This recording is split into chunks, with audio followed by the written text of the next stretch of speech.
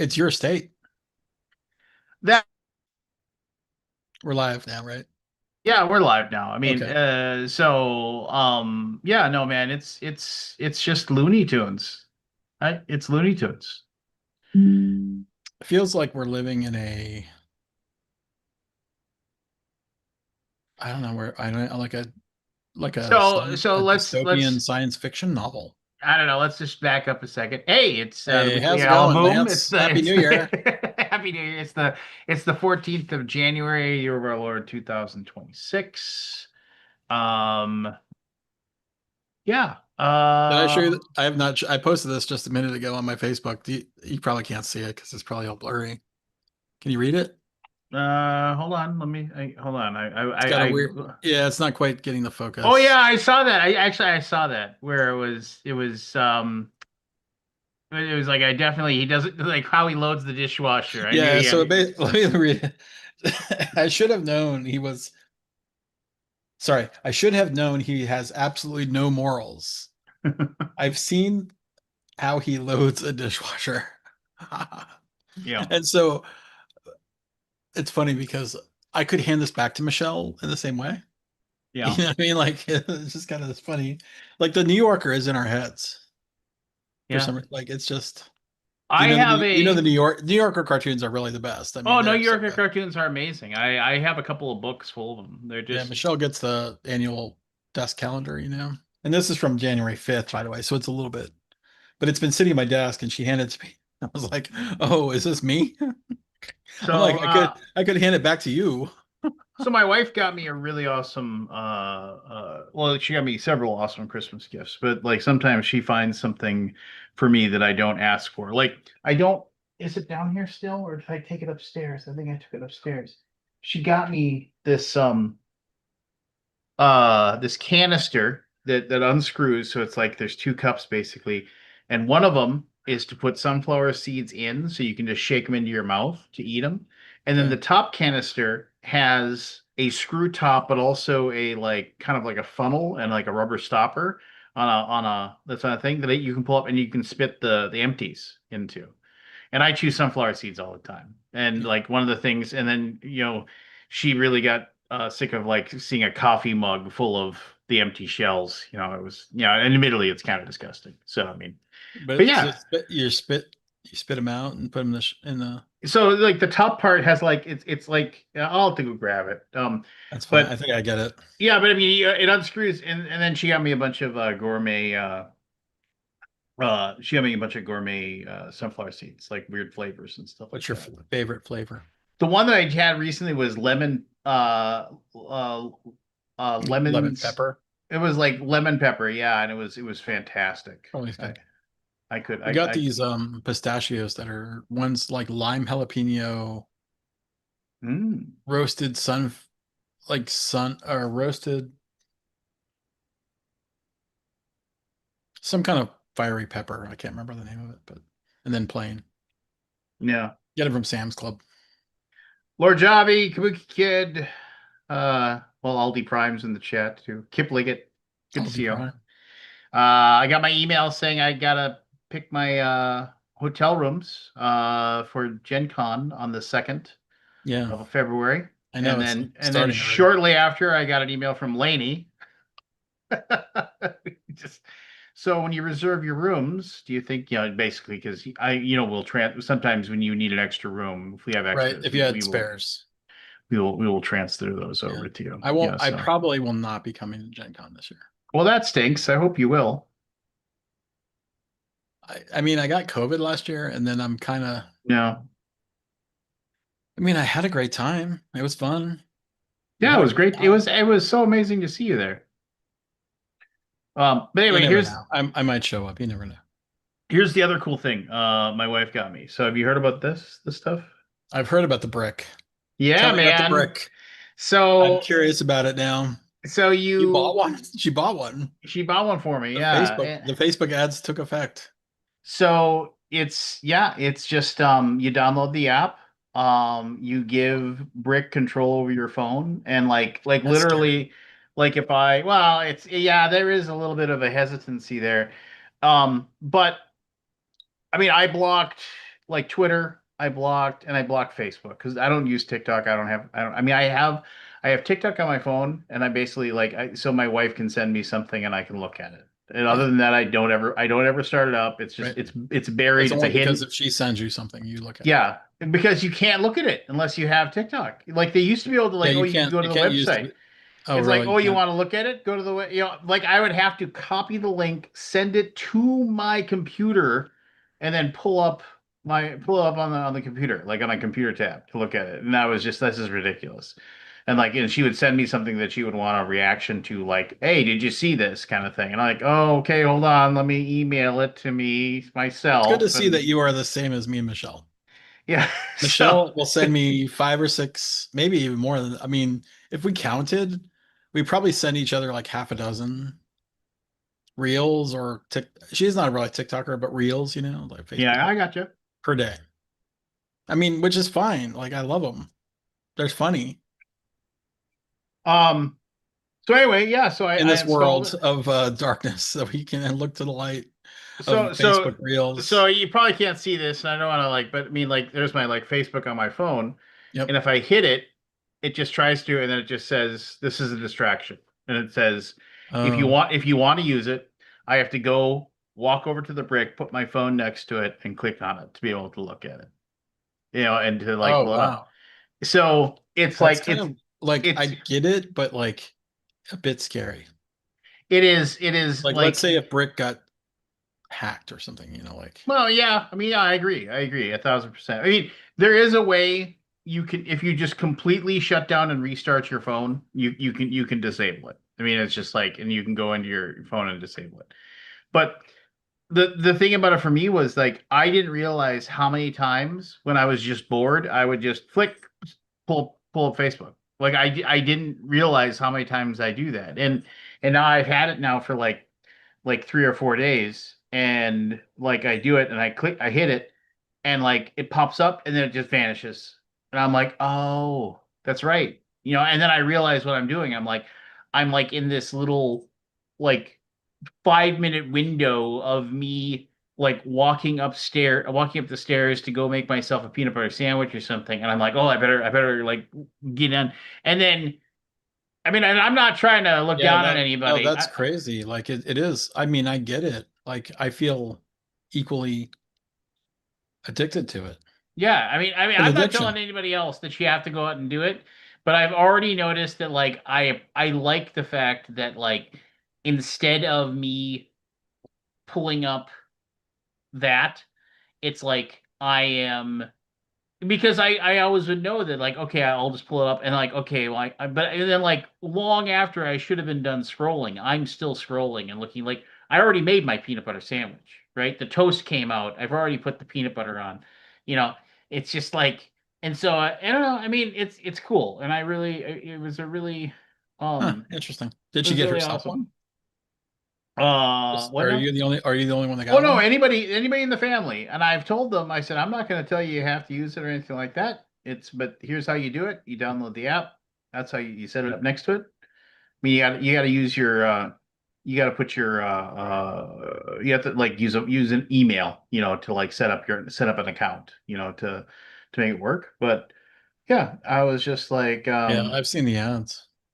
so, I mean, who knows? Is it good or bad? I don't know. But I have stopped, and like, so instead it's like, so I'm like, when I'm like, oh, I need to do something, it's like, um since I don't TikTok or anything like that, I'm just like, oh, and it's like, so I've been like, when I need some time to kill, I like whatever book I'm reading, because currently I'm reading a pretty good fiction book. It's called the it's I don't know how I stumbled on it. I saw it in the the library, and then I was like, oh, and I was like, and then you read the back and you're like, this seems cool. It's about um a guy who's uh in like in a complete dead end rut of his life, and he's like doesn't know what to do, and he goes out and visits his friend out in the West Coast, and he finds out because he's a publisher, and he's like, oh, not that I want to do a book review here, but the guy said, "Yeah, I'm a publisher, but I publish pornography. And he's like, oh my gosh, I had no idea. He's like, no, I mean, but it's good money, you know, and everything like that. You should write me a book. And so he's like, I can't because I'm a professor at a college and I can't put my name on like on a smut book. And he's like, well, we'll use a nom de plume. And of course, then he writes the book to make some money because he needs some money. And then of course it just like it's one of those like when you scratch a lottery ticket type of thing where like like your video goes live. I mean, it's an older book. It's from like 2006, 2007, but all of a sudden it's on like the New York Times bestseller list and he can't tell anybody that he was like, yeah, that's me that wrote that book. He'll be yeah. And interspersed with that is a bunch of personal relationships with a bunch of different people, and uh, there's a computer hacker, and there's like three or four different. What's the name of this one? The man who wrote the book, and Man. I actually had read this guy, the writer's name is Eric Tarloff, and I had actually read his most famous book that he wrote was a book called FaceTime, which was about a guy, a married guy in Washington, D.C., who is a he's like a lawyer, if I remember correctly. And his wife actually works at the White House. And he realizes his wife's having an affair with the president.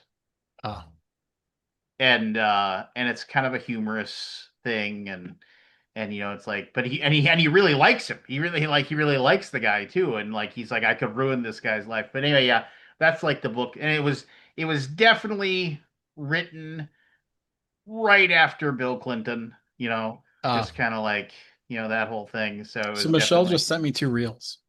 Oh yeah? Mhm. There you go. As we speak. I mean, I like them both. They're funny. I mean, that's the way you do it. Like, that's what we, I mean, like, I feel like, I don't know, I'm like, it's such a weird world, right? Like, you would normally like talk about this at some point, but you send it to me, and then I'm like, okay, we can share the moment. Yeah, yeah, We're yeah. not in the same room, Yeah, yeah, yeah. I get it. but I'm like, yeah, I don't know. It's just one of these weird evolutions of the world. Kind of weird. Like, I don't know. I'm trying to like wrap my head around this whole new world. It's It little feels, this is the tiny. first time I feel that I yearn for the old days. The first, like, I mean, I'm always kind of like, oh, the 90s were so great. But now I really do feel, do you remember like the optimism we felt in the 90s? Do Yes. you remember that? Like, I feel like I remember all this. Like, everything was like, oh, like super exciting and like, what's around the corner? Like, the future is exciting. Now I'm kind of like, I'm a little bit different. Well, we're getting old. We're getting less and less future. Getting older, Uh, the world is changing. And maybe it's all just, maybe, I mean, like, I don't know. Existential crisis time. yeah, I know. I mean, you do have to you do have to have this like that kind of wherewithal, that moment or whatever. Like my I've told you this, but like my shoulder has been bugging me forever, and like literally, like I can remember my shoulder not feeling well in the last years that I was playing softball. Like, and it was just one of those things, but then it would go away and it would come back and it would go away. And then in like say 4 years ago, 4 or 5 years ago, when uh Caleb and I would like throw a football around, I would feel my shoulder hurting. And it just was one of those things where it was kind of hurting and I'd have to like stretch it and stuff. And now it just hurts all the time. Like right now it hurts just sitting here.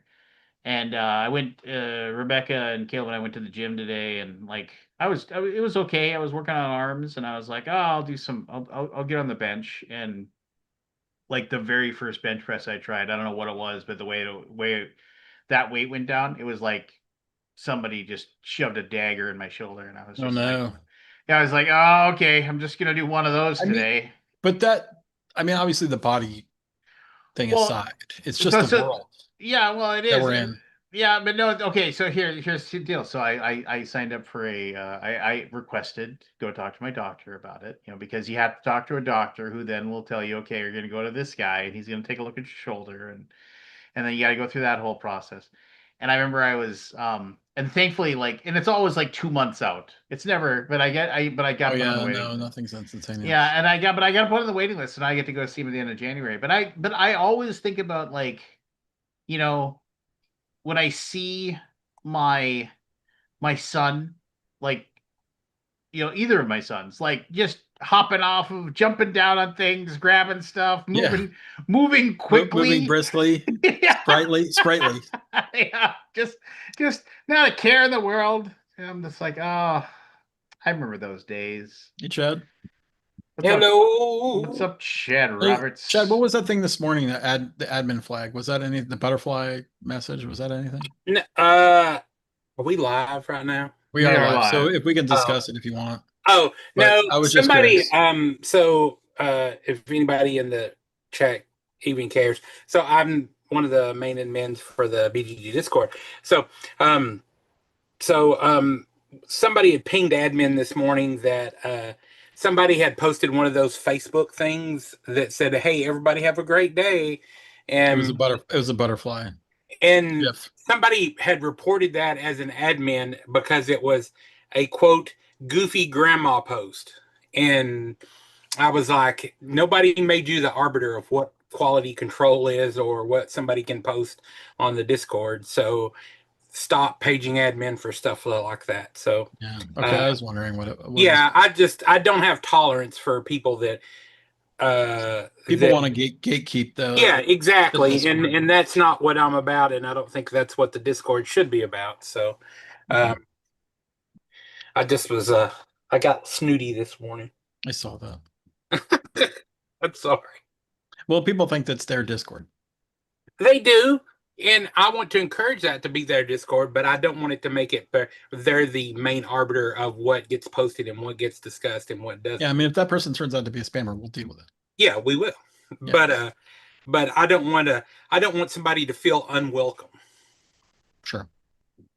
I mean, it could be a tactic. I mean, I guess I see their side of the point, Hmm. but No, you don't. we innocent until proven guilty. Correct. Yeah. By the way, we crossed 10 million users this month.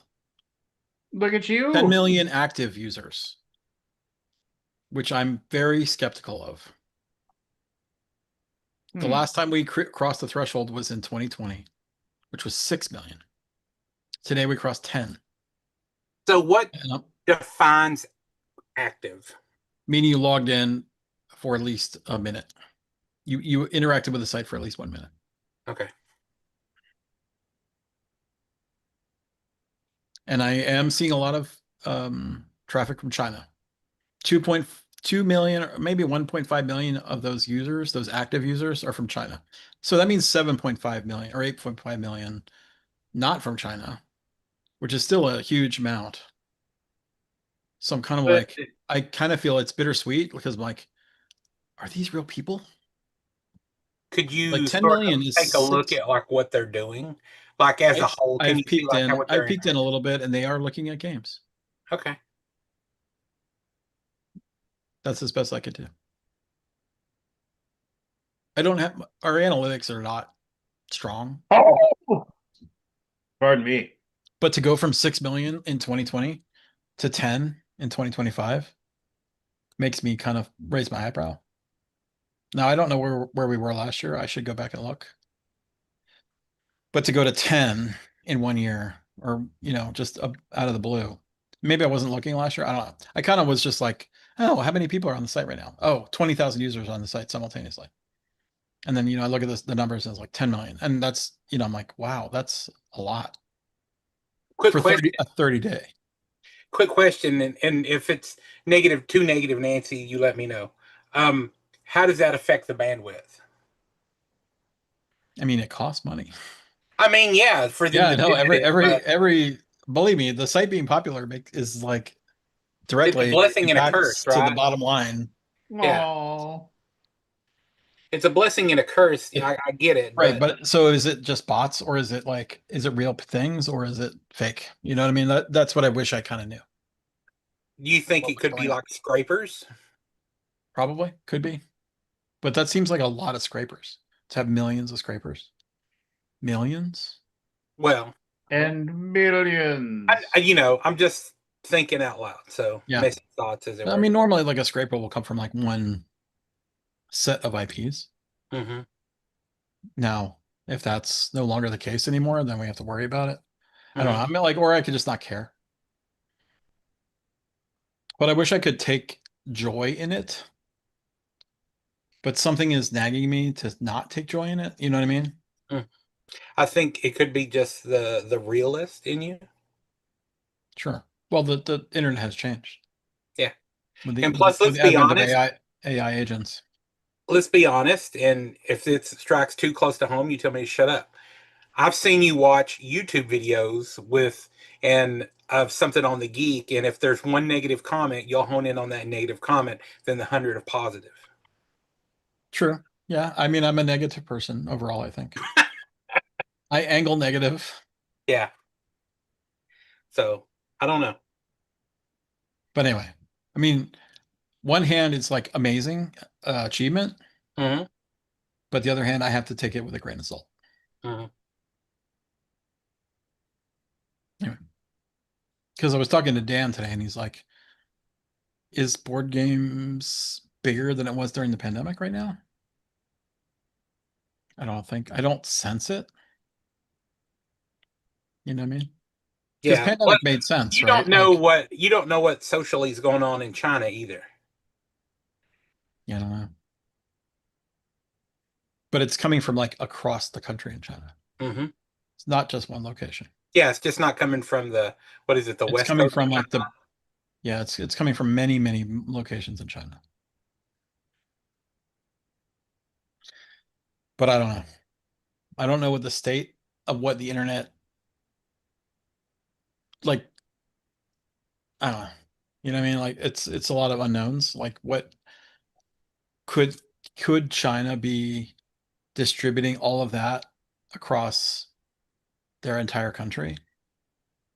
Seems unlikely for Board Game Geek, right? I just don't know. Mhm. Huh? I mean, even if I discount the Chinese traffic, which I'm sure there's somebody in China that's interested in board games. Mhm. It's only 1.5 million out of the 10, which is still crazy.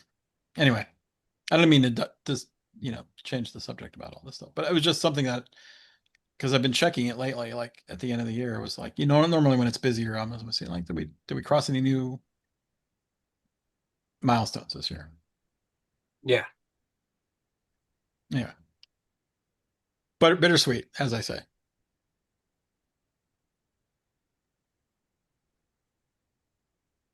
Blah. You guys play anything But lately? Any good games? we're up till we've got 3 more weeks of Oathsworn left. Of both one. Yeah, we're finishing So that. how does that? I can't remember. Is that a fail forward game? Yeah, yeah, yeah, yeah. So if you lose, you Fail just forward, but you do chronicle your losses, I see. and Are you you more winning sort of or core keeps. Huh? are you more winning or losing? We're winning, but it's starting to get hard, like hard, hard, hard, hard. Like we lost last week. We lost three PCs and an NPC in one combat. So it was almost a total wipe. Because in that game, if you lose an NPC in the middle of a combat, they're just not knocked out. You can play an NPC for a while as like a companion minion sort of thing. So you have like a retinue that follows you around. So Oh, cool. and they can do things. Yeah. So you're just not knocked out the whole game, which is a neat little mechanic for it. Um, but if all player characters are knocked out, then the scenario ends and you have to sort of, but yeah. And then after that, And I've noticed, and I don't know if you've seen this, Lance, on your side of the fence, but since the first of the year and I've noticed it every time there's a Stranger Things season, I always get asked about D&D and running games of D&D. Yeah, I mean, it's between that and also um the other one is when the D&D movie came out, like people were like, we should play D&D more often. You know, Mm-hmm. they go to this, they get this excitement. It wanes, it waxes and wanes, as they say. Uh, which is fine. I mean, it's just it's part of the you know uh I don't know. It's It looks like we have a new person in the stream. How's it going, John. guys? you don't know John? You know I don't. John. Do I? We met a I mean, few my times. memory is terrible. John Don't is take any offense from it because No, my memory okay. is just completely. John pretends to be a board game publisher and also Oh, a role-playing game publisher. awesome. No. John's a really good friend. John, even though he likes the Green Bay Packers. Oh, well, you should be. That's awesome though. Team's still in the play, right? No, in the they hunt. got no. Oh, did they get beat? Oh, they got beat. They're up. Yeah. No, John, the what was it? Bears. What were they? The 20 Bears. up. Yeah. They were up 21-3, 21-3 at half. And then, Yeah. They dominated the first 3 quarters, and Yeah, I then saw. they Yeah. then they didn't anymore, and we got knocked out. We go every year to the playoffs, and every year we get knocked out in the first round. It's really Sounds like Dallas, except you frustrating. made it to the playoffs. Yeah. What can you do? I'm, Frustrating. I'm, yeah, I'm beyond frustrated at this point. I'm They also think a the Bills fan, Texans so might make it. at least I can cheer for them. So What did you say, Chad? I'm also a Bills I'm fan. So yeah, Oh, I was saying that I don't follow it too closely, but they're saying the Texans might have a good shot this year. I don't know. sure. I don't know. Yeah, why not? yeah, Why not? It's a weird year. it could happen. It's all Houston needs is another flipping sports team to make the Uh, like the Astros isn't enough. they beat the Steelers, right? I mean, the Steelers were not. I mean, I'm sure they can play well. They're obviously in the playoffs, but Steelers seemed a little Dallas got a Super Bowl. substandard. Isn't that crazy, Mike? I mean, sorry about I the know, sports like ball why? stuff. Why did you resign? Like, I mean, So did he so just? so He's I've been got there for. I have a theory. You I have have a a theory. theory. I I have mean, a this is theory. the sports ball talk. I have a If theory. anybody So wants to watch, first of all, they've had 3 coaches since 1970. I know it's not crazy. They have 3 coaches ever. So, Chuck Noll, the guy with the mustache, Bill, Yeah, what was his name? Brasky. Bill Brasky. Bill Brasky. Yeah. Oh, what was that guy's name? I can see him. I'm gonna find it. Yeah.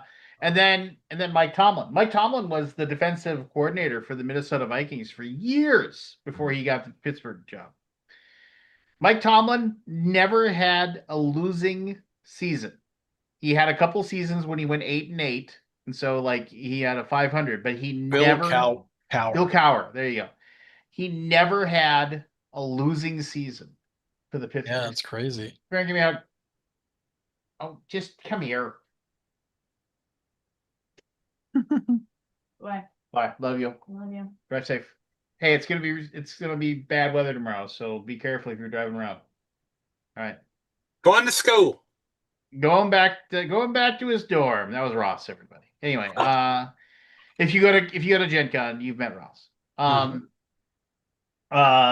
So never had a losing season. 19 seasons as the head coach. I Talking about feel like Tomlin? what? You're talking about Tomlin. Yeah, Tomlin. Yeah. He won a Super Bowl, I think. One or two. He won one or two Super Bowls. Oh, I he don't won a know. Super Bowl. Yeah, he won a Super Bowl. I mean, he'll go to the Hall of Fame. But here's the crazy thing about Mike Tomlin. He had 2 years left in his contract. Yeah. If you go back to the end of that game, as he's walking off the field with Aaron Rodgers, mind you, him and Aaron Rodgers are walking off the field together. And everybody was like, is this Aaron Rodgers' last game? You can Right. hear the Pittsburgh Steelers crowd chanting, fire the coach, fire the coach. Oh, They really? are, they are, and They wanted blood. I think it was one of those things where he was saying to himself, you know what? I've got enough money. I can leave this. I can go. If you ever see him speak, he is eloquent. He's a good speaker. I mean, you have to be as a coach. You know, I can go be one of those talking heads Hey, on some go do a pull a Tom Brady or a or Romo. or or he said, or I could do nothing. I could do nothing for the rest of my life and live off my money because I never have to do anything again. Now, I do feel that a lot of those guys that are like lifers in football, like it's in their blood. They Yeah, they need to do can't not go something. away. They need to do something with football, right? But I'm almost positive that the team kind of just said, in my heart of hearts, I could probably see the Pittsburgh Steelers saying to him, "We're not going to fire you, but we aren't going to be really sad if you just want to quit." And maybe and I'm pretty sure he was like, you know what, screw it, I'm done. And maybe they did say you can either resign or we can fire you. Take your pick. Which I one do you don't want think to do? so. I think they were sort of caught off guard. Yeah, I think he just had enough, man. I mean, you get Yeah, I to a mean, like, point. I guess it's just an odd. The Yeah, The I guess if Steelers you're were just only in done. there because like a strange group of people lost in just the right way to get them in there, Oh, well, so basically. that it was happens. like a fluky. Yeah. It wasn't really fluky. It was just the Baltimore missed or whatever. Yeah, sure. Um, 8 years ago today, Stephon Diggs knocked and Stephon Diggs caught the Minneapolis Miracle, and we won I do the. remember that. I I remember do remember that. That was exciting. I I was with some New Orleans fans in my house. We were watching the game, oh, I would and have loved to have they were been just there. stunned. I was like, "What?" Yeah, no, I was at my buddy Dominic's house because Ross and his son August were really good friends, and so I went over there to watch the game with him because he was a big Vikings fan too. And we went. I went over there. Man, I was like, yeah. So Ross was like 10 or 11, and they thought some. I mean, like literally, like we were watching it because we were living in his twin home. He had this like twin home, and when he won, we were like hitting the chairs over. We were like, what? Like he like even threw his couch, like foot the couch. We were like, are you kidding me? We were so happy. It was amazing watching that game. And like the kids downstairs thought the world was coming to the end from all the noise that was coming up from upstairs. But yeah, it was insanity. But that was 8 years ago today. I don't know. It's um sports, man. Well, I mean, it's almost over. My wife is thankful it's almost over. She's at wit's end with me. So I guess What allegiance do you switch to after Green Bay's out? um the Bills, Buffalo Yeah, me Bills. too. Yeah, I The love the Bills. Bills. Matthew No, Octavian is a Bills. no, no, No, no, never. never. I have, What, I Seattle? have, no, no, no. 49ers? I have a rule, and my rule is petty and hateful and self-serving. But my rule is as soon as the Vikings are out, I don't want any team who hasn't won a Super Bowl ever to win a Super Bowl. I So see. I gotta root against the Bills and the Texans. And after they're Right. out, I don't care You who don't wins. care? I don't care. Isn't it They crazy that just they just can't. The fourth best winning percentage of all time in you the want the NFL. Patriots to win? I would love to pay. I would love to pay if the Vikings when okay, backing up. When Kansas City seemed impossible to beat, I told people I if the Vikings couldn't win the Super Bowl, I would want the Chiefs to win like 20 Super Bowls in a row. Like literally people are bored of the NFL. Like the Chiefs are just and they won again. And they won Which again. pretty much happened. Yeah, Yeah. and then the same thing. So with the Patriots, right? So I mean, and it's nothing against the fans of those teams. Why do you get to be happy? Why do you get to be happy? I'm not happy. I mean, why do you get to be happy? I'm spiteful when it comes to that stuff. So I mean, and I recognize that. So, but You texted me 2 minutes after the Packers lost.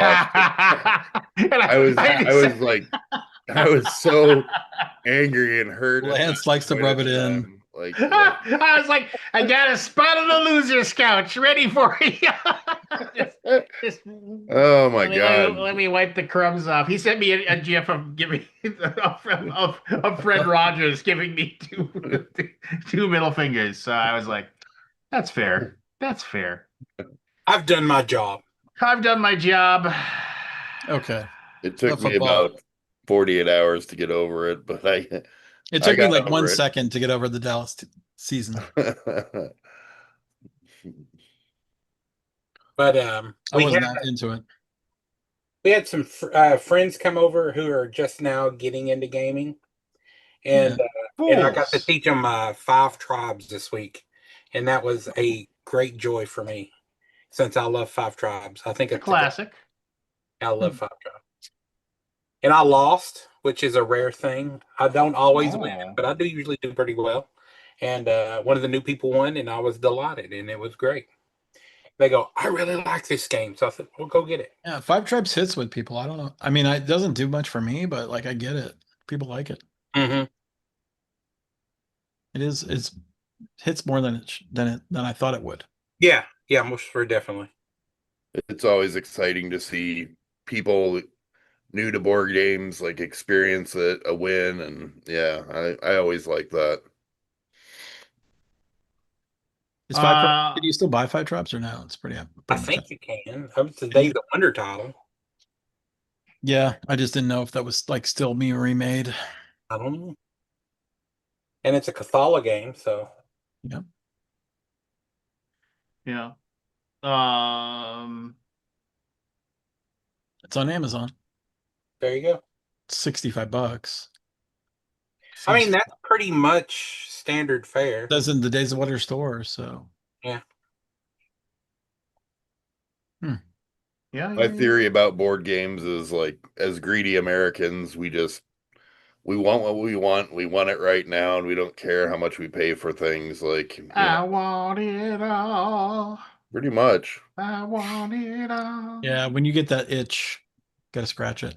Yeah. And I I just want ordered it Yeah. something now. recently. What did I order? I'm like, I gotta play it this weekend.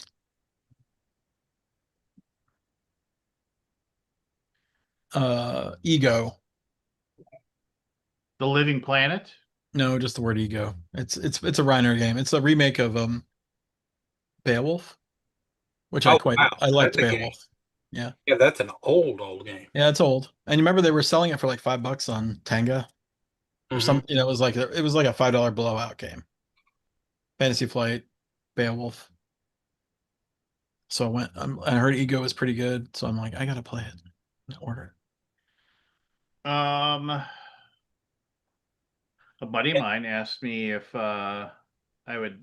He's like, I got old King's Crown, and I was like, cool. And he's So- like, I heard you said you played it once, and I was like, I did play it. So you want to teach it to me? I was like, no. It's just like When did you play it? I played it at BGG Con. With me? Not with you.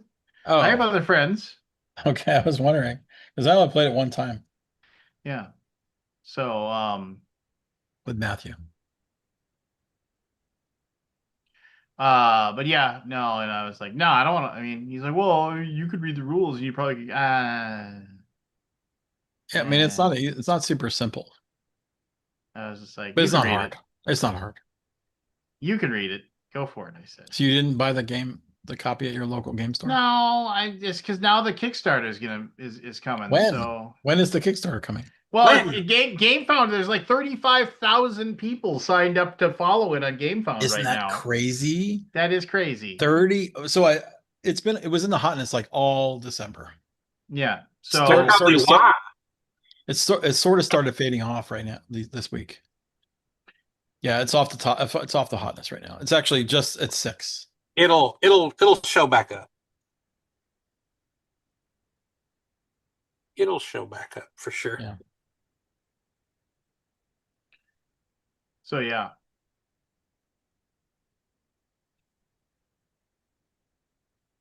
I mean, I like the game.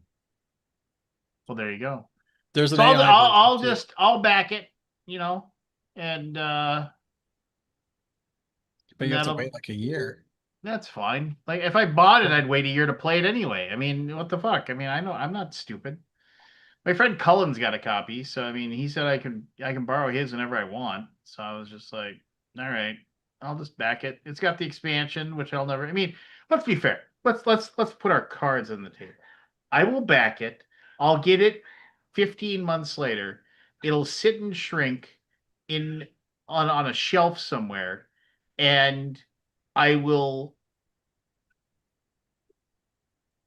20% chance it ever gets taken off the shelf and played. 20% chance. 1 in 5. Okay. I mean, just like any other board game I buy. Interesting. I just I talked to my group last week and I said, "Do you want to play it again against the AI?" Because there's a co-op version of it where you fight against the AI, and it's supposed to be pretty good. yeah, I mean, Because what's I up don't with know if they want to play the PvP, the player-to-player version again. did you I thought it was really good, but like I'm like you could get good at this game and quick, and it would be faster. It took several hours for that first game, but we're kind of like working it out. so did you hear actually the kind of big news in the board game world? Mm-hmm. Depends what you're talking about. I think I know what you're talking about. About Leader leader Leader games. games, yeah. Yeah, Yeah. Cole and Kyle leaving. And then What was the relationship before that? Leader Games was just publishing Cole's games. Some of them are Cole's games because he still had Whirligig. I mean, he gets to keep You got Root, leader keeps Arcs, Root. and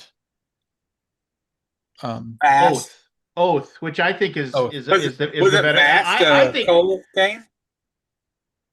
say again. yes, but I think it's out of print now. Oh, okay. What did you say, Chad? I didn't quite get it. Vast, the one where you're the Oh, the cavern, you're the ship, the dragon. ship one. Oh, Vast. Well, wasn't there Yeah. a ship like a piratey kind of game? Oh, what was the pirate version? Seafall. No, not Sequel.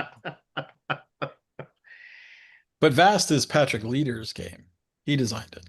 He did? Okay. Yes. I mean, well, Crystal Caverns. Let me see. Is that Vast Crystal Caverns was the original? That's a fun game. That's got Yeah. Patrick Leader as listed as the designer. So we're basically mistaking. But I mean, he has that kind of. So the Oath. new studio is going to be called Buried Giant Studios. Right. Which is a card in Oath, if I recall. Yeah. So He did PAX Premier, Arcs, John Company, Oath, Molly House, So Cole and Root. Worley, his so this makes a lot of sense. So his three that he say go together are Pax Pamir, Mhm. John Company, Mhm. and Infamous Traffic. So and Pax Pamir and John Company were produced by Whirligig Games. Right. And he's been saying that Infamous Traffic, like last year he was at I saw him briefly at Gen Con last year, and he had Infamous Traffic set up in front of him, and they were like playing it and they were play testing it. And I was like, and so I watched a little bit. And I played that game when he sold it in a bag. It used to be sold in a bag. All right. You were talking about that last week. Yeah, and I played it. I played it at Con of the North like 8 7 8 years ago, and I loved it. I mean, it was a really brain burnery, thinky game. I offered the guy Ben. I said it's like he's like, yeah, I got it, you know, and it was like one of the last few copies, and I offered him $100 for it. He said no. And that still pissed me off to this day. Fuck you, Ben, wherever you are. Just anybody named Ben. No, not anybody named Ben, because Ben at Floodgate's a good guy. Uh, but yeah, so they're leaving, gonna do their own thing, which that's fine. I mean, I think you know as long as leader has Root, they'll be fine. They'll be more than fine. Root is still a really good game. Let's. But I thought, and I don't know, maybe Scott felt the same way, but I thought Oath was the better game. I mean, I wanted to keep playing Oath, but my game group wanted to move on. Yeah, I really liked Oath. I thought it I'd was like like to enjoy interesting. Root more, but if you always have like new people in your game group all the time, you're always teaching Root 4 times. Yeah, it's a And tart teach. yeah, Yeah, it's a difficult Um, game to learn for sure. well then, I mean, and I Arcs is respect it. great. Arcs is fantastic. So, Yeah, Ark's a little too much confrontation for me. oh geez. I don't know I've why. got Like, because arcs, Oath but is I've kind of like never. that. Like, I like Oath for the confrontation, but I don't like Arcs for the confrontation. Well, I'm a weird person. what's gonna kind of piss me off here a little bit is that it's like, okay, so are they going to go and do their own thing then with Oath, and they're gonna change it around, or I mean, am I gonna? I don't think we know anything yet.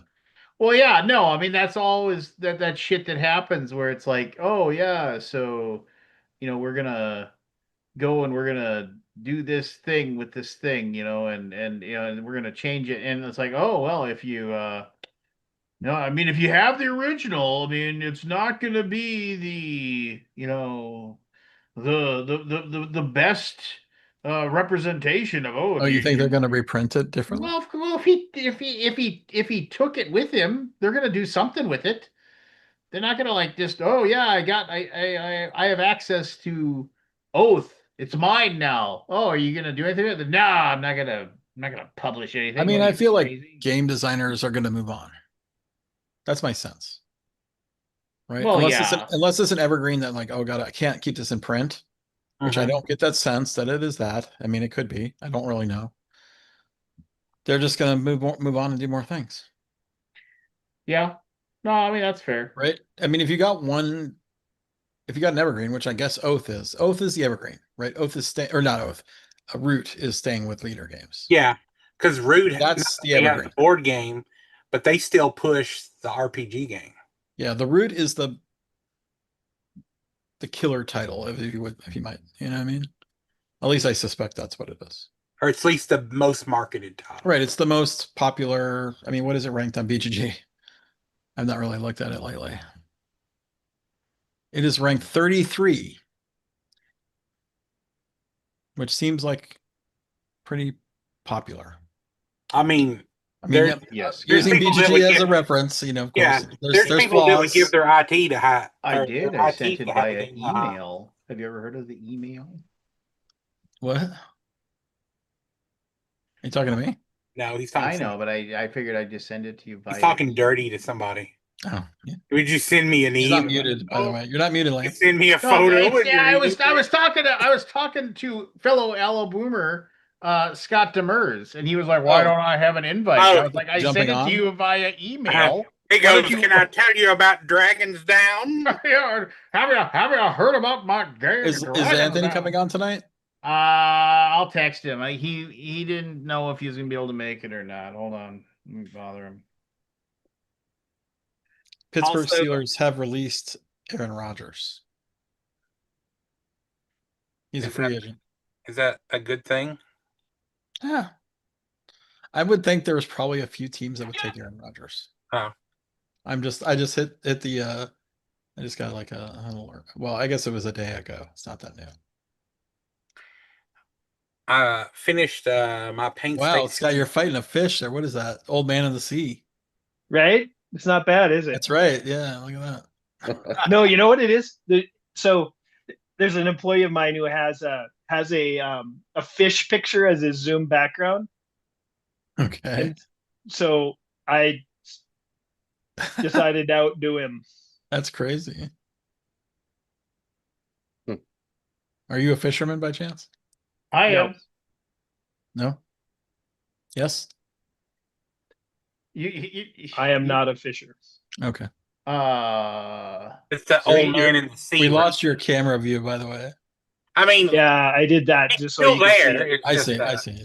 So you're from Minnesota or whatever, but you're not don't fish. 10,000. No, I'm from North Dakota originally. I don't know how to ice skate, which means I can park in the handicap spots. Ah. North Dakota. North Dakota, don't you know? Yeah. Did you watch so when Fargo came out, we were like, oh, this is so great. No, let's be explicitly clear here on the movie Fargo. My parents grew up about 30 miles, 20 miles south of the Canadian border, and my relatives speak like that. Not quite that extreme, Yeah. but it was played off. up. No, it isn't far off at all. Of course it's played up, No. which is Yeah. I Scott, love Fargo, by the way. Did you go to the national premiere at the Fargo Theater when they had it? I did not. I was living okay. in North Carolina, I think, at the time. But yeah, I am one of those people where I think it's hysterical and love the movie, and I'm cool with it. Make fun of me all you want. I'm down. Yeah, no, it was I enjoyed it. But I remember and then the Coen brothers were there, and the woman that was from Fargo she plays the woman who got abducted, who got kidnapped. Oh, the yeah. wife. Who was that? And she she didn't live there presently, but she was actually from Fargo. And anyway, so yeah, I like Fargo. It's not my favorite Coen Brothers film, but I like it. What year did Fargo come out? Does anybody know? Early Only 90s. there was a way 93, I'm guessing. 93. I would vote for 93 to 95, somewhere in I there. was gonna 96. say 94, yeah. 96. 96. We were in the ballpark. You were. It must be your friend in the wood chipper there. All for a little bit of money. Steve Buscemi is so awesome. Christian Rudrud was the name of the actress that Yep, played that- Jean Lunda. What is it? Lundegard. Lundegard. And But everybody up there is named Lindegard, so that doesn't narrow it down. I mean, it was just an inside joke. Or Nah. son. I graduated with more Knutsons and Gundersons and Andersons and Peter Stormare, like he was in that what movie was that with Keanu? He played the devil.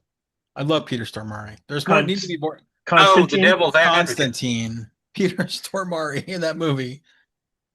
Did he get nominated at all for that? I don't know if he did. no, but it's like, oh, one guy was kind of quiet. The other one was kind of funny looking. Well, funny looking how? I don't know. He's kind of funny looking. It's so good. It's like we have to split. He's 72, by the way. We have to split the car. What are you fucking dense? Split the car. What are you gonna do? Cut it in half? No, you got to give me half the money for what the car's worth. You look at my fucking face. I'm not giving you shit.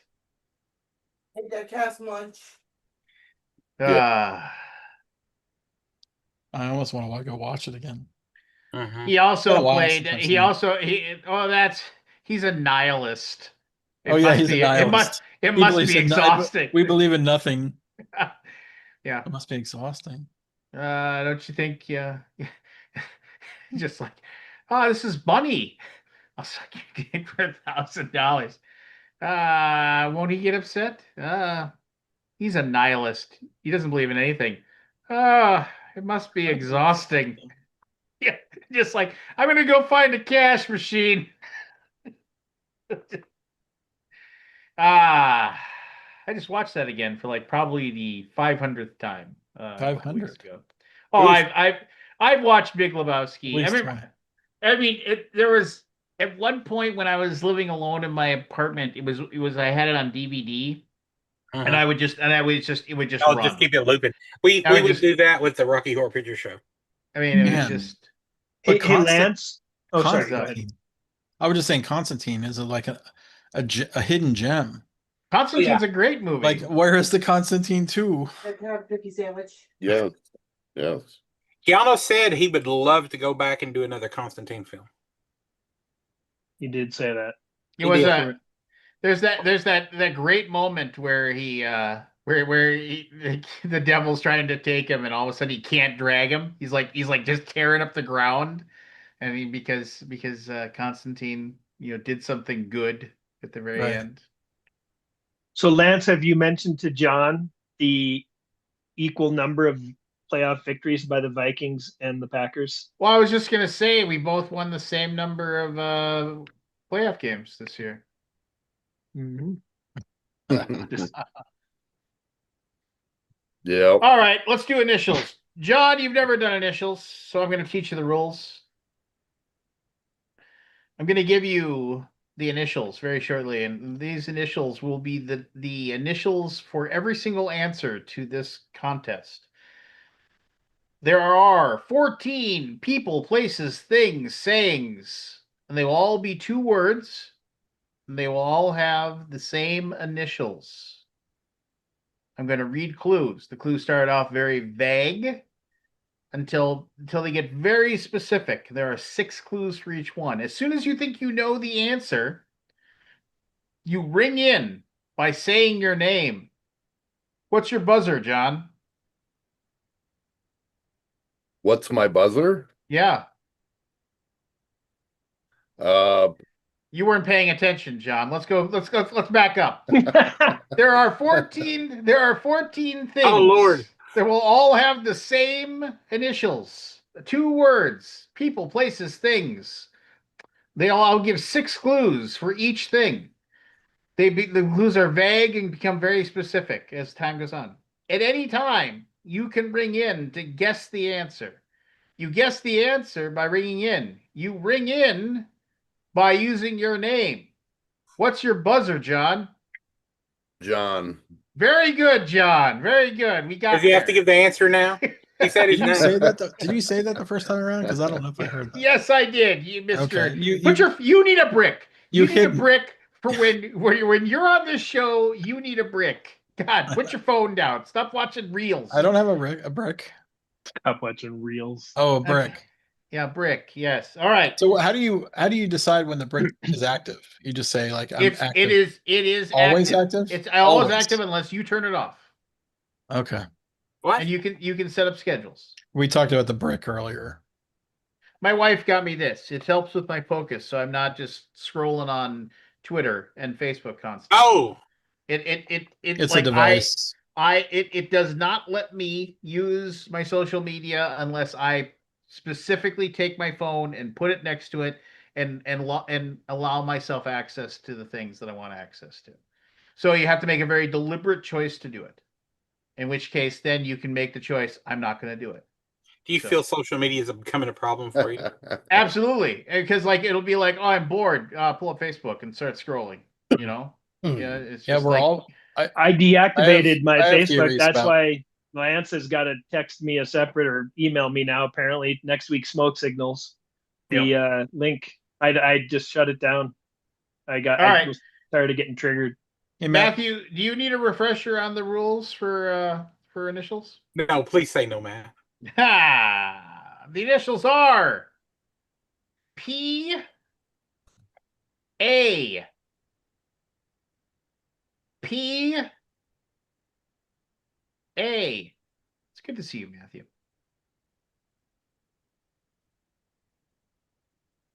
Clue number 1 for item number 1.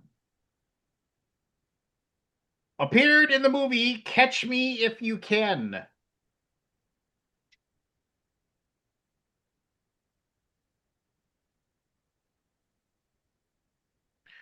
Was a short-lived ABC drama that starred Margot Robbie. Hmm. Hmm. Number 3. However, this was founded Aldi. in... Okay. Pan Go ahead. Am. Pan Am. Well done, Done. Oh, Scott yeah, Alden. That was really good. That was a great Well- clue, well and that done. was well done, sir. It was That was a really such good- a bad television show, though. that was I don't remember that that being a thing. was not a bad game. Remember when like that one? Oh yeah, Pan Am's a good game. I heard it. Yeah, Yeah, I heard it was pretty good. That was remember- what was the name of that wasn't- company? That was the one that who was it? Yeah. Chris Rowlands and all those guys. Yeah, what was the name of that?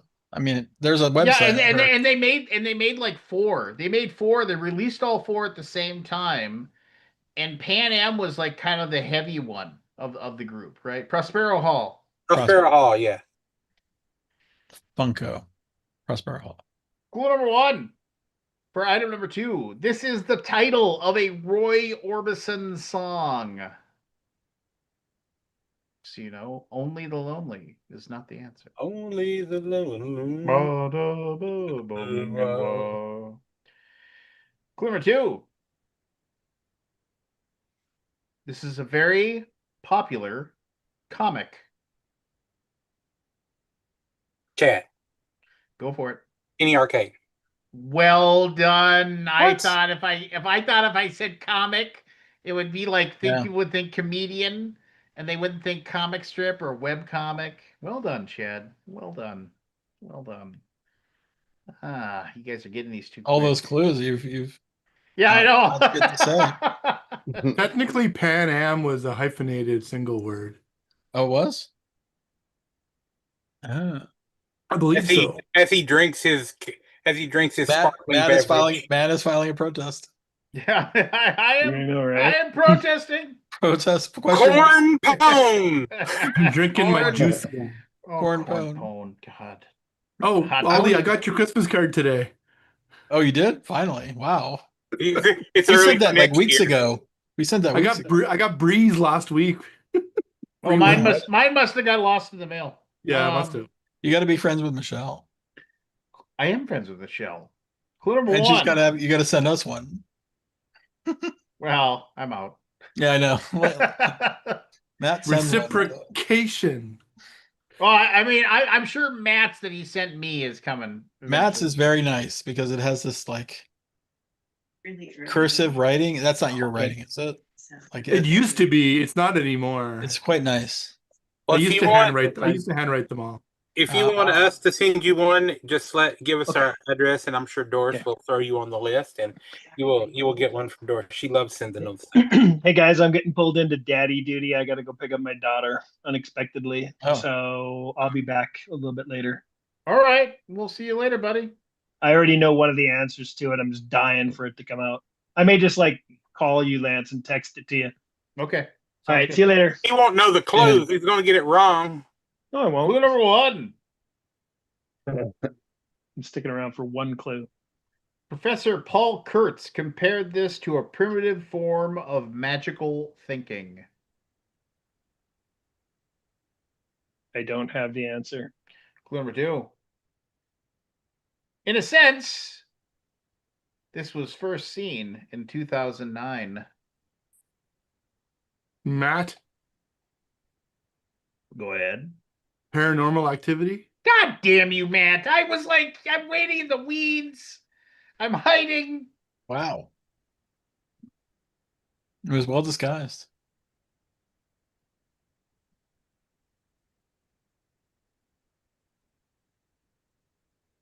It's so many good clues. Yeah. You can say the rest of them off just so we don't. Uh, uh, is related to the Mothman, Ah. the Mothman. Multiple financial awards have been offered, offered for this, but have never been collected. You know, like Mhm. then the next one probably go away. Includes psychic abilities, spirits, and demons. That was probably Was that then, James Randi had the big thing on that one? yeah. Yeah, The Amazing Randy. Amazing Randy. Do you remember It That's said, Incredible? yeah, Yeah. Fred Yeah. Tarkenton, John Davidson. What was the woman's name? Oh, what was her name? Sarah Purcell. There you go. Is that right? No, she was Yeah, on Real People. that's right. Oh, Was she on That's Incredible? Well, wasn't Real People right after or right before That's Incredible? Byron I Allen don't was know on the one of them. timing. I think it was.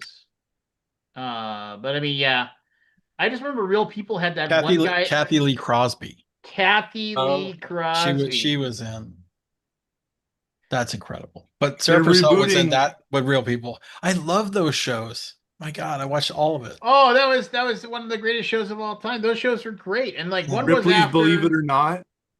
Yes. Ripley's That was good too. with Believe it Jack Jack Palance. not. Jack Palance, yeah. Yeah. So good. Oh my Uh, God. Such nostalgia.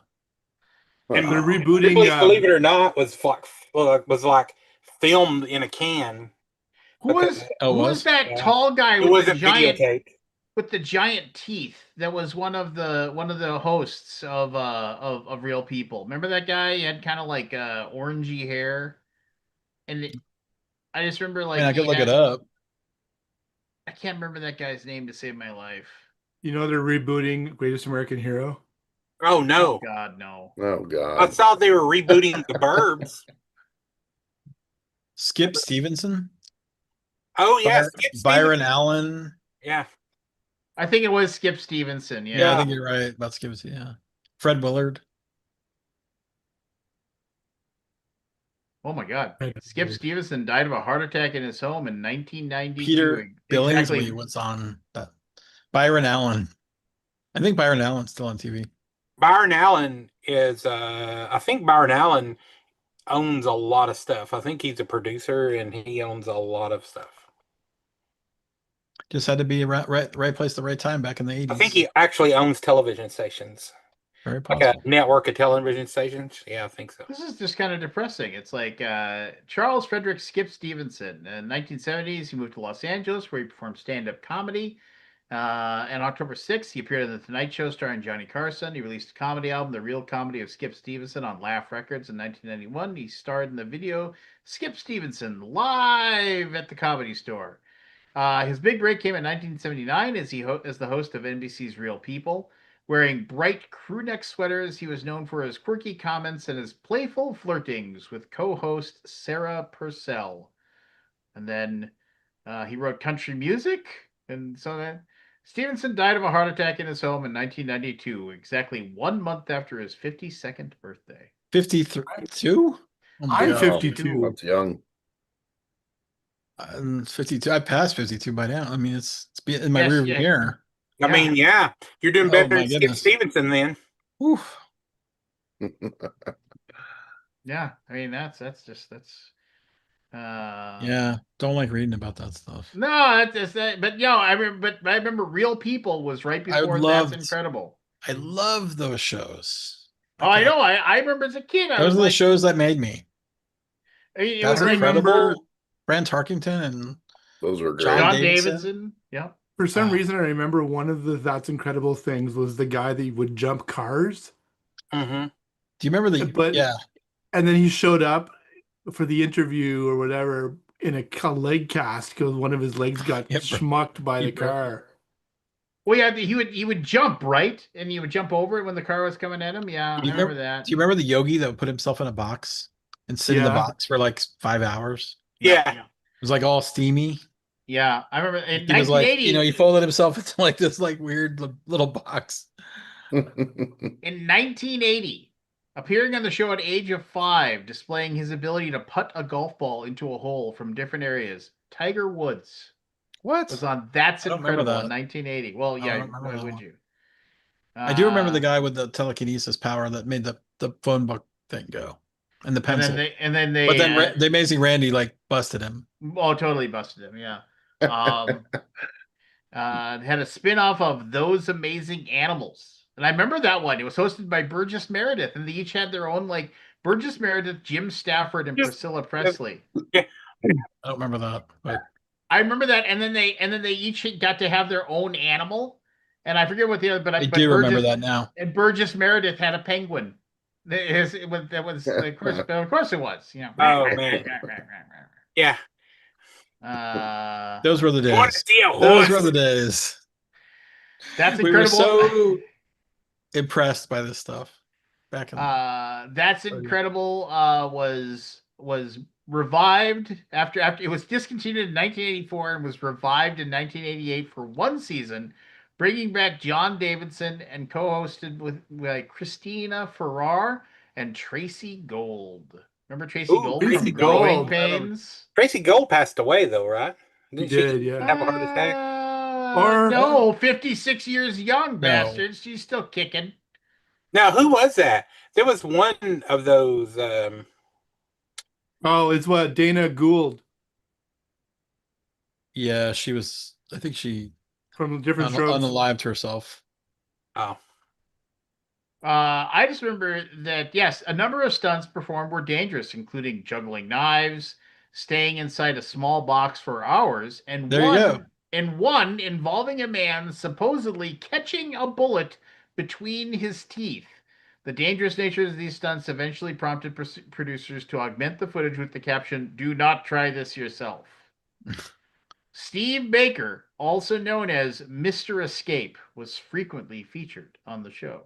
is John Davidson still around? Jonathan Davidson is still with us at 84 years young. But he's not being killed.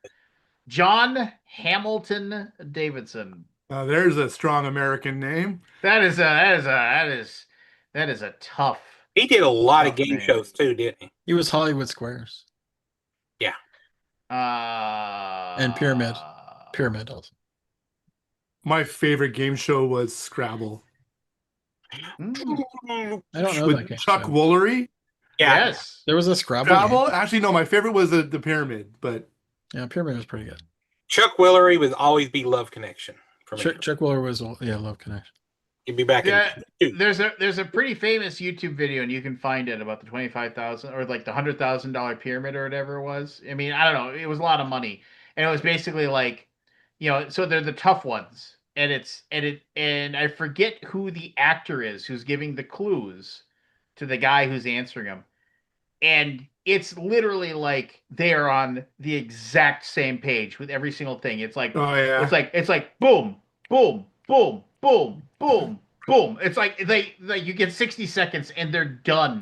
Not stumped at all. They're done in like 20 seconds. And it's just like, and the actor is more excited than the guy who just won like 250 grand. He's like, oh my God, he's just losing his mind. That's pretty cool.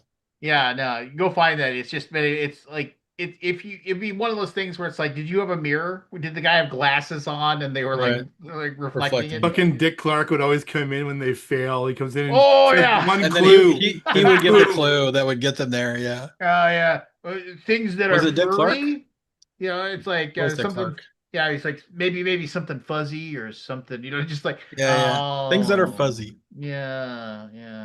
Anyway. A caterpillar. Like Things that are fuzzy. Yeah. A stuffed animal. Yeah. That's almost like, I mean, and may he rest in peace because he was awesome. But Alex Trebek, the way he would always like have that little thing, like when they didn't get the answer right, like when all three of them failed, like and he's like, No, that's the Declaration of Independence. You know, it was always that like little tone, like you Like idiots. stupid. So do you watch the current Jeopardy? I've No. watched it. Yeah. There's sometimes when Ken Jennings is like, "Oh no, oh no, oh no," like Oh, I'm like, no. that just has this sense of like, "Oh no, it couldn't Well, did possibly you- be that." One No. of the guys from the Board Game Rundown was on the Pop Culture Jeopardy. Oh yeah. Tim Oh. Aberley. Cool. The That's a hard one, man. I don't know any of that stuff. It wasn't hard. Oh, I wasn't? watched a bunch of those episodes. I'm like, come on. Oh man, that's with the guy from SNL. What was his name? I don't know. Can't remember. the Uh, best the guy that does the Saturday night news. Married to Colin Yost. Charlotte. Yeah, Colin. Yeah. Anyway, I thought they were hard. Some of the, I guess, well, it depends on the episode, I guess. But Yeah, the I mean, ones it I was depends. watching, I watched like 3 or 4 episodes. I'm like, these are not that hard. Hmm. But I mean, Pop culture stuff, I would suck at. my opinion, the best ever use of Jeopardy in anything was in Groundhog's Day. When it's the Yeah. same Jeopardy show that he's Yeah. seen 1,000 times and he's just sitting there drinking Jack Daniels and Yeah. and eating popcorn and Yeah. like and they're going through and then he's not even like he like it's like Famous Rivers. And like, there's this thing where as he takes a pull out of the Jack Daniels, and he just turns and looks at the old lady sitting right next to him, while Alex Trebek is still reading the question. What is the Rhone? And then he's like, "What is the Rhone?" And everybody's like, "Oh." That's such a great movie. Oh my gosh. Okay. all Classic. right, Focus. We gotta get back shall on we move track. on? All right. Here we PA, go. right? Mhm. What now? PA. P.A. Yeah. Penny Arcade. Attended college in the state of California. Throwaway clue.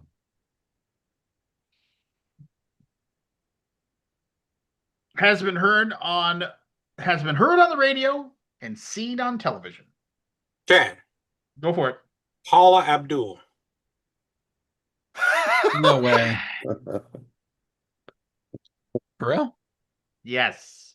Oh. My next clue is had a hit single with MC Strutcat. Oh yeah. Because Wow. opposites attract, Good job. baby. MC Strutcat.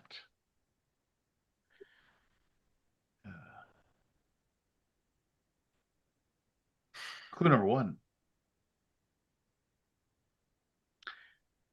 Has a connection to the movie Psycho.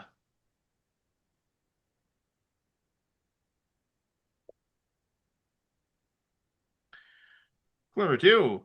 Has a connection to the TV show Medium. Go Medium. Matt, Go for it. Jusha Arquette. Aldi. Eh. Never mind. I retract. I retract. Really? Oh man, that was. Evan, brutal. it's time I thought for Brutal. sure that was the answer. Yeah, me too. Clue number 3. Son of a bitch. Debuted in 1881. Oh, that couldn't be it then. I don't think she was alive. or it could be if she was a vampire. Clue number 4. Is known for citrus, cattle, cotton, copper, and climate.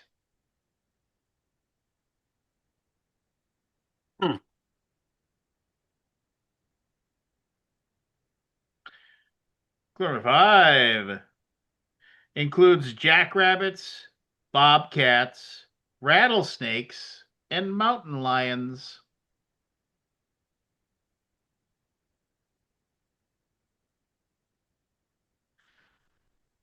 Final clue. Its nickname is the Valley of the Sun. Aldi. Go for it. Phoenix, Arizona. Phoenix, Arizona. Psycho That take was a place tough in one. Arizona? What? Did Psycho take place in Arizona? Was that the Uh, 70s movie? She leaves Phoenix. She when she steals the money, she's leaving Phoenix. Oh. Nice job with the soft P there. Yeah. Phoenix. Phoenix. I was thinking something Arkansas, but Clue number one. couldn't think of anything. This is often found in the workplace.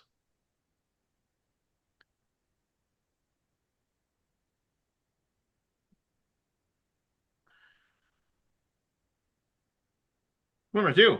This was actually first defined by a certain Colonel William Menninger during World War II. Aldi. Do it up. Personal assistant. Ah. Oh, man. I like the swing, though. I like the Dang. swing. I thought I had it. Chad, are you ringing in? No, I'm doing the Evan. Writing that down. Clue number three.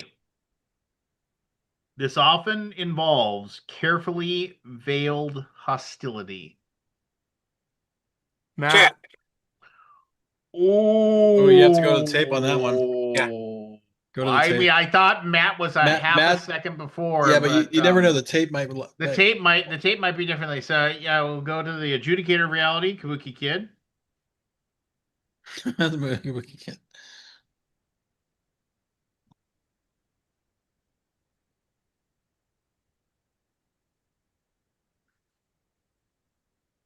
I still don't know what it is. Matt was first. Okay. Passive aggressive? Passive aggressive is correct. That's commonly found in the workplace. Is that what you were going to say, Chad? Yeah. I assume so. John? Yeah. John. Oh, just making sure your microphone works. Okay. Yep. Clue number one. Tell Lance to fuck off. Yeah. Lance. I was going to say physical altercation, so that would have been my guess. Oh, I'm going to write that one down too. Clue number one. This is often shortened to just 6 letters. Matt, nope. Uh-oh. Oh, you said your name, son. He backed it off. He backed it off pretty fast. He backed it off. I didn't call on him. If I had called on him, I wouldn't let him back out. But I hadn't called on him yet. Clue number two. Second word in my head did not start with an A. Those are my favorite. Clue number two. We need Forrest back so I can get some of those. He just gives me an answer that doesn't even have any of the initials. Clue number two.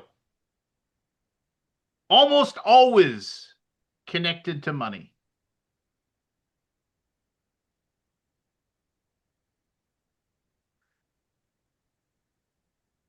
Clue number three. Was seen. Matt? Go for it. Prenuptial agreement? Prenuptial agreement is nice. correct. That was good. Good job. The next one was the next clue was appeared in the movie Liar Liar. Your pet. I gotta watch that movie. You guys, it comes up so many times here on the show. That movie's good. We've never met. Yeah, well, because there's so much stuff that happens in it. It's not bad. What was it? Is that the one with the Massey prenup in it? What was that one? Well, what's the thing? It's like that. She like signed it, but when she signed it, she couldn't legally do it because I think it was like she was a minor or something like that. So like technically and then he had to hide the fact so the guy would be able to keep all his money, but then he had to be treated. I mean, it's something like that. Like she signed a prenuptial agreement for a reason. It wasn't valid, you know, and he knew it, but he had to keep his mouth shut. So, and of course he told the truth and whatever. All right, here we go. Clue number one. His real first name is Hunter, and he was born in 1945. Clue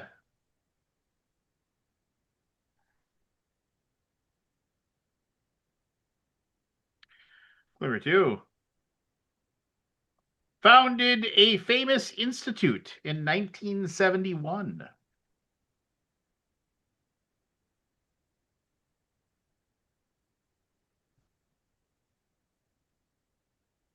Number 3. Was the focal point of a 1998 film.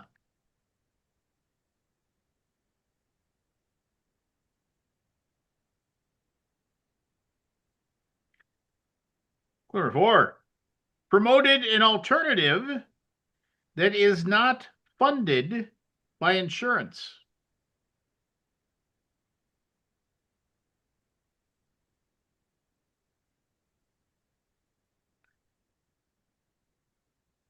Number 5.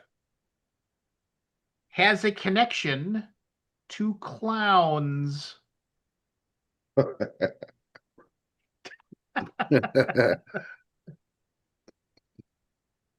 Final clue.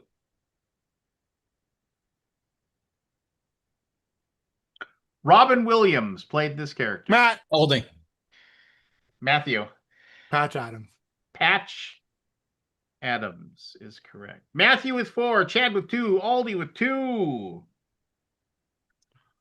We got 6 left. It's still anybody's game. Anybody's game. Not Chad's though, since he logged out apparently. Chad, you there? I yelled that, and I'm like, I'm gonna wake my wife up. Yeah. What happened to Chad? We'll give him a moment. Yeah. Maybe. Moment of silence for Chad. Maybe the house is on fire. I don't know. So, did I tell you about what happened last week at D&D? I did, eh? With the whole Mass Lords thing. Did I tell you that last week? Yes. Yeah. So we met this week. So the whole thing happened because one guy was gonna put the kibosh on the other guy becoming one of the Mass Lords because the guy that wanted to become one of the Mass Lords had killed yeah in the dungeon. So it was pretty good this week. It was a pretty tame episode gathering. And then Tim, the guy that wanted to become the Masked Lord, had said at one point, he asked the DM, so Andrew, if I say shoot something, and he paused there, so I pipe up and say, like a baby? Literally everybody just fell off their chairs. And Andrew kind of looks at me, he's like, really? You're gonna start this again? Anyways, it was I guess you had to be there, but it was pretty funny. I have a like we basically the last session we had for D&D, our group they finally got through. I mean it was a massive dungeon, and they went through and they finally got through it, and it took 5 sessions, maybe 6 to get through all of it. And the big thing is depending on what they did, I mean, it's long story short, it had ramifications in the world. They basically created a new river because they melted this giant glacier, and the river, cool. like, yeah, so, and the river actually, you know, because it fits in the plot, it goes near their home base city. And so now basically the people that are in charge we're going to tell them that you need to go to the start of the river because it's right next to where this old dwarven mine is, and they're supposed to start a village up there, and they're going to give them a bunch of resources and people that'll work and chop down the trees and whatever. So yeah. So we're doing a reset session on Friday. It'll be nice. Everybody, they've Nice. got a ton. They got so many like magic items to identify. They don't know what they do. They got all this stuff to go and dig through and try to figure out what they want. And then, of course, they all got money, so they can go spend it on stuff. I traded my Mace of Disruption today for a figurine of Wondrous Power and a bag of holding. That's I mean, I don't know, Mace of Disruption, man. That's a powerful weapon. It wasn't doing a lot for me, but I mean, it's situational, right? You got to fight undead. Very. And when I have a magical halberd, like a Frostbrand halberd, so it's kind of my thing. But Anyways, it's that's one of those things where it is very situational. I mean, it's like, but I always so I mean we handle in our system like the way we handle turning, it's it it's one of those things where you you get a certain number of attempts a day, but we go to the old school. I think it was Pathfinder did it when it was just like you did radiant damage yeah, instead of yeah, like yeah, instead of rolling to see, oh, does it turn, does it run, does it do whatever. yeah. I just okay, yeah, you're level 5, you do 5d6 damage and 30 feet around you when you turn, and then each and then I'll roll saving throws for the things, and if you do enough Uh-huh. damage, you destroy them. I mean, that's just it. And then, but they've got to roll. They roll d20, and the target number is 10 plus the hit dice of the creature that's there. So like, Sure. 8 hit dice specter, the target's 18. And when they roll a d20, add their level, add their charisma modifier, whatever that is. Because it's not your wisdom, it's like it's your presence, right? So if you have a high charisma, you can, and that's how we do it. And I just say, and you can keep doing it until it doesn't work, basically, or you run out of uses for the day. And Yeah, that's and because I hate that whole like, oh, okay, they're running away and they got to run away for like 5 rounds and then they stop and then they come Yeah, that's back ridiculous. I agree. and it's just such a yeah, when it's just like, yeah, just do damage. And plus everybody loves rolling a bunch of six-sideds, see how much damage they do and stuff like that. yep. It's Peter Vaughn's birthday today, by the way, everybody. So if Hello, you Peter. Is he here? yeah, Is he in the chat? I don't know. I don't know. I sent him an email earlier, but yeah. So Peter Vaughn, guy who made tons of cool games. He's Yeah. Happy continue birthday, making cool Peter. games. Anyway, we waited for you, Chad. We thought I'm maybe sorry, you're I had to go for a spool of filament, real quick. that didn't even sound like English, but He was I 3D will. printing. He needed to refill the filament. All right. No, I got some filament for you. Anyway, here we go. Clue number 1. That's what she said. Uh appeared on The Sopranos.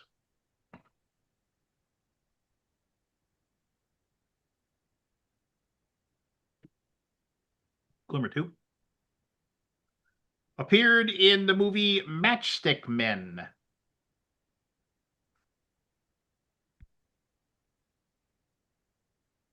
Chad, Go for it. Patricia Arquette. And Oh, damn it. Good guess. Yeah, good guess. clue number 3. Can last seconds and up to hours.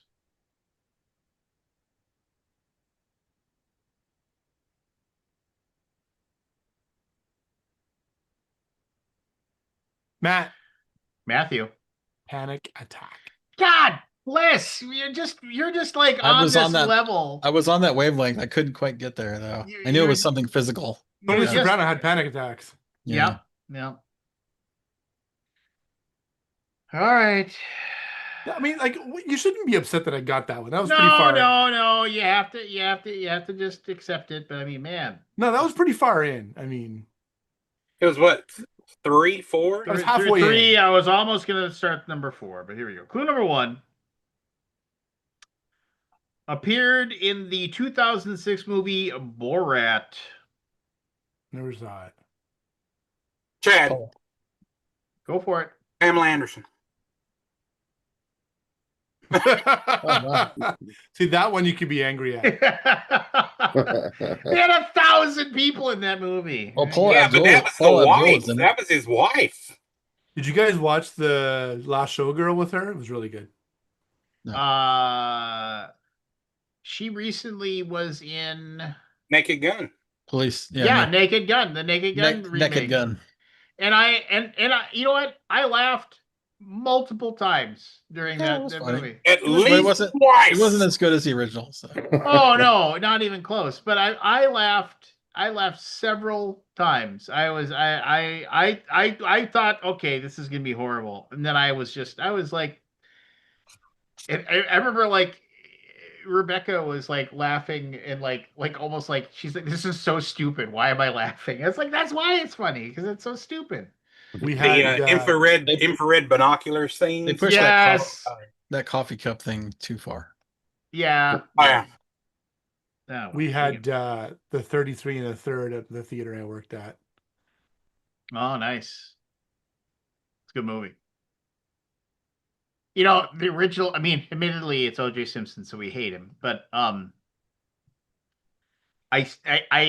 still laugh so hard at that scene where In the he beginning. breaks into the boat and he tries to like kick the door open and his foot goes straight through and all the guys like turn and look and you see all the gangsters are like taking out their guns and you see him, he takes his foot out and then he reaches his hand in and to like unlock the door and everybody's like the front and they're like taking the time taking the guns out of their ankle holsters to point the gun.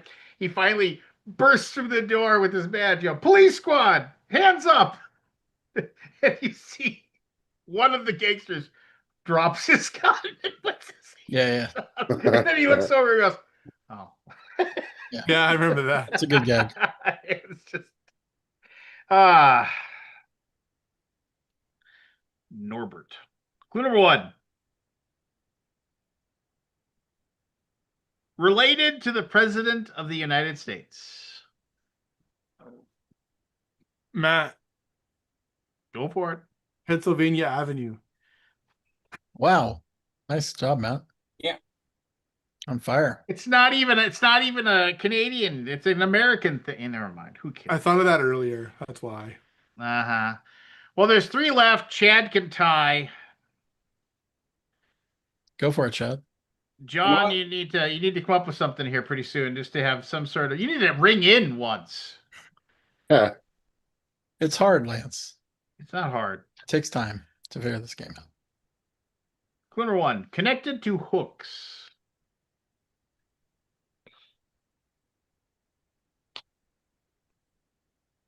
Aldi. Go for Patricia Arquette. it.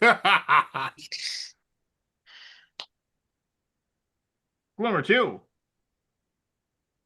connected to a famous oyster. Oh, dang, I have it now. That sucks. That so sucks. Matt, Go for it. Police Academy. Yes. Da, da, da, da, da, da. Blue Oyster? Matthew and the blue oyster. Ask for the chief. That's for the chief. Well, Matthew wins. Here we go. Clue number 1.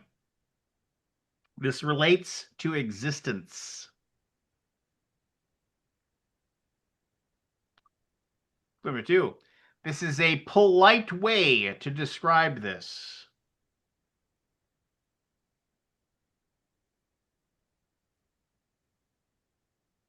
Number 3. Merriam-Webster says the first known use of this phrase was in the 13th century.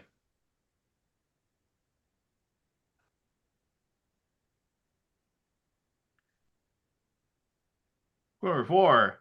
This often occurs unexpectedly.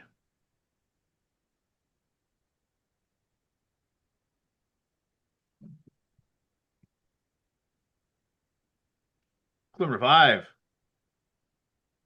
This is associated with our elders, usually. John, Matt? John, go! public affection? Eh, No. But you Matt? rang in. You rang in. Matt, you want to go?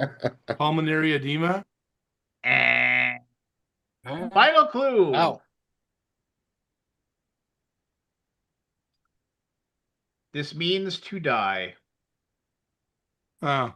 Oh, Chad Chad, passed away. passed away is correct. Final item. Clue number 1. Was the title and the theme to an episode of The Office. Aldi. Go for it. Personal assistant. Eh. Oh, Clue number 2. A song with a very similar name was released by a British rapper in 2008.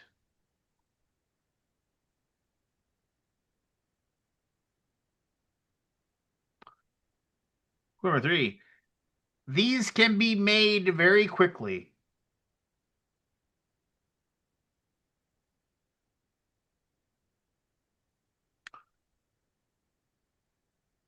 Number 4.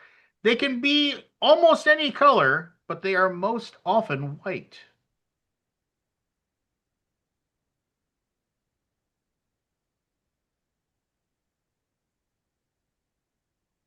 Number 5. These are thrown. Matt, Matthew. paper airplanes. Paper airplane. Oh yeah, paper can. Good job, Matt. It was MIA. Crushed us. Matthew did crush you guys. You should all feel very, very bad about yourself and for your lackluster effort. You should feel very, very bad about your effort. I do have a discussion point that I found that we What's could like before. Like I have a list. I have a list that we can go through, and a list about pop culture things that we can talk about. A list about pop culture movies that we can talk about. A list about pop culture science fiction movies we can talk about. Damn it! Oh, Here's what we got to what's talk that? about. We got to talk about the show, the new show that's takes place after Spartacus. It's called The House of Asher. Have you guys been watching that? Oh, I don't even know that existed. It is 10 out of 10. The House of Ashes. I did like Spartacus. If Are you you like talking about the Spartacus- old show Spartacus, Yeah. where he was like the pit fighter guy, and it had Lucy Lawless and all that stuff? Yep.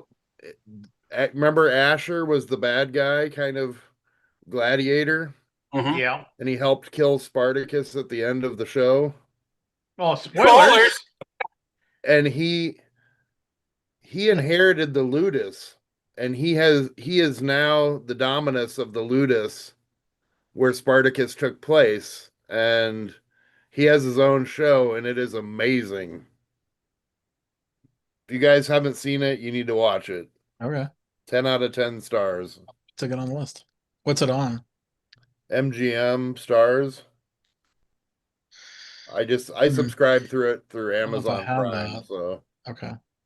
Was that on Stars? If you have Amazon Prime, you can pay an extra like $4 a month, and you can get MGM or something Yeah. like that. worth every penny. Did you guys see the preview for the new Game of Thrones show? I read the books. They Seven were Kingdoms or phenomenal. something. Yeah. The Okay. books are great. The show's going to be great. Interesting. I didn't know anything about it. It starts next week. Like, are they going to finish the House of Dragons? I just tuned out of House of Dragons, man. I mean, what? They're gonna It's finish It's it. awesome. What are you talking no, about? dude, it was just You like should watch it. No, I no. Go watched- back to it. I watched the first season and I was like, man, Yeah, second season's better. it's just like all they wanted to do was like, oh, let's just do incest stuff because No, go back to it. Get over that. House of the Dragons coming in 2027. They just Oh, finished. what? Yeah. Oh my God. But I promise you that the that show coming here is going to be great. It comes this Sunday. It comes out. So Yeah. What is it called? Something Seven Kingdoms. Or something. Night of the Seven Kingdoms. Night of the Seven Kingdoms. It's about Dunk and all of Egg. a sudden, Takes place 50 years before Game of Thrones, basically. It's weird that it just like it's almost unsearchable on him. Night of the Seven Kingdoms. Okay, a century before Game of Thrones, Sir Duncan the Tall, and his squire Egg wandered through Westeros while the Targaryen dynasty ruled the Iron Throne. Okay, cool. The books are phenomenal. I think it's going to be a really great show. Who wrote the books? Is it George Martin? R. R. Martin. Martin? Yeah. Okay. Has he? He hasn't finished that No, Game of Thrones, right? no, he's a bastard. I think he I think he gave the ending away and then they tested it on the show and then he's got to rewrite it because it He's didn't written play. he's written video game scripts, other book like three or four other books, and he Right. still hasn't fulfilled, that's an unspoken contract between the writer and the audience, and I think he just made his hundreds of millions of dollars and says Hmm. said to himself, I don't have to do anything I Do don't I want to do I do have a theory anymore. here or no? You Yeah, I think don't know. the show basically showed him that it was a bad ending if that was the plan because he told them the plan. He told them the outcome. Yeah. I think I think it's one of those things. Well, like I do believe that there is some truth to the fact that he doesn't owe us any more books. I mean, like it's like But it's open, right? Like it or did you say the show is the ending and that's it? Done? yeah. I I feel mean, like he's rewriting that thing. I I feel like he sort of redeemed himself with the Night of the Seven Kingdoms novellas. Those are outstanding. I mean, I Okay. despite all the hard feelings and everything and all the lies he's told us over the years, like I don't know. I think the Night of the Seven Kingdoms is going to be great, and I don't know. I was really heartbroken when they canceled Wheel of Time. That was But outstanding. didn't Brandon I had a Sanderson really finish hard it? time following that show. Oh, the show. But Brandon Sanderson finished it, right? The books? Yeah. His son finished the book. Oh, okay. That was Brandon Sanderson. Yeah, he was getting really sick and ill, and his son had been like helping him edit and stuff for years. So his father kind of told his son like this is how it needs to end, and had a bunch of notes to help him do it, but he just physically couldn't do it. So I see. that that's not so bad if you just if your health is in the way, but George R. R. Martin has no excuse other than just being a dick. So Hmm. hmm. He's just sitting at home with a house full of minis.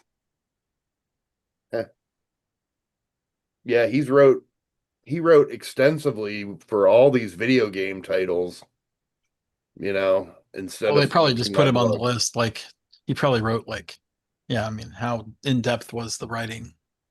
Or was it just a byline, you know? It, Oh, it's I don't know. yeah. I know he's a very slow writer. He was on an interview. Him and Stephen King were on a panel together, and like the first thing he said to Stephen King was like, "Fuck you! You'd write too fast, and you make people like me look bad." Well, I mean, it's one of those things where it's like, well, I could sequester myself in my house and sit there and write, or as a 70-year-old man, I could travel the world and just Excuse consult. me. What? I just Oh hiccuped. no, I'm He's like, 77, by the way. yeah, as a man in his 70s, he's just like, or I could travel the world and enjoy my money. So I mean, Yeah, he'll you know. hand the notes off to somebody who will uh Ghostwriting. well, the winds of winter, and then the dream of a dream of spring is the final name So of the there's final two more book. books still There's two more to books. come. Yeah. Wow. I mean, as a writer myself, it's very much a discipline. Like you have to. Let's not put yourself on George R. R. Martin's shelf here, okay? You Let's can't. not just Why just can't because you wrote the ingredients on a dog food can. Let's Shit. When I was at TypeCon in Denver in 2017, I think it was, or 2014. No, 2017. I sat in on a session where this guy was talking about his pulp fiction book company, and he was talking about the logo and all this other stuff. But he had a really neat story about basically what they were doing is they revived the whole pulp fiction genre, and they found all of these artists, and most of them were dead, but some of them were still alive and agreed to do some art for the covers. and he got some new writers to do a lot of the books. And one of the writers that they ended up being able to, wrangle was Stephen King.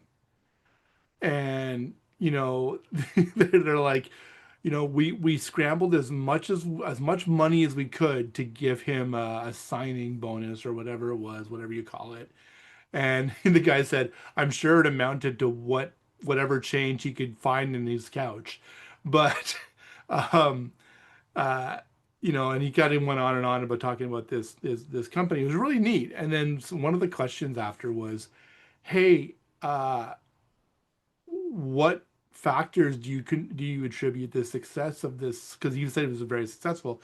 He's what are the factors that you attribute the success of this line to? He's like, is Stephen King one of them? He's like, no, Stephen King is the only one that I can attribute to the success of this line. Because it's like they sold so many books because it was a really neat session.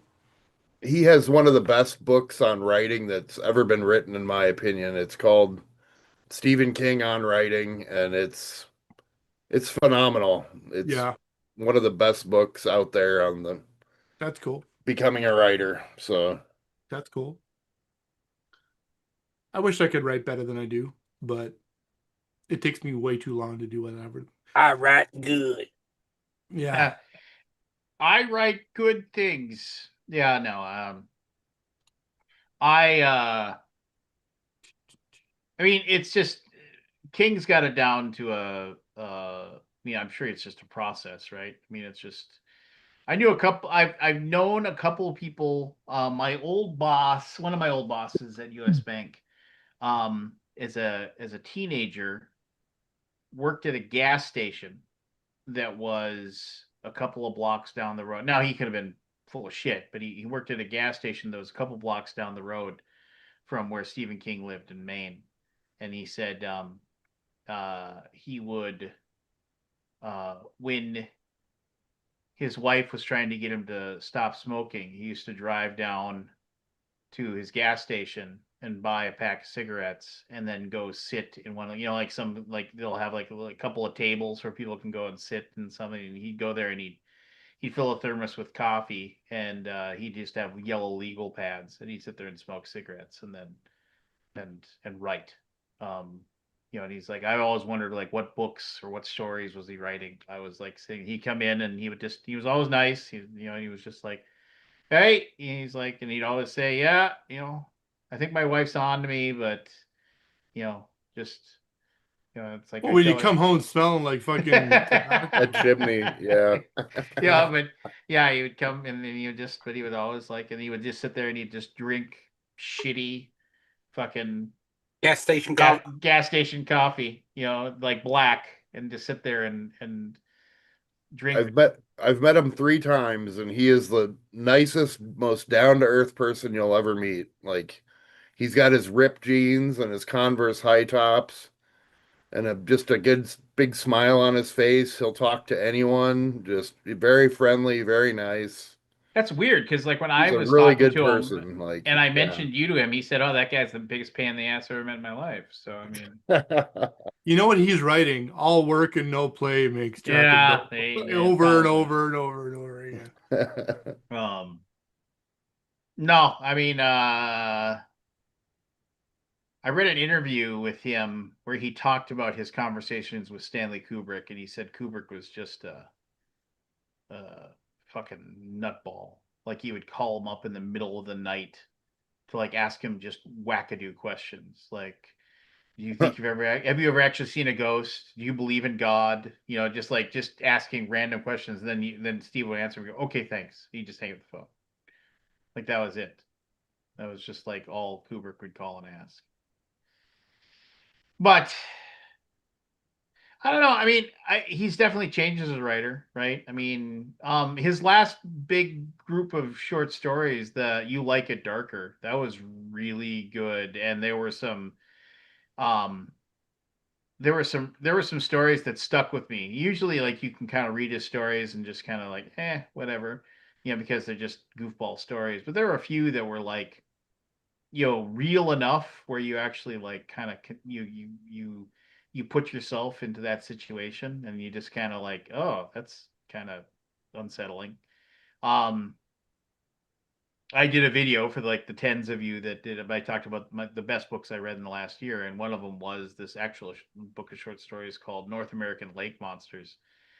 And man, there wasn't an easy to read story in that entire. I mean, they were some of the most depressing stories I've ever read, but I couldn't put the book down. It was just like and it was all horror stories, and it was like, but it dealt with like people and oh man, it was a rough read, but I North couldn't put the book American down. Lake Monsters is the name of North it? American Lake Monsters is what All it's right, I'll called. check that out.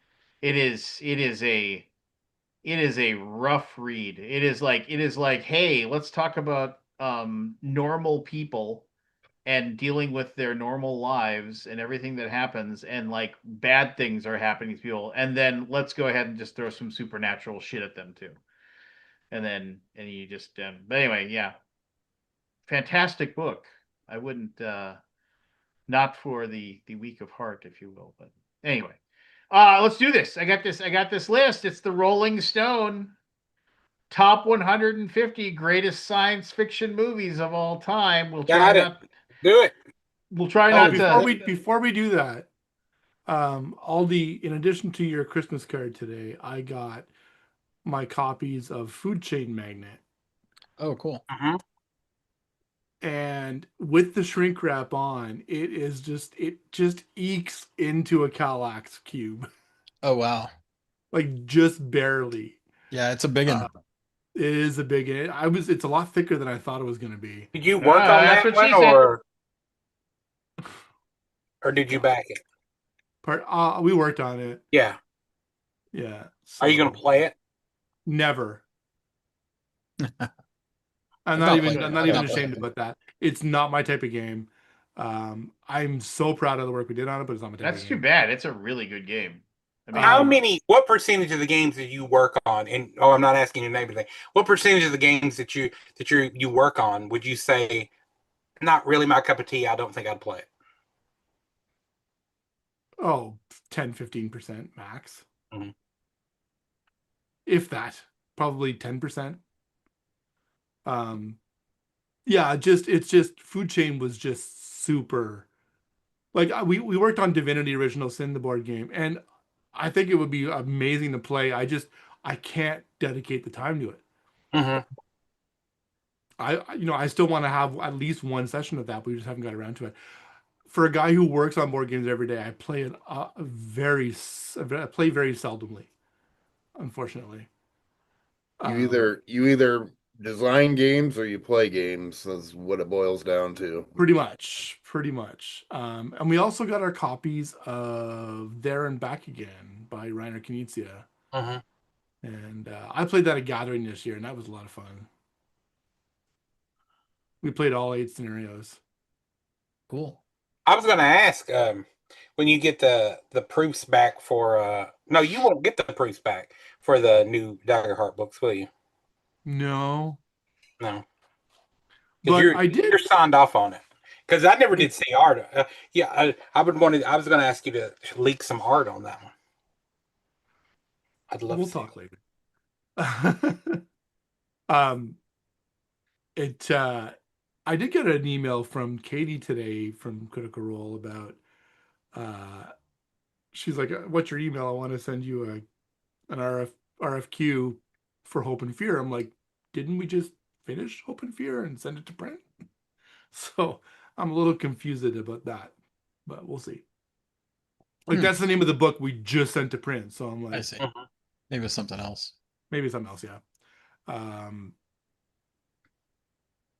Yeah. So anyways, I did bring the Cosmere RPG over to, or the Stormlight RPG over to my D&D groups, my DM's house tonight. That's a nice looking book.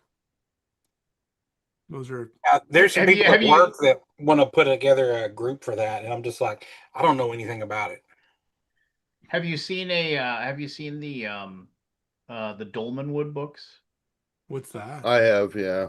Those are pretty cool. Dolmen Wood is like if there was going to be an OSE campaign world. What's That's OSE? Old school essentials. Old School Essentials. It's kind of maybe Shadow Dark is catching up, but Old School Essentials is kind of the lead OSR rule system. It's basically, if I had to say it, it's BX D&D. I mean, it's like basic and expert box D&D Yeah. with some little modern flavor thrown in. I jumped right into AD&D. I never played basic or expert. Yeah, I mean, it's so yeah. Dolman was a pretty amazing book.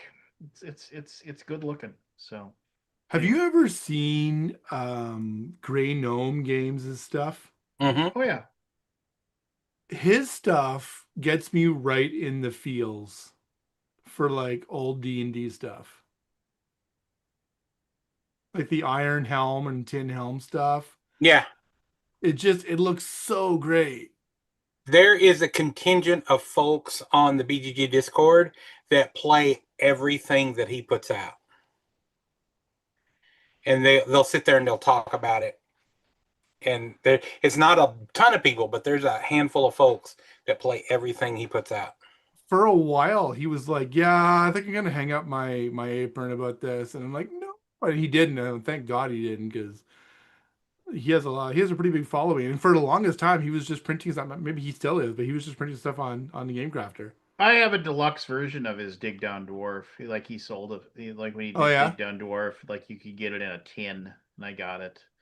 And of course, when my tin got delivered, it was dented, and I was like, yeah, my tin's like got a giant dent in the front. He's like, well, I only made as many as like people ordered, so I really can't do anything for you. Oh, it's aluminum. So ding ding ding ding ding. Yeah, I'd like to but, I'd like to play Iron Helm though.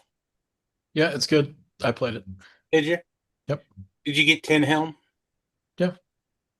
And Iron Helm? Yep. It's good. Get the new one? Is there a new one? Yeah, there's a new one. He's just started. What is it called? I don't know. Under something? Yeah, I saw that. What was it called?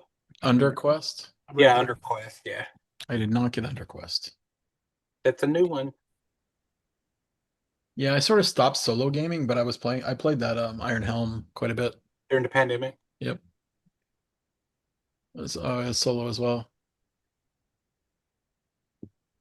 I'm still Uh, finagling with my draw steel. I guess it's live now. For the campaign to start. yeah. That guy's super talented.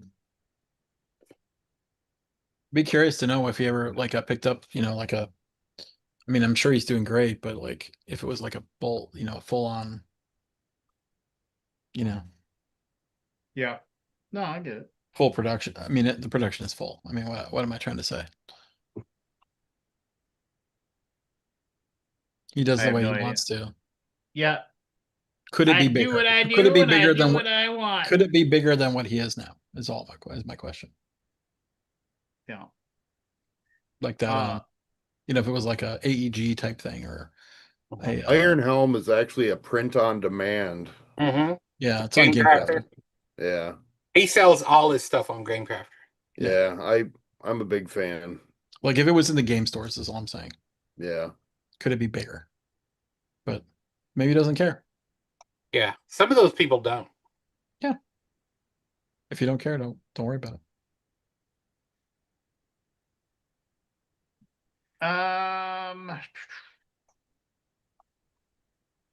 All right, we gonna do this now, or Yeah, let's do it. Go for it. Go, go, go. Where is it? don't worry about it. I want to see it. Look, no, you can hear it. You don't have to. You can Do I hear gotta it from pay me. attention? Yeah, you got to pay attention. Okay. Brick your phone. Anyway, 150. 150. 150 because they said 100's not enough, huh? 100's not enough. 150 number 150. 1995 Tank Girl. Never saw it. I Lori saw Petty? It was all Yeah, right. Lori Yeah, Petty. it was Lori Petty. okay. I don't know if I need to watch it again. If you've ever wanted to see a movie where Ice-T plays half kangaroo, half man, Yeah. that's Oh, where you'll go. and it had that one dude from the '80s that was in all those comedies, and he was in like Earth Girls or Easy, and Yes, what is that goofy guy's name? I forgot his name, but he's in that. Jeff Goldblum. Now, Peter Weller? maybe. No, not Peter Weller. It's oh, Damon Wayans. There's Damon Wayans, Jim Carrey, and Jeff Goldblum were the Earth Girls Are Easy people. I don't know. I thought it was him, but it could be. I could be incorrect. But If we go this deep, we're never going to get through this. So okay. Yeah. Next. I mean, Next. I don't have any opinion because I never saw it. number 149 from 1971, The Omega Man, which is basically the first version of I Am Legend. Yeah, that was okay. Charlton Heston. That's Okay. a great movie. Yeah, great freaking movie. Yeah. Is that the one with Vincent Price? Charlton Heston. Charlton Heston. Yeah. Okay. But they have like those people that are like, they've been transformed by the radiation or whatever. Yeah. There's like a whole Yeah, mutants and it like was they're great. mutants, but they're running the show, so it's like a questionable like who's right and who's wrong. And I Am Legend is, of course, the famous book of like Richard Matheson, like the Last Man on Earth and the Vampires. Last Man on Earth, yeah. Yeah. So I Am Legend. Sure that I Am Legend movie that came out with Will Smith, that was originally going to be filmed in the 80s with Arnold Schwarzenegger as the Last Man on Earth, and it was going to be just a schlocky action film, which might have been amazing. I like that. Number 148, 1993's Demolition Man. Yep. Not seen it. I really enjoyed that movie. 3 shells. Yeah. I know a lot of people There was like a lot that. of fun. Not Taco seen it. Bell. I just love how he goes and he The just guy, the guy Giselle was dating when it came out, he was French, or I guess he's still alive, so he is French. And he kept pronouncing it the Michelin Man. yeah. Into Michelin Man. Uh There was a lot of fun stuff in that movie. Yeah, it was a goofball movie, but what's his name? Dennis Leary. They hired him because he was doing MTV and being grouchy, and they were like, "Well, can you just come on and do rants? Just write some rants." That's what that's literally like. So when That's all he's it was, ranting, yeah. that's the stuff that he wrote. They're like, "You just don't need to rant." Hey, William, we're going through the top 150 science fiction movies of all time. What number are we on? Number 147. Why is there plastic on your furniture? We just started. Oh, Number this is dry cleaning. Number Like, 147. are you at your grandmother's house? Actually, it's funny you say that because these were given to me by somebody who has a very old friend. Who's and dead? The old friend's husband died. Yes. And they're giving a whole bunch of stuff away. So that's what actually this is. Oh, way to which make is me feel being like a given away. jackass. Yeah, good job, Canada. We're in dead man's clothes. Congratulations. The plastic. Okay. 147. Number 147, 1995's Species with Natasha Henstridge. Oh, yeah. Yeah. I was of the age I wouldn't that I put that on- watched I wouldn't put that on but the it had list. nothing I to wouldn't do. put it on the list Oh, either. that movie Pretty was bad. great. You guys are dumb. was No, not it that sucked. No, it Look, was not bad. It's a girl I with was- a painful tail. I was 14. I was 14. It was great. Yeah, it was great. 14. Number Lots 100. of socks were ruined at Williams' house that summer. Number 146. Speaking of Arnold Schwarzenegger, 1987's The Running Man. Only in a rerun. Sure. Only in a rerun. Great line. Bennett. That's a great Did you see movie. Did you see I'll the be new Running back. Man? No. No, That's I just heard it was on good. It's That's missing a based on little. a I mean, it's Stephen good, King but book. it's not great. I love it, Doesn't- Bennett. I'll be back. Only in a rerun. Richard Dawson, baby. Richard yeah. Dawson was great in that Oh, movie. the smarmiest guy in the world. Yeah, and then Jesse Ventura. Mm-hmm. The new one's terrible. Jesse Ventura was in it. Yeah, he Yeah, was. He At was the very end. commentator. He was the commentator because he was the retired. Oh, he retired. The retired hunter with over 142 kills. You know, it was just like The new one's you didn't like the new one? I base it off the old one. The old one was just great the way it was. Like, why Yeah. did they have to redo it? I mean, it just I was he ruined entertained, it, I but I think. didn't love it. Yeah. Why do they have to do Total Recall? And why do they have to do? Yeah. They just ruin these great old movies. It just pisses me off. Yeah. number 145, 1984's The Last Starfighter. That's a great It's a movie. good one. Oh That's a good man, one. that's something in a I minute. love that one. That Yeah. is one of my all-time favorite movies. The Death I was- Blossom, baby. I was So 3 years good. old. Yeah. And there was supposed to be a sequel, and they never got it made. Well, what is it going to be? Like The Last Starfighter again? Like, The Yes. second What do you- last What was the Starfighter. guy's name? Centauri or something? Centauri, yeah. Number Who played that? 144. Oh, who played Centauri? Yeah, who was that Robert guy? Preston was his Robert name. Preston. Robert Yeah. Preston. I don't What know a great that offhand. premise It's for just a listed right here. story, you know. Like, It was really good. It was And very, then very and good. then the guy who wrote wrote that book that they made. Why can't I think of it? He made his follow-up novel was basically stealing The Last Starfighter. What's the movie? We talked about the movie that came out in the theater about Terms of Endearment. no Pride and Prejudice? right, Grapes of Wrath. No, remember we all it's like it's like there's the race and then but he goes backwards in the race. Yeah, yeah. Ready Player oh, One. Ready Ready Player Player One. Very One. one. So Ready Player One, his next book that guy came out with, I forget what it's called, but it's basically The Last Starfighter. Go look it up. It's like oh, this kid Peacock. plays a video video game, and then the next day they come and the aliens come and hire him to be like the pilot for them or Do something. you like remember that. what the alien, the evil guy's name is in Last Starfighter? Not offhand. Zool.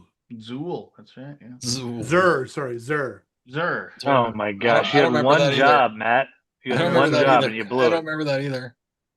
Zool sounded more Number 144, Zool's 2005's The Hitchhiker's Guide to the Galaxy. Ah, yeah. Yeah, I was That's a great I movie. wasn't crazy about. I Great was book, disappointed. terrible movie.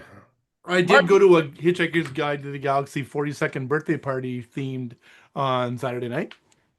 Martin Freeman did a good job as Arthur Dent. He did a good Arthur Dent. I like the BBC. Sam look- Rockwell Yes. was The Sam version. Rockwell was Zaphod, right? Yep. Who was the Trillion? Who was Trillion? Nobody remembers. Nobody remembers. I remember Alan Rickman did Marvin, the Mhm. depressed robot. But No one wanna number know. 143. Zoe Deschanel was in the movie. Was that Trillion? She's the girl. I don't know. I can't remember the names. That'd be Trillion. Yeah. Number 143, Did anybody do 1997. Trillion as a chat bot back in the 90s? Trillion? Nobody? We're never going to get through this. No, I only got like another 10 minutes. Number 143, 1997's Men in Black. All right, that was a fun movie. I haven't That watched was it good. since. Yeah. Well, That's good. there's lots of good moments. I do like the line where he catches he catches him Tommy Lee Jones looking at the girl that he had to leave behind when he saw the alien, and he's like, because he's watching another thing, and Will Smith goes, well, you know what they say, better to have loved and lost than never loved before. And he just looks at him, try it, and just like it was a good line. Number 142, 1984 is The Adventures of Buckaroo Banzai. Yeah. Yeah, Oh man, that's a fourth grade movie for me. yeah. I mean, that's a That's pretty good. 3 man. years that's a old. long I time. don't know. Yeah, I mean, but yeah, Peter Weller. Wherever you go, There you are. there you are. Yeah. So dumb. Number Oh, Peter- 141, 2006's No, who was the bad? Idiocracy. John Lithgow was the bad guy. Yeah. Idiocracy. Okay. I like Idiocracy. It is. Idiocracy is good. It's too. We're true. living in it. We're living in it. Yeah, it's 100%. Go watch that You're movie. living in it. Not don't include me in that shit. You're not in there? Oh, you're not in this world? Hey Matt, you want to come visit? I'll be there. I'll be in Louisville in about 2 months or a month and a half. Don't come to Kubla Khan. Come to something cool in a good state. When's Kubla Khan? May. Memorial Day weekend. Okay, so BGG Con. we had our AGM last Thursday and Friday, and one The of the big problem goals was you haven't come to Kubla Khan. That would fix everything. It's a good point. one of the goals for 2026 is to get rid of me for 3 weeks, which is basically me taking a 3-week vacation. But it's probably going to be in like Gen Con time. Well, I'll see you at Gen Con. I'll say be creative. You won't give me the thing again. That'll be good. Number 140. 1984's Dune. 84 Dune. Okay. So 84. 84 was a really big year for crappy movies. Is what I I'm getting. will kill him. I will kill him. I like that movie. I don't care what anybody says. I liked it too. Yeah. I enjoyed it. Many I love Flavor I love the reveal of the travelers. Like, I mean, the Yeah. giant bloated gas bag. I thought that was just great. That Yeah. was pretty cool. There's a lot of cool stuff in that movie. Don't talk about Aldi like that. Number 139, 1996's Independence Day. And this will be our Using Apple to hack Independence the aliens. Apple Mac. Yep. To hack Never the saw it coming. alien What's spaceship. What's that smell? My last boss at US Bank, that was her favorite movie of all time. Wow. Just It's a loved fun it. movie, saw but that not on the to be release day. fair, it was like 97 was when you were done working at US Bank, right? No, it would be like 12 years ago, 13 years ago, something like that. Oh, okay, then yeah, no excuse for that still being the favorite. I mean, it's a fun movie. It was 96 when that came out. Number 138. Oh, that Scott guy's back. Number 138. Fish. With the fish. 1989's Bill and Ted's Excellent Adventure. The first one? First one. Bogus. Bogus Journey. was The the- Bogus Journey is like, what's wrong with you, Chad? Ew. Oh my god. Excellent. Bogus. What are we talking Strange about? things are afoot at the Circle K. That's a good movie. That is a good movie. I really like that movie. It's What's the fine. topic? What are we talking It's about? fine. It's It's a top sci-fi movies. It's a Oh, top what- 150 sci-fi movies of all time. Yeah, My so far favorite they've all part of been that dragons movie- down, Scott. Yeah, Oh. Dragon's You know Den. what? You're like the third person to make some joke about the fact that I mentioned my game one frickin' time. Oh, I- I, hey, I wish I haven't- had. I wish I had a game that had 4 expansions, but it doesn't matter. I haven't shipped your game to you yet, so keep it up, buddy. Just take a Yeah, fart in copy the it. box and then close it. Yeah, My it's gonna come out. It's gonna go dragons down. That's right. Little Number green one- words. I gotta get to work, guys. I hope you have a good night. Johnny. Thank you, John. Take care, everybody. Hey, John. Yeah. Number 137, 1930. Hold on. We're talking about Bill and Ted still. My favorite scene from Bill and Ted's is when Napoleon changes his bowling score. Yes. I don't remember that. Oh yeah, he erases it. But it's like it's totally visible on the monitor up top. Yeah. He Yeah. doesn't realize. I love kind the of part where he's kind of a dick. where Bill he goes and kills everybody in the room of mirrors. I love that. Oh, that's John Wick. My bad. Right. Okay. I was wondering Oh, what that was. one. Yeah. I have never seen Bill Joe. and Ted's Excellent Adventure. Oh my god, you gotta. That's. Huh? Come on. I'm I serious. watched it on. You I gotta watched watch it on It's good. VHS. It's probably still good. Well, be careful about Number saying stuff. 137. I mean, there's some fun stuff in that movie. Yeah, It's a good movie. I'll get around to it. Don't tell me the plot. Just kidding. 1974's They learn how to play guitar. 1974's Zardoz. Oh wow. Oh yeah. Wow. Sean Connery. Sean Connery. Never and saw the- that. and the Is that the one with speedo. Sean Connery and the crazy The black ass? diaper. Yes. Yeah, he's got Yep. like speedo. Yeah, but like it like goes like up his body and stuff too. Yeah. It was like yeah, a diaper. It wasn't a speedo. I want Will to wear that for Halloween and dress up as Zardos.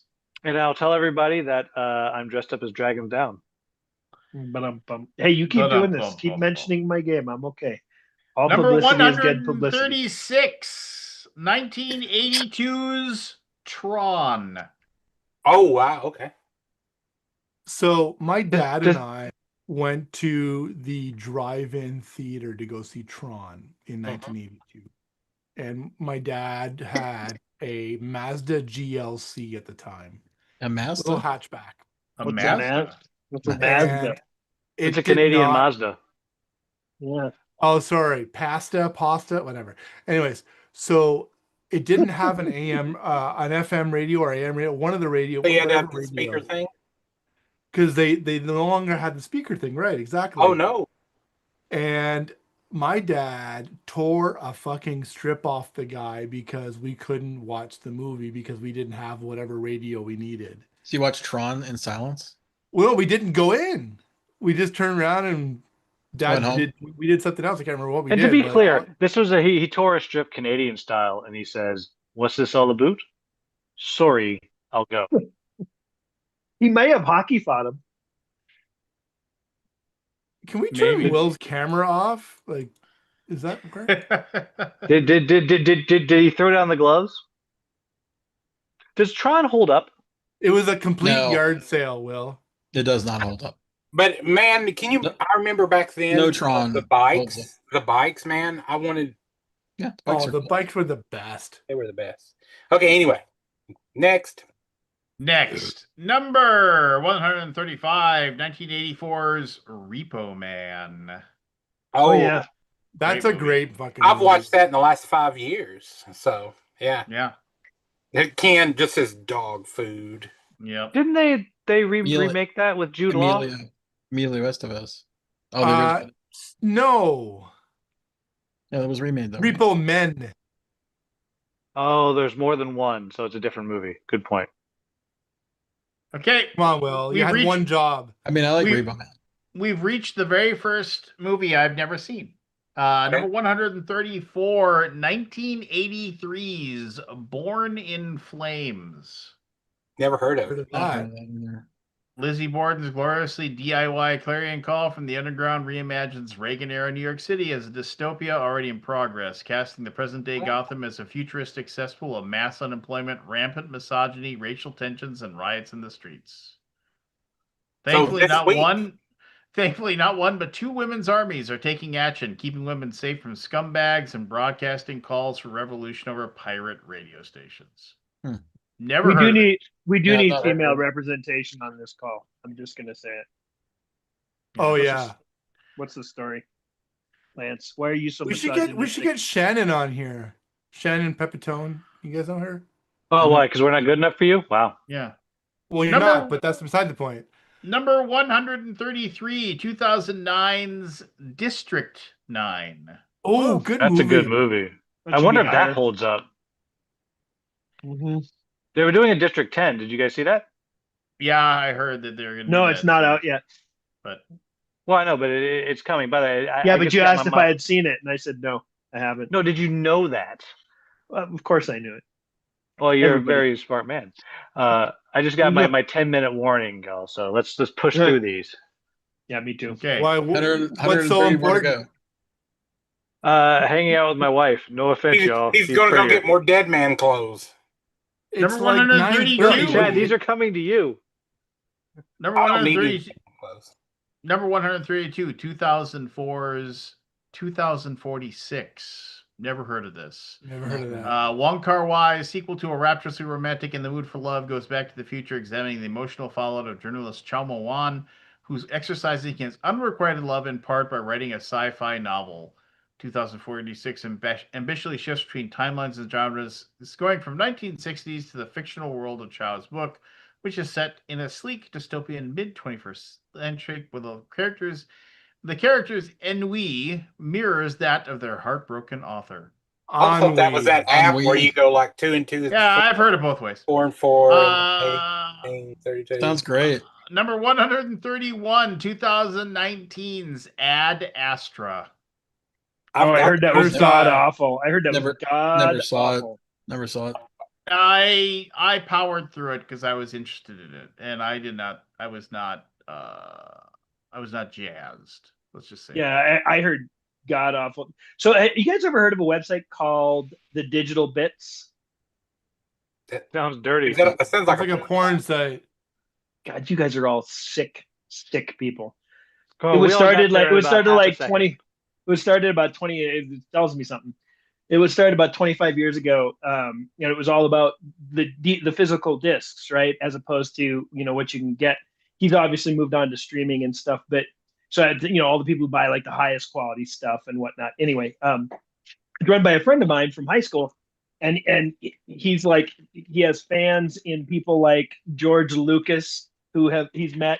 He got a call once from he answers the phone, Okay. and it was, "Please hold for Ridley Scott." Okay. So it's kind of cool.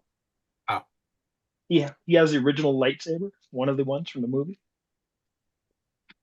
Pretty cool. He has the dude. Anyway, all right. So your enough. friend's way cooler than all of us. Thanks for that. Okay, next. Far and away.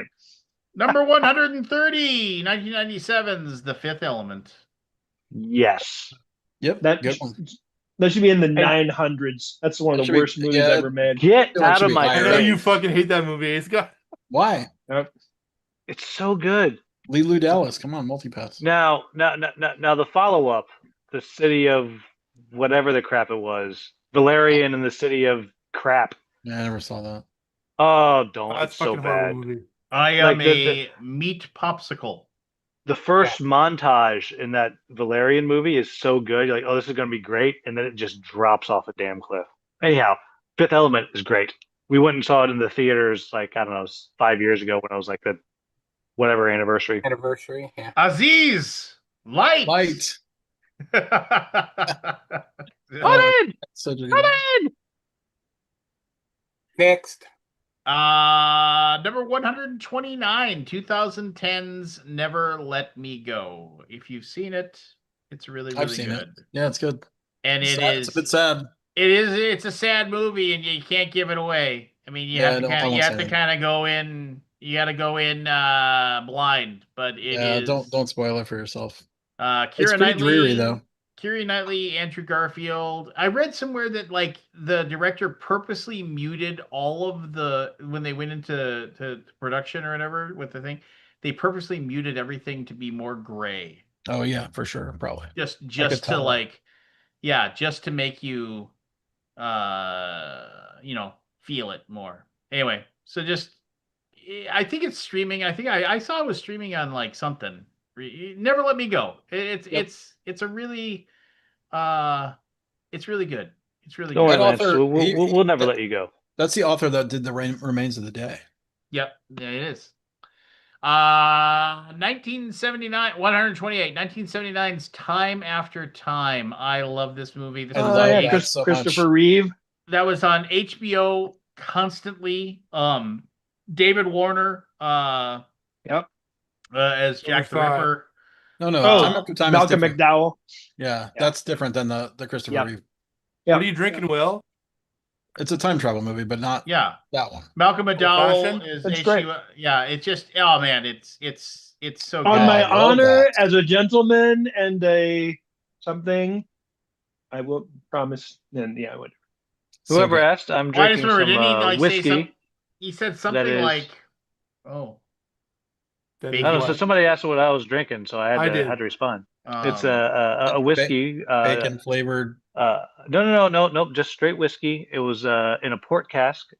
It was aged in a port That's cask. awful from- cloudy, man. You're That awful look- cloudy. that looks like Old Tub from my.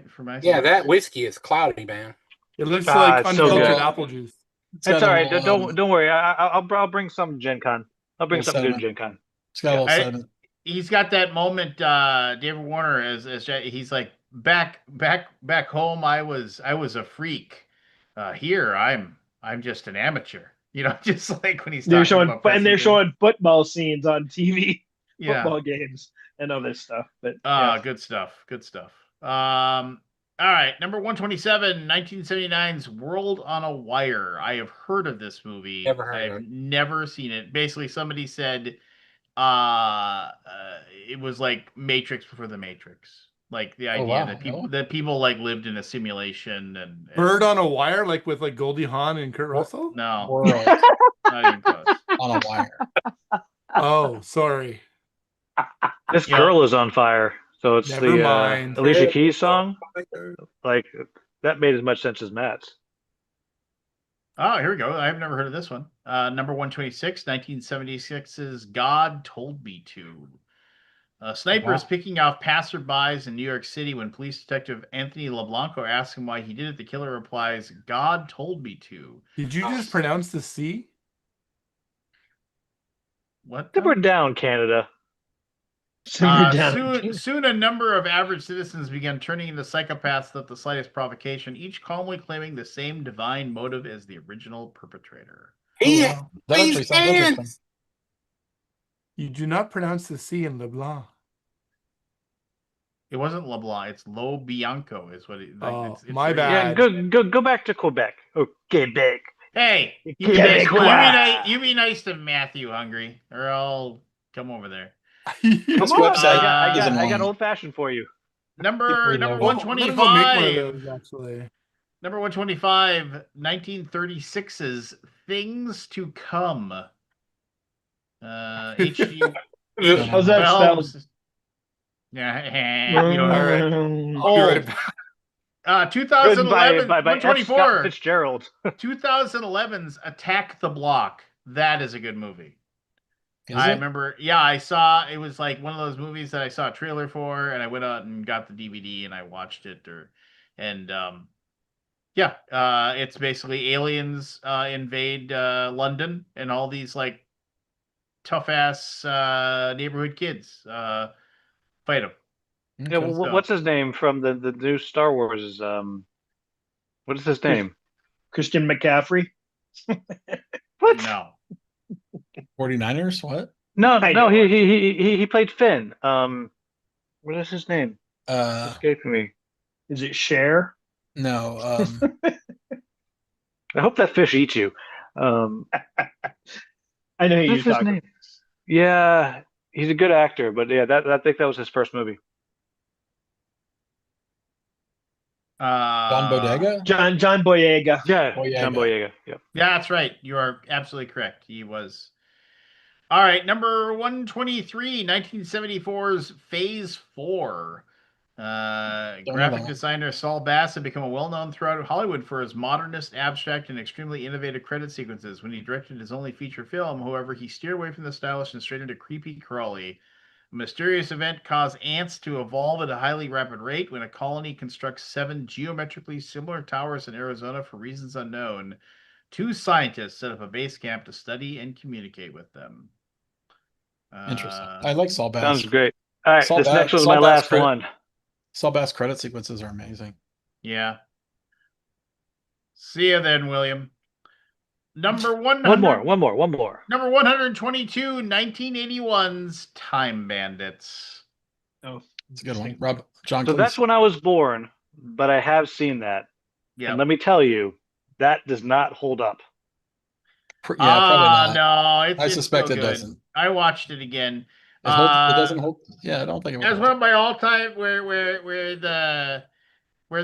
they go up to God and they're like, so we didn't realize what it would do. We're so sorry, and he's like, well, I'll take you back. You can work for me again, but I'm going to reduce your pay, backdating all the way to the beginning of all time. He's like, oh, and they're like, thank you.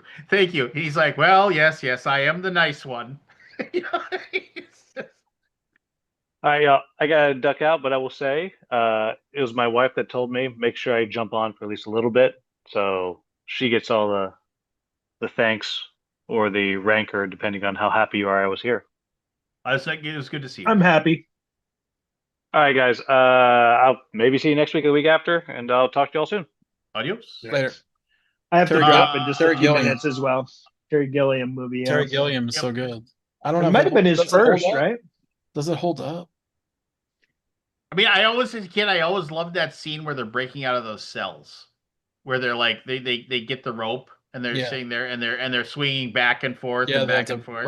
rock the cage back and forth. Yeah, and then the one guy is like, yeah. I mean, I always love that scene. There's a lot of good parts of that movie, but I don't know if it holds up as a whole. Anyway, Yeah. I'll have to watch it again. Number 121, 1998's Pi. Style The over substance. Yes, absolutely. I really wanted to like it a lot because I'm into that mathematical stuff, but no substance. All made up Yeah, nonsense. it was like one of those thing. A brilliantly tortured number theorist in his futile quest to find the perfect number that encompasses the theory of life. I had a I couple think friends who just thought it was like the most amazing movie, and I was watching. I was like, "Could something happen, please?" I mean, I wanted to love that movie because it's totally up my alley. Yeah, Math and weirdness, but like watch Pi and then Cube. Watch Cube afterwards. I'd be like, oh, Cube is the better movie. it does have that brilliant scene with the drill, Oh, it's so but brilliant. Anyway. I mean, I respect Pi, but I don't love it. Now here's a movie I respect the hell Now, out of. Black Swan. I'll Oh, take Black Black Swan. Swan Yeah, over Black Pi Swan's good. every day of the week. Number 120, 1998's Dark City. Oh I my feel like that should be gosh. higher on the list. Oh, it Yeah. should be. Dark City has Yeah, one Dark of City's so good. I mean, like usually I pride myself in seeing the twist before it happens. Yeah, and like and Rebecca and I both say the same thing. We're watching if we're watching something, like both I'll like well, I'm guessing that's the killer, Yeah, but they don't really. It's like all those things where you kind of like you get on the wavelength of the movie. And I mean, I did not see the Dark City twist coming at all. for sure. I was just like, oh my gosh, that was a great movie. Dark City. Hey, gents, I got to go to bed. I Have a have good. the big presentation tomorrow. My apologies. Well, you don't have to apologize to us. You just have to apologize to God. Have a good one, man. Take care, Take care, guys. Scott. See you, buddy. I won't be on Roger. next week. I'm at all company meetings in Atlanta. So Ooh, Hotlanta. hot. I'm actually going to Atlanta. see Phil Rosenthal next week in Dallas. Who's that? Somebody Feed Phil. Do you know that show? Oh yeah. Phil Rosenthal. All right. He was the writer of what's the name of that show? Raymond. Everybody loves Raymond. Oh yeah. But he's like a food journalist Yeah, now. he's making- crazy. Let me. I gotta go use the bathroom. Just give me a second.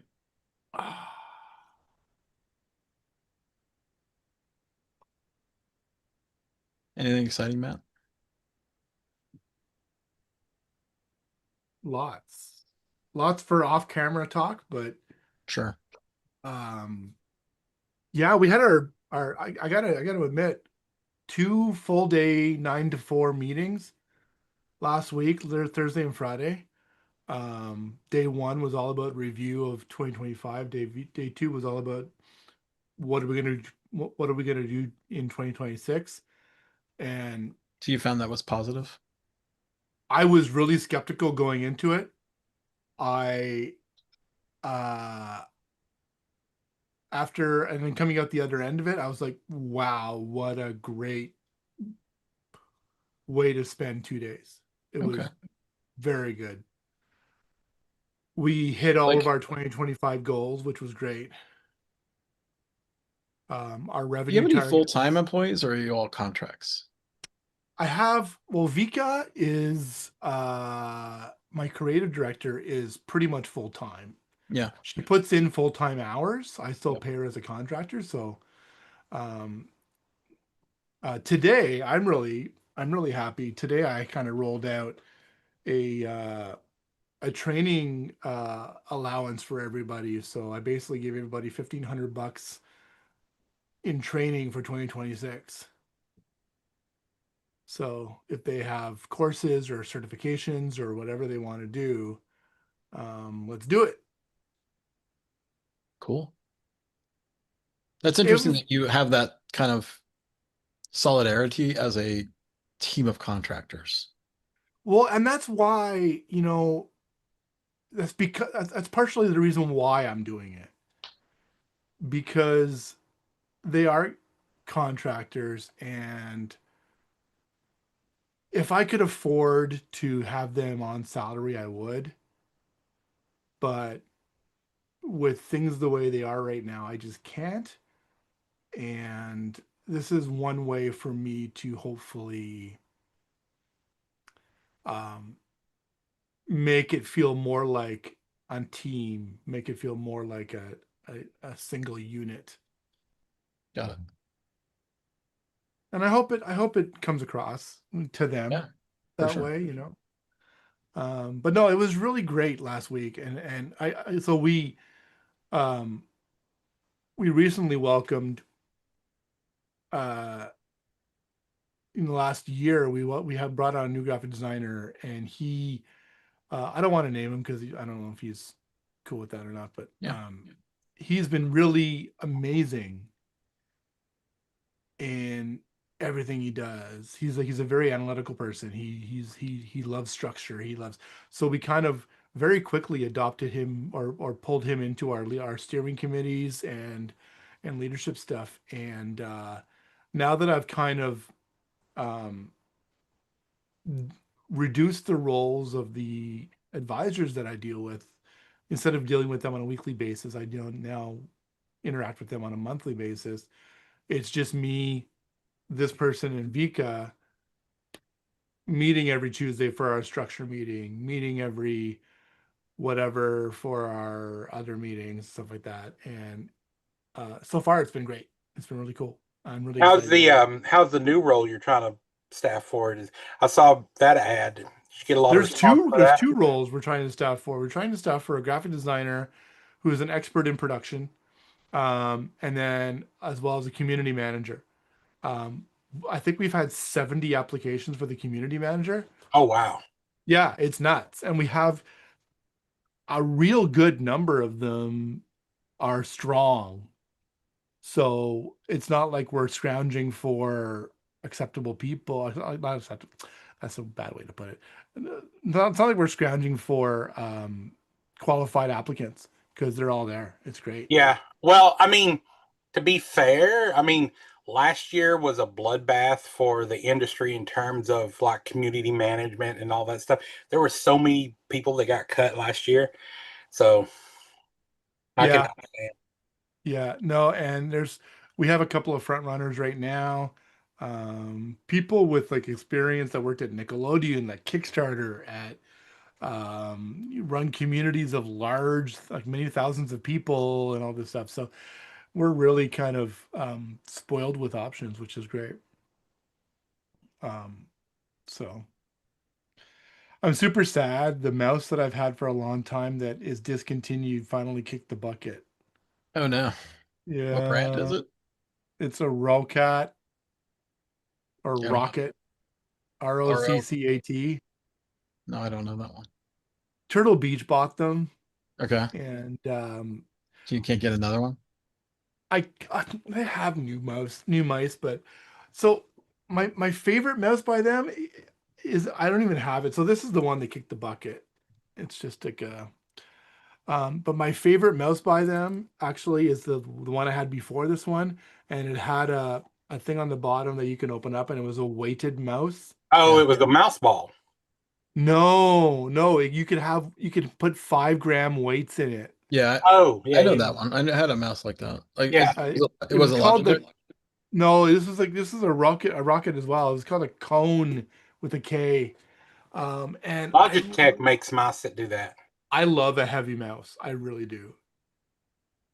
I don't like this little light fucking thing that you can just fling anywhere. It's like right now I'm using this Razer one that is like a wireless one, my first wireless one. It's not bad, but not great. The Razer software doesn't work on Mac, which sucks. Oh, But I'm sure you'll find something. yeah. Um so yeah, it's going pretty good. That's cool Pretty that you are getting an annual meeting to work for you.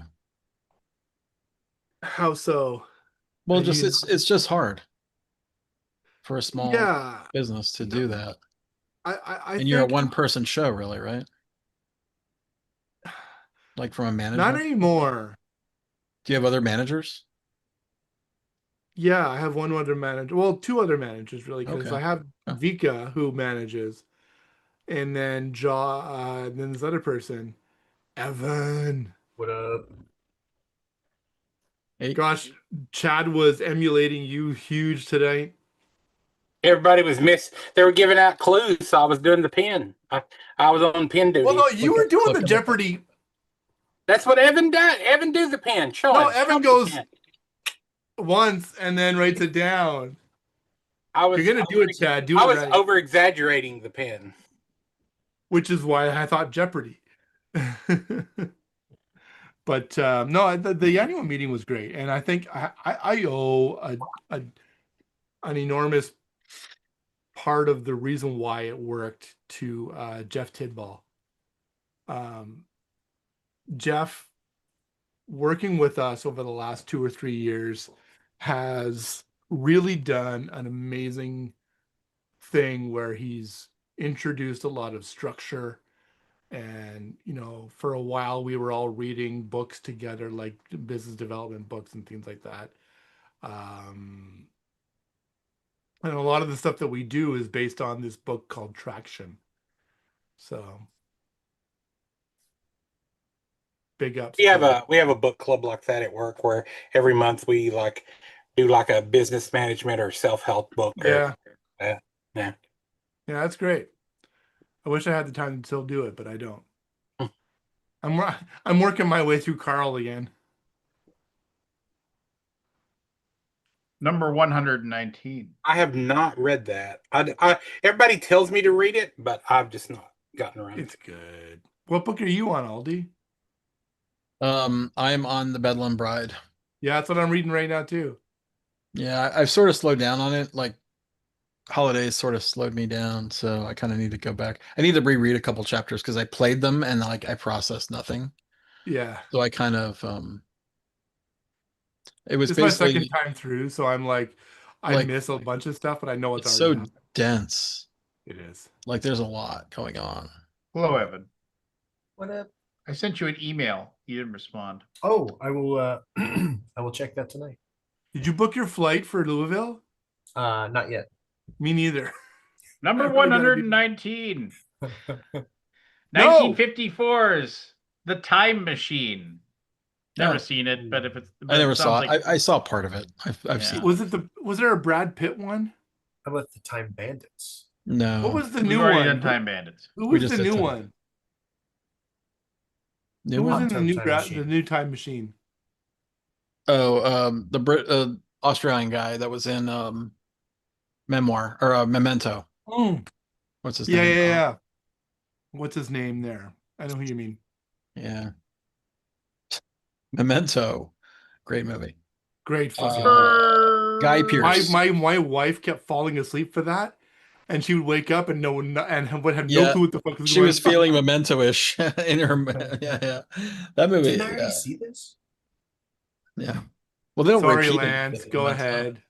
Number 118, The Beast from 2000 Fathoms from 1953. That was Do like not the know first that. one, the first Godzilla movie, basically. Oh. Yeah, and it's pretty good. I mean, it's like same thing, working at the North Pole, executing atomic weapon tests, awakening a ferocious dinosaur that had laid dormant. Number 117, 2014's Guardians of the Galaxy. Pretty good. Till the day I die, I will always remember like that movie came out. People were saying it's pretty good. I remember reading those comics. I was like, and I was pretty impressed with myself that I actually bought those comics. And then I was like, you know what? I'm gonna go see that. And then Ross was 8, 7, 8, and and Ross had a very important doctor's appointment that had to get out of school at noon one day. Oh.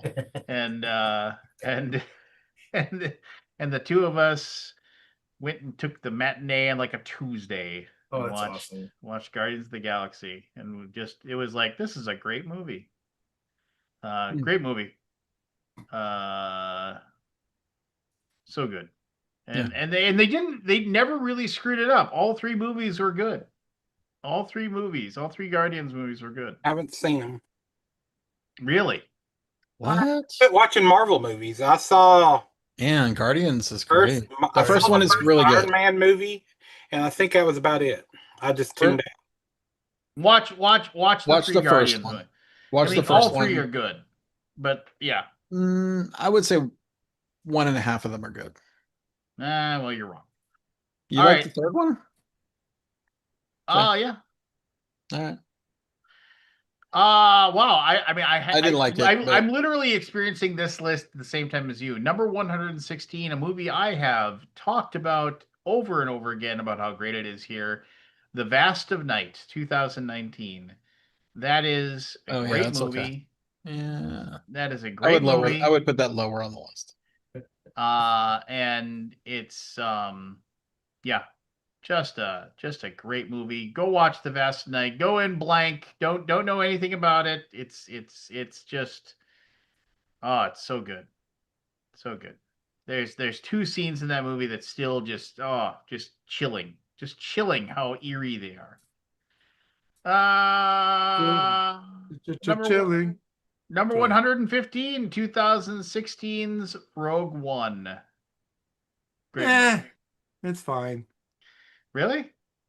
I like it. So, like Chad was saying about the Marvel stuff, too much of a good thing is not a good thing.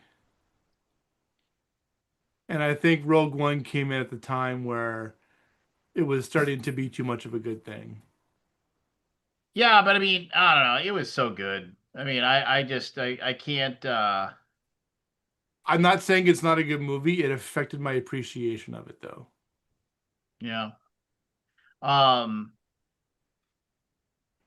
Uh.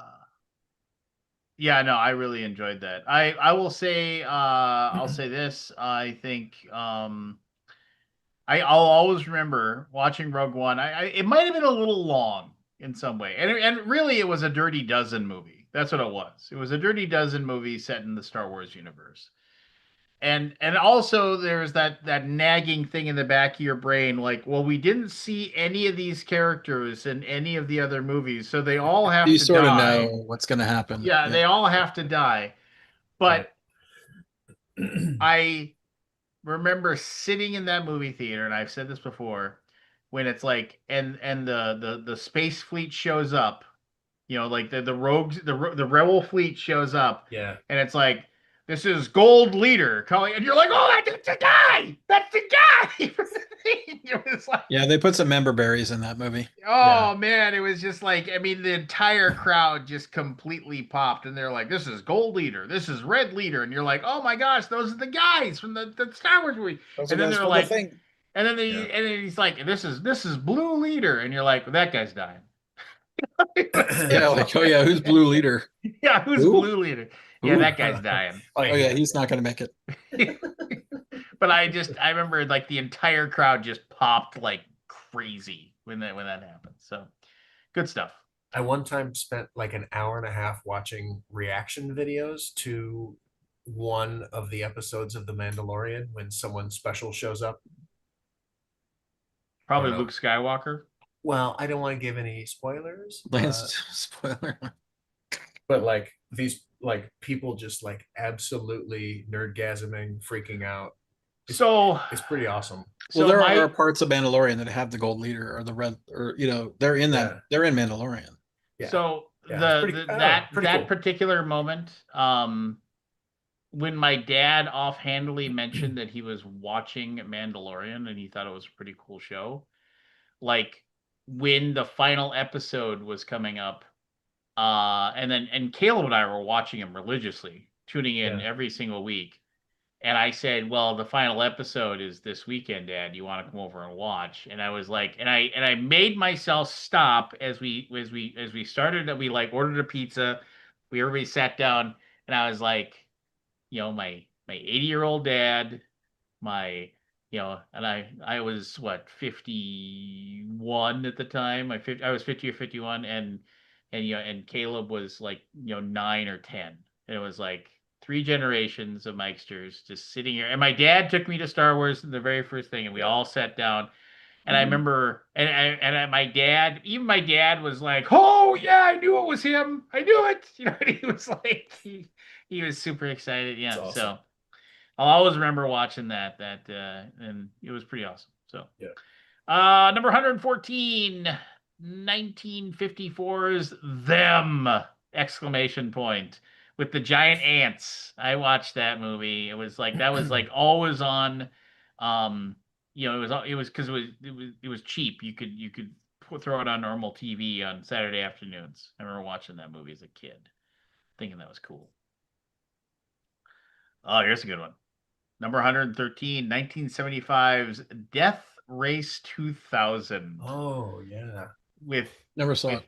Oh, really? You gotta watch Yeah. this. Oh, I you gotta remember the watch it. Holds up? VHS box. We would go to the video store, and I'd always see that movie, like the box, and I was like, "What is this about?" And my parents would never let me get it. Yeah. With Website is pretty annoying. Keeps reloading. with David Carradine and a very young Sylvester Stallone in one of his first big starring roles. Okay. Yeah, I mean, drive across the United States, and for every person that you run over, you get extra points. Okay. Death Race 2000. It's good stuff. Not Rat Race with John Lovitz. Oh. That's not a bad movie. I laughed my butt off in moments in that. Number 112, 1997's Gattaca. It's a good movie. With an Ethan Hawke, I believe, wasn't it? That is one of my favorite movies. Yeah. It's good. It's a smart movie. Yeah. Yeah. Where he gets like the weird genetic material to like. What is it? He wants to be an astronaut. Yeah. Yeah.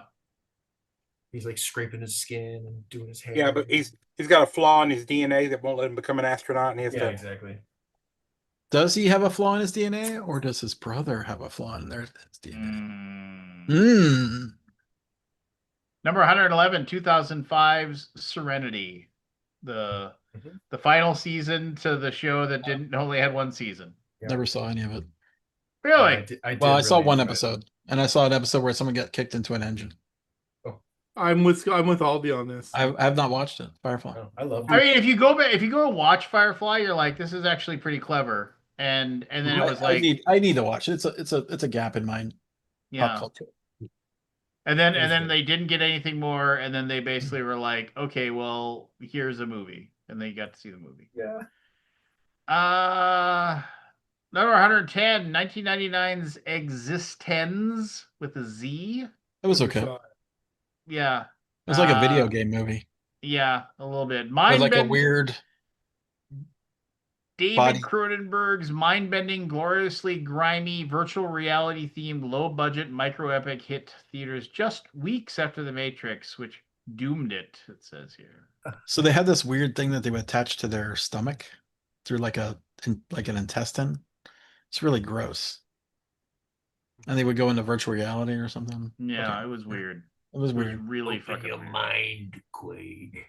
Yeah, it was kind of that. Definitely like some body horror. Number 109, 1968's Barbarella, starring a very young Jane Fonda. That skirted another subgenre other than sci-fi. Yeah, and Duran Duran famously got the name of their band from the movie. From what? From Barbarella. Because there's this crazy scientist called Duran Duran who puts women into a machine that gives them an orgasm. And so they called their name Duran Duran, named after that guy. So I just remember the creepy killer dolls that kept on like chasing her and biting her. It was a weird movie. I never saw it. It was weird. Oh, well, go watch it. It's so campy, but it's just a thing, whatever. Number 108, 1953's Hello Cat. Invaders from Mars. Never seen it. I think I did see that. Martians have landed in our own backyard, and only 12-year-old David McLean knows that they're hypnotizing local communities to take over the planet. Number 107, Colossus, the Forbin Project, 1970. AI, an AI warning. Yes. I watched this recently. Obey me and live, disobey Quite me and die. poignant these days. It's an really old good. movie. It's a really good movie. That was another one of those like cheap movies that the Fox affiliate here could play on Saturday afternoons. I remember watching that with my dad. Yeah, it didn't have like a lot of special effects. It was basically like a 2-scene movie. They had like only like a couple scenes. Yeah.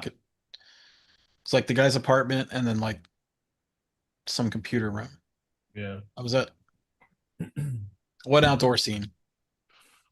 Number 106, 1993's Jurassic Park. Just recently rewatched that. It holds up. Yeah. I should hope so. That Yeah. was the only Jurassic Park that I like to think exists. So amazingly, Probably right. in the book, if you go back and read the book, both Richard Attenborough and Jeff Goldblum, the characters of them, those characters die in the first book. And in the next book, they just kind of hand wave away that I think they still have Richard Attenborough die in the next book, but they wave away he didn't get killed by dinosaurs, and the Jeff Goldblum character is just fine. He's like, oh yeah, he's fine. You can't you can't kill off Jeff Goldblum. Yes. Number 105, 2021's After Yang. I've been meaning to watch this and I never did. I was like, another one of my like weirdo friends told me, it's something about it's hard to explain. It's like there's a guy, Colin Farrell plays this guy who has an android, and all of a sudden it just stops working, and so he's trying to figure out a way to make it work, like trying to find a way to repair it. And it's like it got a broader appeal, he said, about like, the meaning of death and life. And what was the name of that? After Yang is 2021. 2021. I saw that. This website is very annoying, by the way. Well, you shouldn't be doing this. Are you talking about the website that I'm using right now? Yes, Don't use it on your phone. Use it on a. It works just fine for me. Number 104, Destination Moon, 1950. Look at you, always skipping ahead. You like I'm not skipping ahead. I'm not going ahead. I'm just following along. I haven't skipped ahead. Destination Moon. Never heard of it. That's an old I've 1950s never heard movie. of it I'm sure either. it's great, but whatever.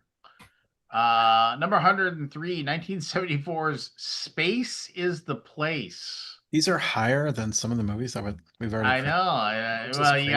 you gotta make it like seem Space cool. is the place. Never even heard of The it. avant-garde jazz legend Sun Ra always insisted he was an alien teleported from Saturn, traveling the spaceways and making his interstellar music with his orchestra.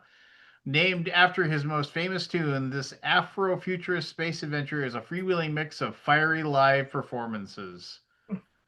Okay. Sure. I wonder if the music's any good. Probably. Sun Ra. Have you never listened to Sun Ra? It's Afrocentric political prophecy and 70s blaxploitation chic.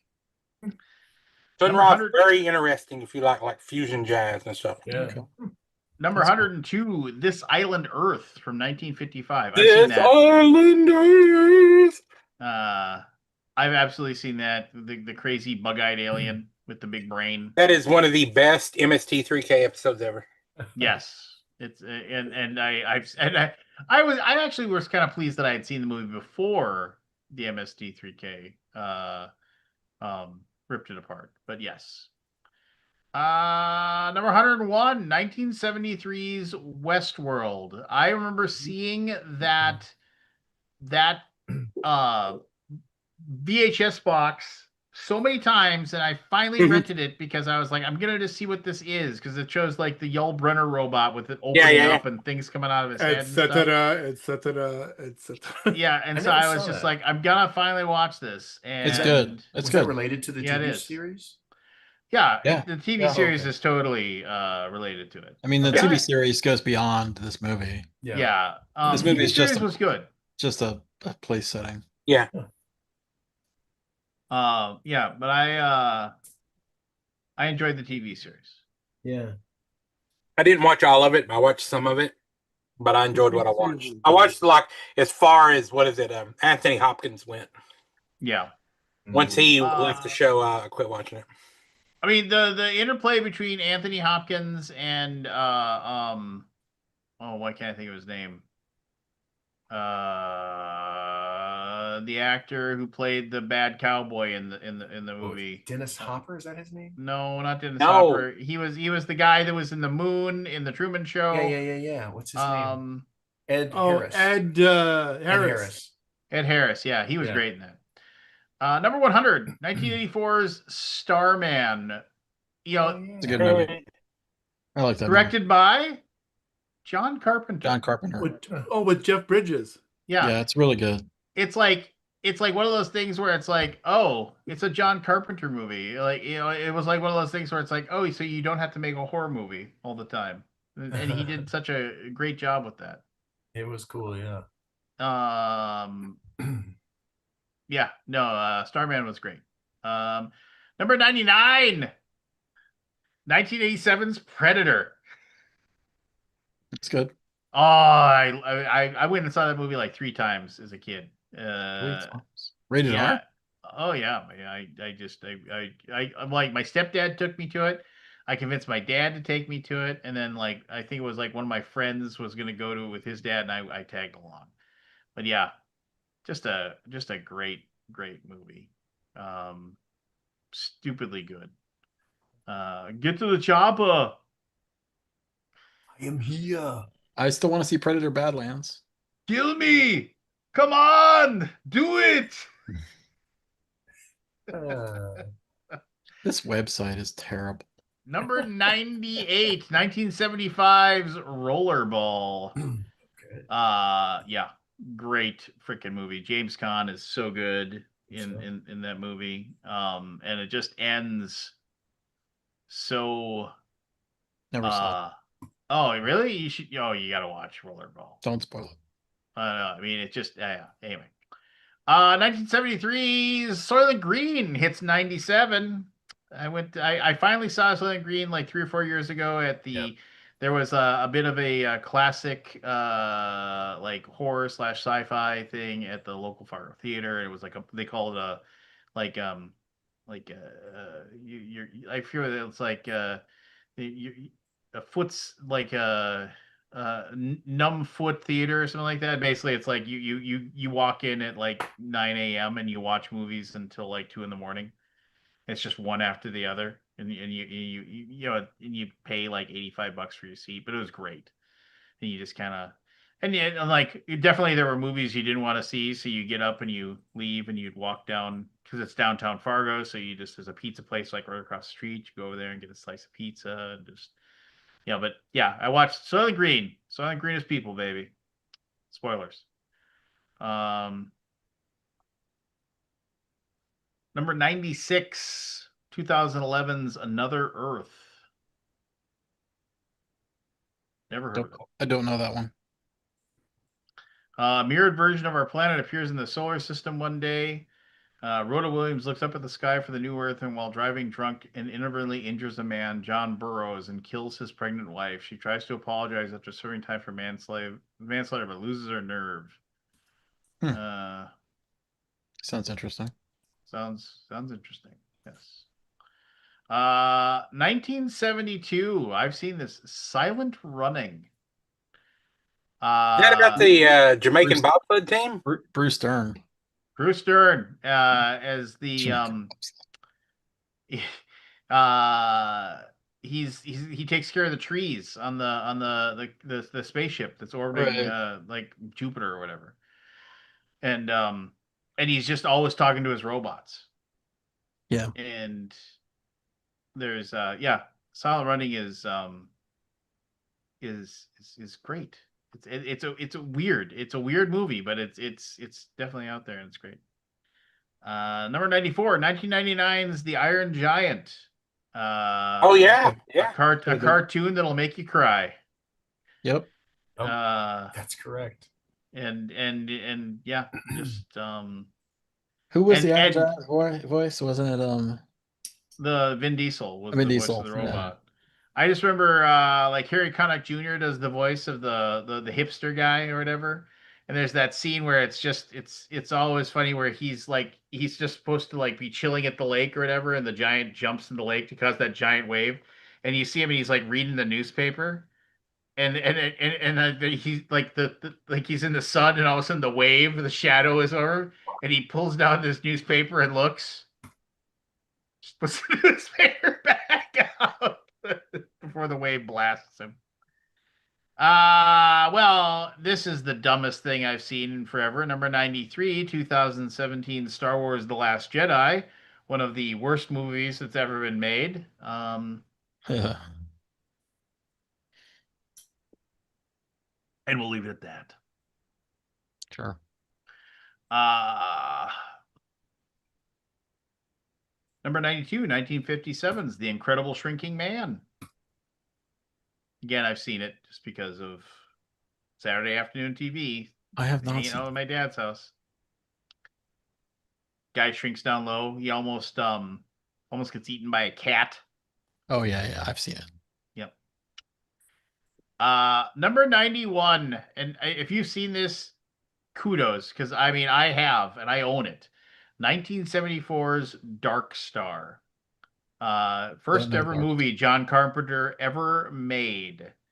Hmm. And Dan O'Bannon, the guy who wrote Alien, you can see the genesis of Alien in this thing, but it's played completely and totally uh, as a farce in a lot of ways. The alien in this movie that like kind of stalks the one guy and like it hates him, like the alien is like basically a beach ball with two flippers on it.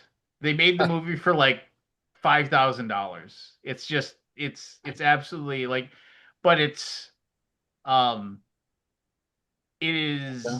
it is weird and like yeah, if you can track it down and watch it, it's Just a pretty side cool. note, do you think we'll ever see stuff like that again? Like where somebody makes a really good film for like under 10 grand. Yeah, with AI. Well, I think with either with AI or the fact that like you can just basically you have a your goddamn phone has a camera in Yeah. it that's like Yeah, better no, for than sure. yeah. I mean, I think people will put something together. It's the time and the whatever the like and the idea that you need. But yeah, I think that'll happen again. Number 90, 2008's Cloverfield. Remember the ad for Cloverfield where they just I remember the they ad. I didn't watch it. I never And saw it. I remember the ad for Cloverfield. I was like, you're like sitting there and like something crazy. You're like, okay, they're not really showing it. You're not really showing it, and all of a sudden, like a portion of the Statue of Liberty's head lands in the middle of the street, and you're like, okay, that's crazy. And I was like, the that was well done. That was well done. It was yeah, that was I went to go see it. They, it was okay, right? But I mean, I remember being very excited about it. I thought they did a great way to build it up. Number 89, 1956's Earth versus the Flying Saucers. If this is the movie, I 89? think number 89, Oh, number 89, 1956. 1956 Got it. Earth. If this is the one that I'm remembering, it actually like the flying saucers actually like work as a buzz saw in some situations and like actually Buzzsaw. like go through like some of the the Eiffel Tower and stuff. If it's the movie I'm thinking of, never watched it, but I've seen it, seen like clips and whatever. Number 88. We all know it for at least one scene. 1981's Scanners. Never saw it. Really? Oh, maybe I did. I never saw The it. I only I saw know a the reference to head it. exploding scene, but Yeah. Yeah. That was like the that's what everybody remembers about that. But yeah, weird movie. Worth watching. 87 2017's Blade Runner 2049. Watched it 2 weeks ago. Yeah, I like that movie. It's probably a half an hour too long. But the visuals are just amazing. And I love the premise of it. And yeah, whatever. Number 86, Star Trek 4, The Voyage Home, 1986. There be whales here, Captain. Is that the one where they go to the I might put center of the that universe? higher. What now? What'd you say? Is that the one where they go to the center of the universe? No, No, that's the one where they go back in That's time to get the humpback 5 or whales. 6 or Oh. something. Yeah. Yeah, that's one of the worst ones. The one you're talking about, Chad. Yeah. God. Why does God need a starship? why does God need a starship? Yeah. I just remember that scene when there's lots of great scenes, but it's just like you can't give him the formula for transparent aluminum. Well, how Yeah. do you know? How do you know he didn't invent it? You know, Yeah. It's pretty good. Like they basically give it's one of those time travel paradoxes. Yeah, or Like the Scotty goes back in time to like give the formula that gives them the technology to build yeah, the thing. Computer. Yeah, Oh, computer. Yeah, he's talking to the mouse. It's so Talking to the good. mouse. Oh, it's so good. I feel like that's probably low on the list. I feel that should be higher. It's And yeah. then, We've come millions, thousands of miles. thousands of miles. And then I remember there was when he goes into because they need money, he goes in and he sells the glasses, and he's like, oh, too bad one of the lenses is broken. I can give you $110 for it or whatever. He goes, is that a lot? He's like, eh. And he's like, Eh. and Spock says, aren't those the gift that Dr. McCoy gave you? Yes, and the beauty of it is they still will be. Yeah. Yeah. That's so great. So many time travel things in that movie. It's so Yeah. great. Fun movie. And then one of my all-time great things is when then Spock says, well, to go back in time, I had all the correct everything I needed, and he's just like, and then he said, but and he's talking to McCoy, and he's like, I'm having an issue though. The the dispersion elements of our weight aren't a static thing anymore because of the water and the whales inside the thing. He's like, so well, I don't know if I can't accurately ascertain the trajectory that we need to go. He's like, well, I just gonna have to guess. He's just like, and he's so Yeah, I happy don't know with what. It's so himself. weird how that movie. It seems so different than the rest of them. Yeah, Like it's so whimsical, it is. It's very and like whimsical. they got rid of that, which sucks. I don't know if that was a director thing or what. And then McCoy got that great scene when he goes into the hospital and Yeah. he's dealing with Are he's you like, barbaric? What a bunch of barbarians or something like. what is this, the Inquisition? And Yeah. he gives the old lady a pill, and she just take this and you'll be Yeah, fine. yeah. I grew a new kidney. Yeah. That's so great. Uh, That was a lovely movie. Number 85, 2007's Sunshine. I like Sunshine. Fabulous. I like the first half of movie. it or 3/4 of it. I don't like the monster movie at the end of it. But, Yeah, I mean it kind of, but I mean, man, that first part man, of it's it. so good. Like the sci-fi, the hard sci-fi is so good. Yeah, it is. It's super good. Danny Boyle Yep. directed that. Number 84, anime 2006 Paprika. I mean, I've seen it just I because don't I'm know an that anime junkie, but yeah. I mean, you just if you're no anime. I remember I didn't even know this existed until my buddy Jason bought it and I watched it with him. 1971's number 83, 1971's George Lucas's first movie, THX 1138. I never did see that. It's good. It's It's a little boring, but it's worth watching. dull, but yeah. It's dull, All right. but worth watching. I'm gonna Good night, take off, buddy. guys. See you guys. See you, Matt. Thank God. I don't know if I can make it to 82 more of these. Well, we'll burn through them because You're gonna have to yeah, burn fast. it was just such a young like Donald Pleasance and Robert Duvall in that Yeah. movie. I mean, it's just they're both super No, it's young. good. I don't think 82. I don't think it's like that great, but it's good. No, it definitely shows.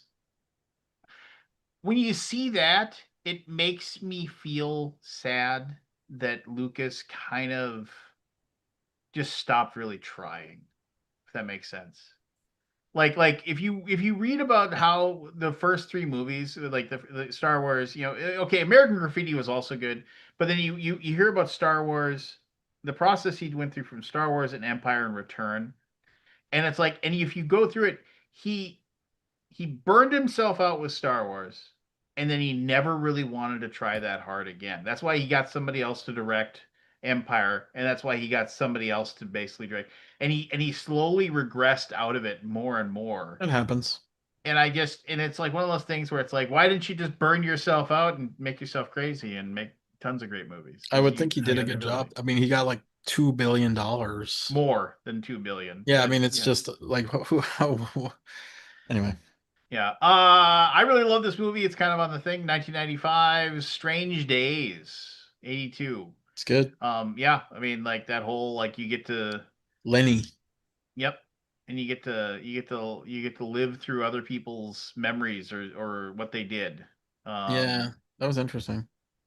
That That was, what year was that? 1995? 1995. Wow. Yeah. So we had that in 95.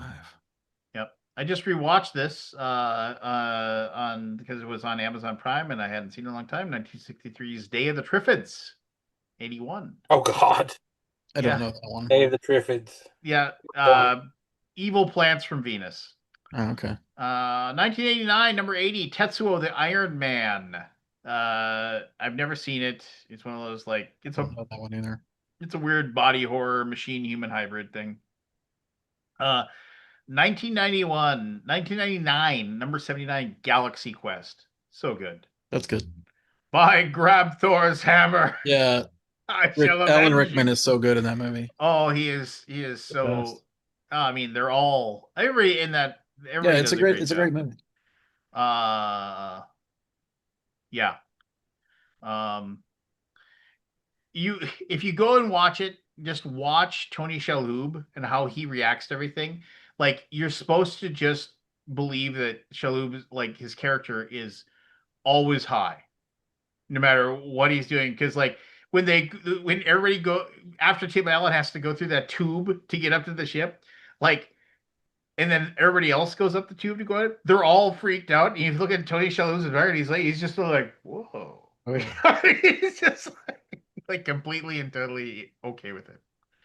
Number 78. I don't agree with this. 2022's Nope. I mean, Nope was okay, but it's not the 78th best I've not seen it. sci-fi movie. I won't spoil it for you then, but I Yeah, mean, okay. yeah, no. 77, 2018's High Life. I was bored. I was very bored with that movie as well.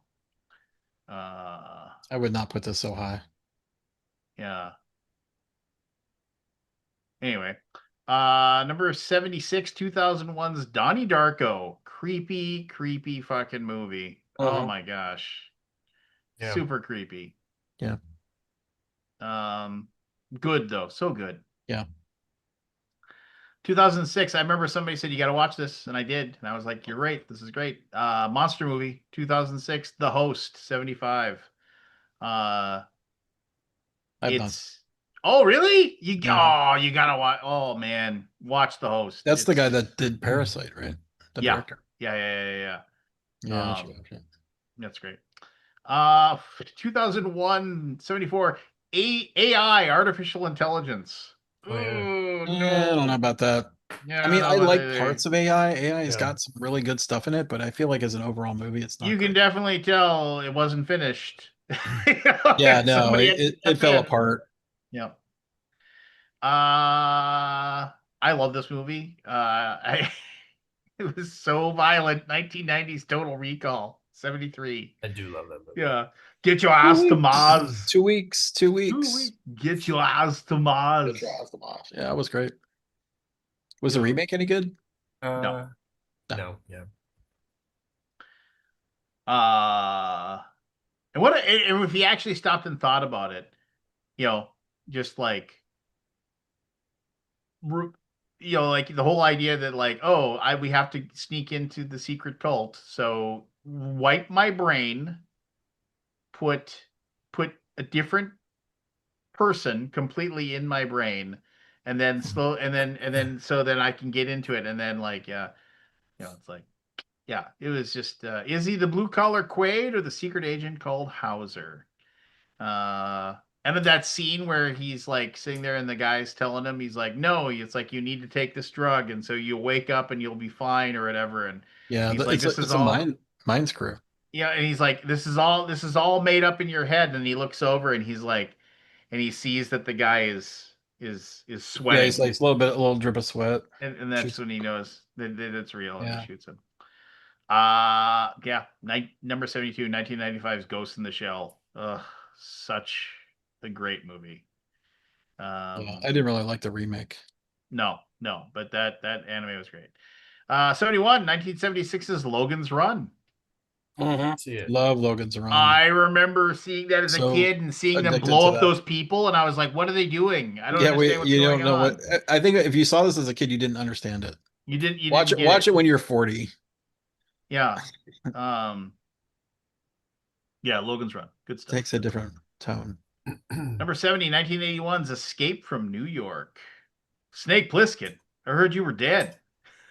Yeah, it's pretty good. It's a pretty Just good movie. over and over. There's a lot of John Carpenter on this list. John Carpenter's a hell of a creator, man. Oh yeah, That for guy's sure. he's in my top 5 all time. 1966's Fahrenheit 451 at number 69. Nice. I remember my dad had me read Fahrenheit 451 at a young age. He said, "You'll like this. You'll There's a like movie this for book." it. Yeah. Oh, okay. I didn't know that. And why is it called Fahrenheit 451? Evan? I know what it is. That's the temperature at which bones burn. Paper. You're on the right path. The paper, because the whole idea is that books are burned, like knowledge is Well, I is read destroyed. the book. I just couldn't remember. Paper burns below 451. What are you talking about? Number 68. Really? 1971's The Andromeda Strain. Oh, that is I love that. I movie. watched that last week. Yep. I just rewatched That it was a good again movie. too. Yeah, I love it it. is a good I love movie. all the technicalities about that movie. It's so good. Yep. You think it's going to be like a war crime, like a cold War crime drama? Like some kind of like radiation or something. Yeah. And then it turns out to just be like a sci-fi film. It's like, what the? They definitely screw you. All right. Number 67, 1973 is Fantastic Planet. I like that movie. I started watching that yesterday. I need to finish it. Animated. Yeah, I really like that movie. I watched it back on when USA had the night fright, or what was it called? Flight Night? Yes. What was that called? What was the one with Joe Bob Briggs? Night Flight. What was the one with Joe Bob Briggs? He would host the horror movie. Something of Vision. It was something Vision. But for if you like that night flight stuff, what is it? Like you can sign up and they're doing it again. Oh, you can. Yeah, it's like a streaming system, right? Yeah.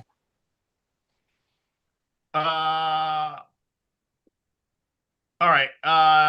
Next one up is Liquid Sky, 1982, number 66. What's Liquid Sky?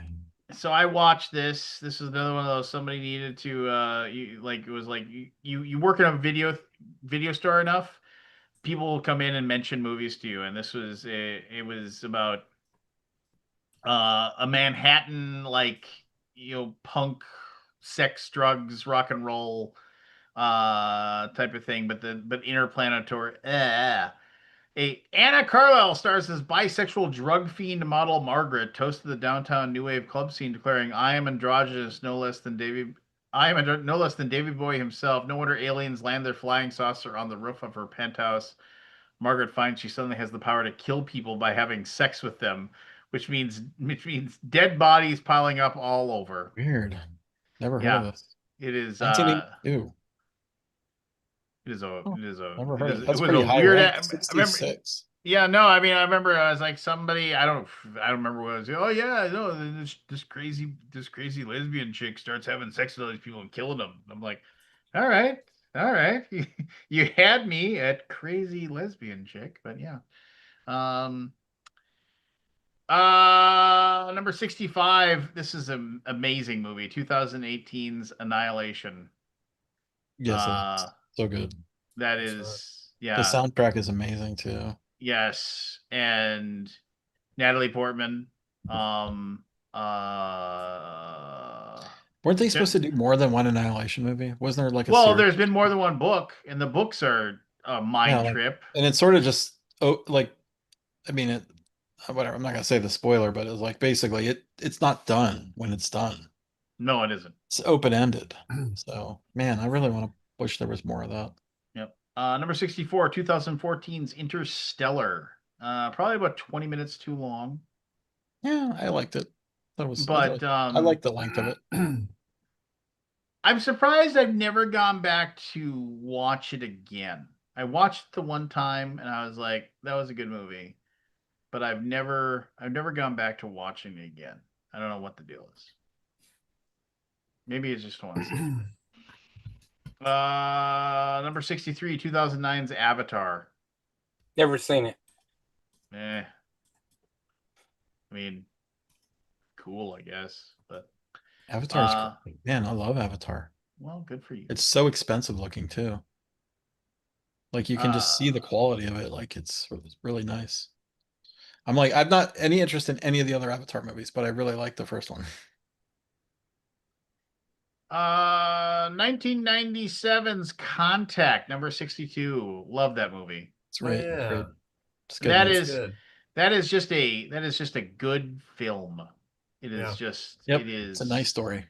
Yeah, it is it's a very, yeah. I think that's and then, like, when you think about it, who's the director? Robert Zemeckis. Zemeckis. Yeah, you're just like, that guy just writes good stories. He doesn't have to have a I think it was not written by him. It was written by Carl Sagan. well, But no, it was directed. written by Carl Sagan, but Yeah. there was no way Robert Zemeckis was going to have Yeah, don't no, know he did what's it. the truth ending. No, Yeah, no, he it just was really nice. flat out just says no, no. I remember when I went on a date with that movie too, and then and like I had seen it before, and I was like, I think you really like this movie. God, what was that girl's name? Shannon? I don't know. But I remember she, like, when they have the reveal, and this is like a 30-year-old movie, so but when it's just like, oh, there's no, you say you had all these things when you talk to aliens, but there's no proof of it. James Woods is being a prick, and then they were like, what did the camera record? And it was like, because we didn't have contact with you for 22 minutes, and you had this crazy dream, and it was just like, what did the camera record? Nothing, static. How long was the static? Exactly 22 minutes and 11 seconds. Like and it was just like, Yeah. and I remember, and then the girl, she's like, yes, I heard her say that. She was just like so happy that, like, it was proven true. But anyway, number Yeah. 60. Go ahead. Sorry, number Nope. 61, 1995's 12 Monkeys. I like that film. Yeah. I like 12 that Monkeys. film too. It's Another kind of Terry depressing. Gilliam. It's a little depressing, but Yeah. yeah. Here we go. 1982's E.T. the Extraterrestrial, number 60. Yeah, that's a good movie. I saw that in the theater Yep. And you when I was cried 11 years old. and you cried like a baby I when did. E.T. died. You never cried as a kid, right? Like at your theater, like as a like.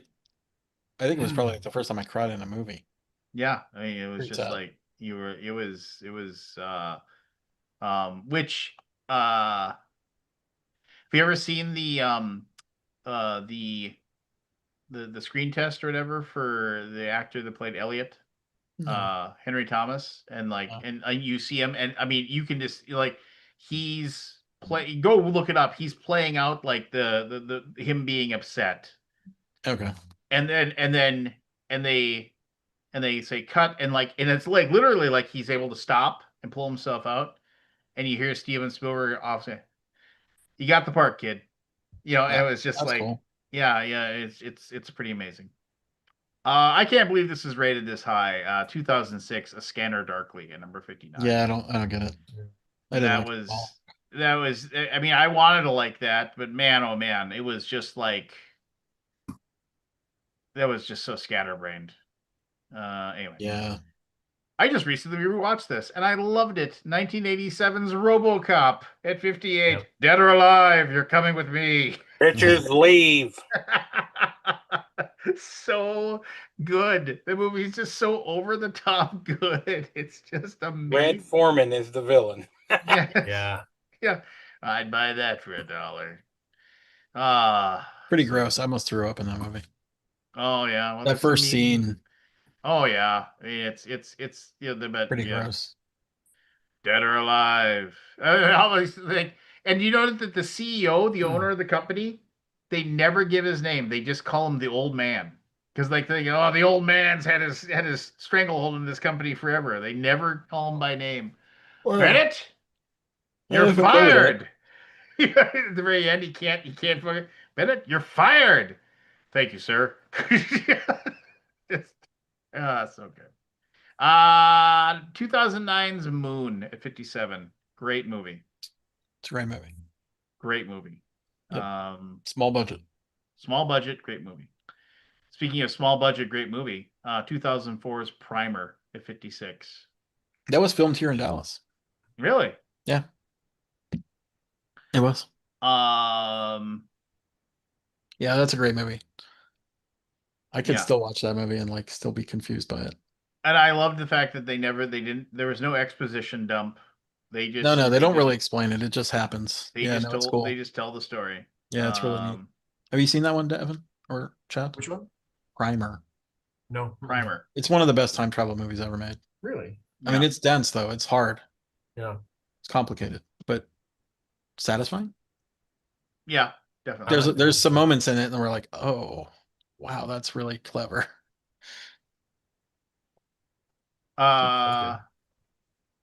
I've seen this movie. 1966 Seconds at number 55. I need to watch that. No, wait. Second? So Yeah, I think I need to watch that one. a nondescript It's on my middle-aged list. suburbanite gets a literal shot at a second life through an underground medical procedure. It transforms him into a dashing young painter who lives on the beach with a sexy, free-spirited companion. But of course, all is I don't not know that as it's. It's on the Criterion Collection. Yeah. Anyway, yes, it's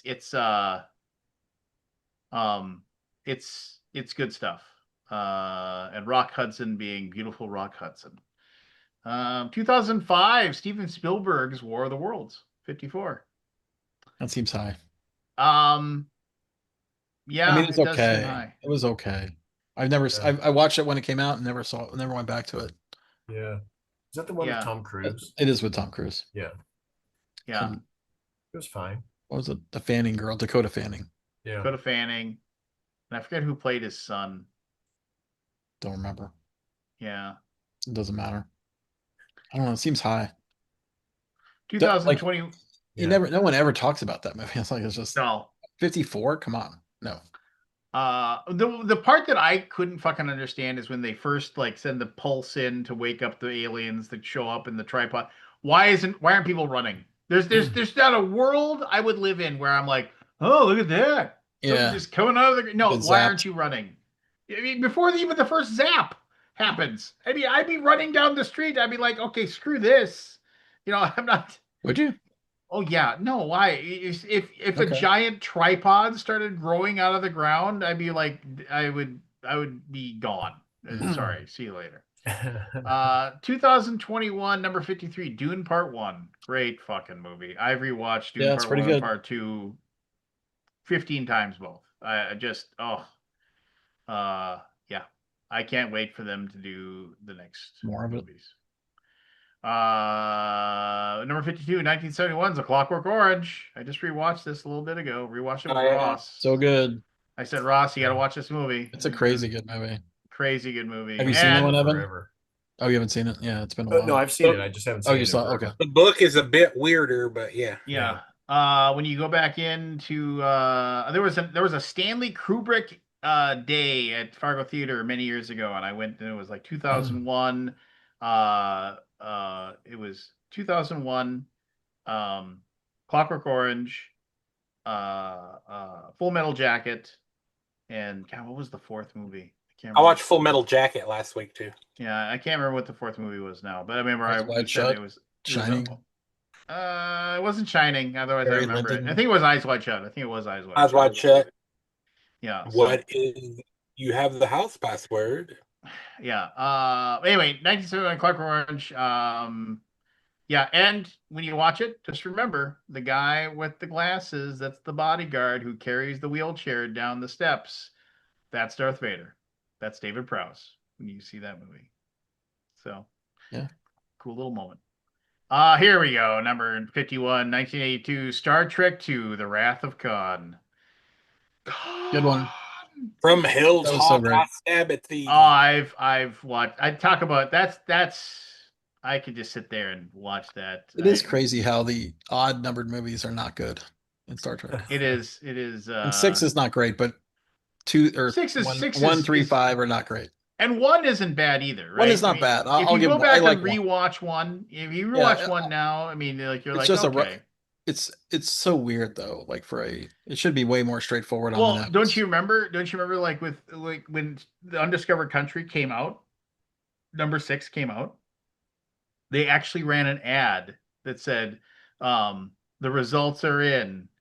You know, even numbered Star Trek movies don't suck." I don't remember that. That was an actual ad they ran. Oh wow! So they had their own ad. I remember when the Undiscovered Country came out was when they were the marshmallow. You remember the marshmallow? Like they sold those like hotcakes. Marshmallow. I don't remember. Yeah. There's a thing. There's this little part in that movie where they have like these marshmallows that taste like melon, and they come out in the dispenser. Yeah, it's a little thing. But Kraft, they jumped on that bandwagon super fast, and they used marketing for that. And that summer was like you'd buy little toy marshmallow dispensers. It was crazy. Wow. That one scene where they come around. Reliant is calling. They want to discuss our terms of surrender. Put it on screen. But I don't know. Put it on screen. It's just like and then the whole and then you went, God. Ah, Admiral. You remember. I can't help but feel touched. Just and the fact that they're never actually in the same room together the entire movie. All of their acting is done through they're responding to each other by like the screens or whatever. Like so. Number 50, 2013's The Martian. A very good. I haven't seen that yet. I do want to watch it. Yeah, you need to watch that. It's pretty good. It is a very good representation of the book. The book is much better, obviously, but 2022, number 49, Everything, Everywhere, All at Once. Just a great movie. I wasn't crazy about Seems that. a little high on the list here, but it's okay. I just I liked it. Have you ever seen the thing about Ke Huy Quan like running into Harrison Ford again after all those years, and then he's like, "Do you remember me?" Like they like he literally like they had like, well, he's like, and he goes, and he just like they were at like some gala after the release of the movie or something like that, and then Harrison Ford happened to be there, and he's like, "Do you remember me?" And he's like, "Are you short round?" He just said it like, indie, but yeah, no, a good movie. 1981's The Road Warrior, number 48. That's a good one. The last of the V8 interceptors. I feel like crying every single time that car gets destroyed. You're just like, Whaler. yeah, well. Oh, 2000. such a good movie. Yeah, it is. 2012, number 47, Looper. Speaking of time travel movies, Looper's good. Yeah. 47? I don't know. That man. Burt Reynolds. Yeah, it's Burt Reynolds. No. What's his name? Ryan, Joseph Not Gordon-Levitt, Burt. and Bruce Willis, and Bruce Joseph Willis. Gordon-Levitt. Yeah. I mean, it's fine. Hooper? You talking about Hooper? Thinking of Hooper? yeah, Hooper. Hooper. Good. I like Hooper. I think I like Hooper better than Looper. I mean, I like Looper, but it was not great. It wasn't like, oh, it's so fun. Oh, good. I don't know. I just didn't like the end of it. Anyway, I like the time travel parts. Yeah. John Sayles is The Brother from Another Planet, 1984. I do not know that movie. Really? I mean, I know it, but I never saw it. Yeah. I've heard of it. Yeah. Basically, extraterrestrial lands on Ellis Island, and then it's definitely has a this is a science fiction movie, but we're talking about racism and cultural aspects and things like that. So, let's see here. 1902, number 45, A Trip to the Moon, because basically it was like kind of like the first sci-fi movie ever. Where the famous rocket I'd put it at 150. But the famous the moon gets poked in the eye. The moon's got the bullet in the eye or whatever. Yeah. I would not put this at 44. 2013's Gravity. No, it's okay, but I would put it lower for sure. Yeah. Adequately ranked 1988's They Live at 43. Just put on the glasses. Too high. But well, what are you talking about? It's not 43. Come on. Just put on the glasses. Yeah. I love it though. I mean, it's not. But it takes too long to get to the good stuff. It's not science fiction, Carpenter said. It's a documentary. Oh. I wouldn't be surprised. 1985's Back to the Future at 42. Mm. Obviously a fabulous movie. It's one of those movies that Would you call that sci-fi though? I guess it is. Yeah, time travel. But name a bad moment or a bad scene in that movie. Yeah, it's good. It's just solid the whole way through. Yeah. And it's just and the opening. Remember the opening where you see all the dials moving and everything's changing and everything like that, and you're like, what's going on? And you hear that hum in the background, and all of a sudden you realize he's gonna play guitar. He holds it up in the pick and he strums and he gets blown away. Yeah, it's knocked back. Yep. Was that in Back to the Future 2? What? Was that in Back to the Future 2? No. That was the very start of number 1. Oh, is that? Sorry, I thought you said Back to the Future 2. No. 1983's Videodrome 41. With the hand coming through the TV screen. Yeah, I don't think I've seen. It's too high. I remember the VHS box, but I don't think I watched it. Yeah, it's probably too high. It's too high. It's too high, man. But number 40, The Terminator, 1984. Yeah. Great. Yep. Great movie. Just so great. Arnold lands and he's in that. And it's a good thing they only made one other movie. Yeah. He's in that pose when lands, and then it's over. And then you just have to wonder, how did the future turn out? And then the other guy. Have they made any other good Terminator movies? What were you saying, Chad? No. What did you say, Chad? No, just that scene in the beginning of the Terminator when Arnold Schwarzenegger lands and he's like in that pose. Yeah. Yes. Then the other guy lands and he just. You what always bothered me about Terminator 2 is that it's so obviously set up if you go watch it, and if you pretend like you don't, if you've seen if you're thinking Arnold Schwarzenegger is the bad guy because he's the Terminator, right? So you go into that saying he's the bad guy. The whole beginning of that movie, it's to make you believe that the cop is the good guy. No, yeah, we didn't know. and the Terminator, but the ad showed that like that he was going to be the good guy. Like when We never trailer, saw any of whatever. that. Yeah. We never saw any of And that. So so we didn't know. until they're in that one scene where they both see each other and that's when he grabs the kid and turns around and Yeah, takes the bullets in his yeah. back or whatever. No, we didn't know. Oh yeah. No, we didn't. I mean, No, I don't remember any of the previews or anything, no, fair enough. which is nice. Yeah. It's nice not to know. 2008, number 39, Wall-E. I Good do film. like Wally. Great film. Number 38. Number That's 39. too high, but okay, it's good. It's a little high, but I mean, it's a Number little 30 high. Though. Number 38, 2010's Inception. Yeah, I like Pretty Inception. cool. Pretty cool. I love Sold a everything. lot of tops, man. I love everything Inception but tops? the end. I love everything but the end, and I don't What? care. Even the I end don't is care good. I don't care what anybody says. Pick an ending. Pick it. Sure. Pick the ending, and then let us decide if we think the ending is good or bad. I've always thought that that's the cheapest thing in the world, to just not pick the ending. What Number about 37. Clue? Clue's got 3 Right. endings. You get to see all of them. I guess. Isn't that 4? That was 4. I thought it was 3.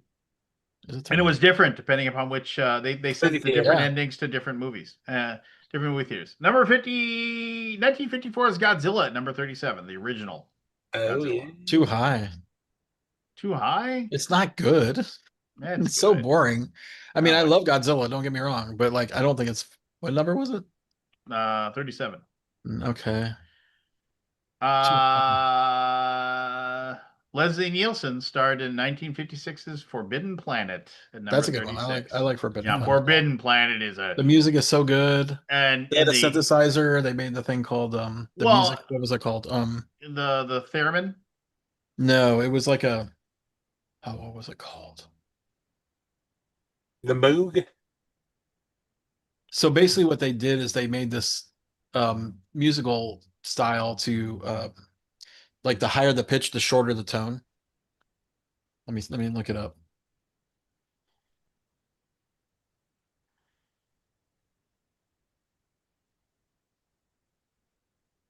What did they call it? Anyway, whatever. Keep talking. I'll find it. 2013's Her, number 35. Oh my God, really? Didn't see That that. far up? Wow, really? Yeah, that's Yeah. too high. I mean, it's No fine. way, man. I wouldn't have put that on the list. 1986's Aliens at number 34. Great movie. Yeah. Not him. With John Hurt? Aliens. By the way, the name of the synthesizer was called the Krell patch because the Krell were the aliens. So they made the Krell patch to make the synthesizer sound otherworldly. I remember Aliens. Okay. Aliens, yeah. I had Caleb watch Aliens. Well, we watched Alien first, and he was like, ugh. And then we watched Aliens, so you know what was going on. And he was like, that was a good movie. It's pretty kick-ass. That movie is kick-ass. It is. I have a qualm against Alien because they all died because of stupid cat. True. 1956, The Invasion of the Body Snatchers, number 33. Yeah. They had to go not the back 71, not the 70s. one? They had to go back and change the ending of the 1956 version to say that they had found the seed pods and they had stopped the trucks and prevented the world from being taken over. Right. because So it was a people did happy ending. It was a happy ending. Interesting. Yep. But the 70s one is not a happy ending. No. Oh, it's, No. ooh. Which is, as a 1988. kid, is like unsettling. It is. As Yeah, a kid, because I saw my that when I was a sister kid. got to pick the movie we went to go see, and I didn't want to go see that movie because I thought it would be too scary. And I went with my dad and my sister, and I went to that, and that ending freaked me out so bad. Yeah, Plus, because I you don't really understand it. I didn't understand it at all. I was trying to follow it. All I knew was Spock was like a bad guy, and yeah, it was just like it was weird. Number 32, 1988's Akira. I love Akira. Mm-hmm. Too high. It is. No. What number? What number is it at? Number 32. when I It's went, pretty high. I went out. I think I So told the story high. before, but very, very quickly, I went out to the West Coast to visit a friend of mine, and he said, "Hey, they're showing. There's a that was back when it was called Japanimation. He's like, Yeah. there's a Japanimation club, and they're showing Akira tomorrow." And I was like, I don't even know what that is. He's like, you got to watch this. And so we went, and then the guy apologized and said, I'm sorry. I thought because he ordered it from he ordered the Betamax or whatever the fuck it was from Japan, and he's like, I Wow. specifically asked for the dubbed version, and all it is it's the Japanese language, and there was no subtitles, no nothing. But he said, you still want to watch it? And everybody's like, yeah, I'll still watch it. So my friend basically sitting next to me, because he had seen a dubbed version, he had to basically tell me what was going on the entire time so I could understand the thing. But so I had this guy giving me the plot in my ear while we were watching it, but I still loved it. I mean, that movie pretty much introduced the American audience to anime in Yeah. a lot of senses. Japanimation, get it right. Yeah.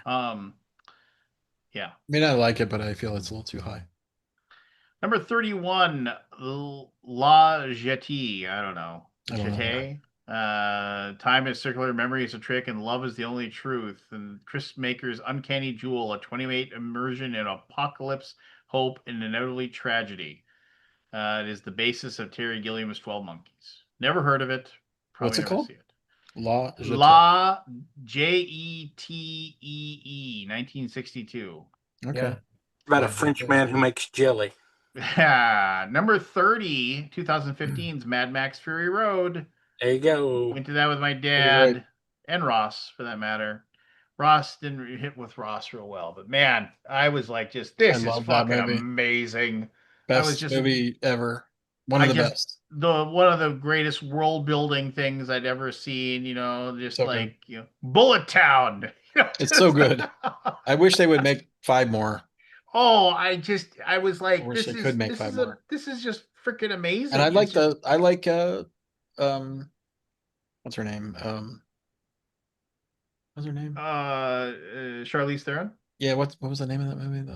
Furiosa. Furiosa. Oh, I yeah. love it. I haven't seen Furiosa yet. I love it too. It's equally, for me, it's equally as good.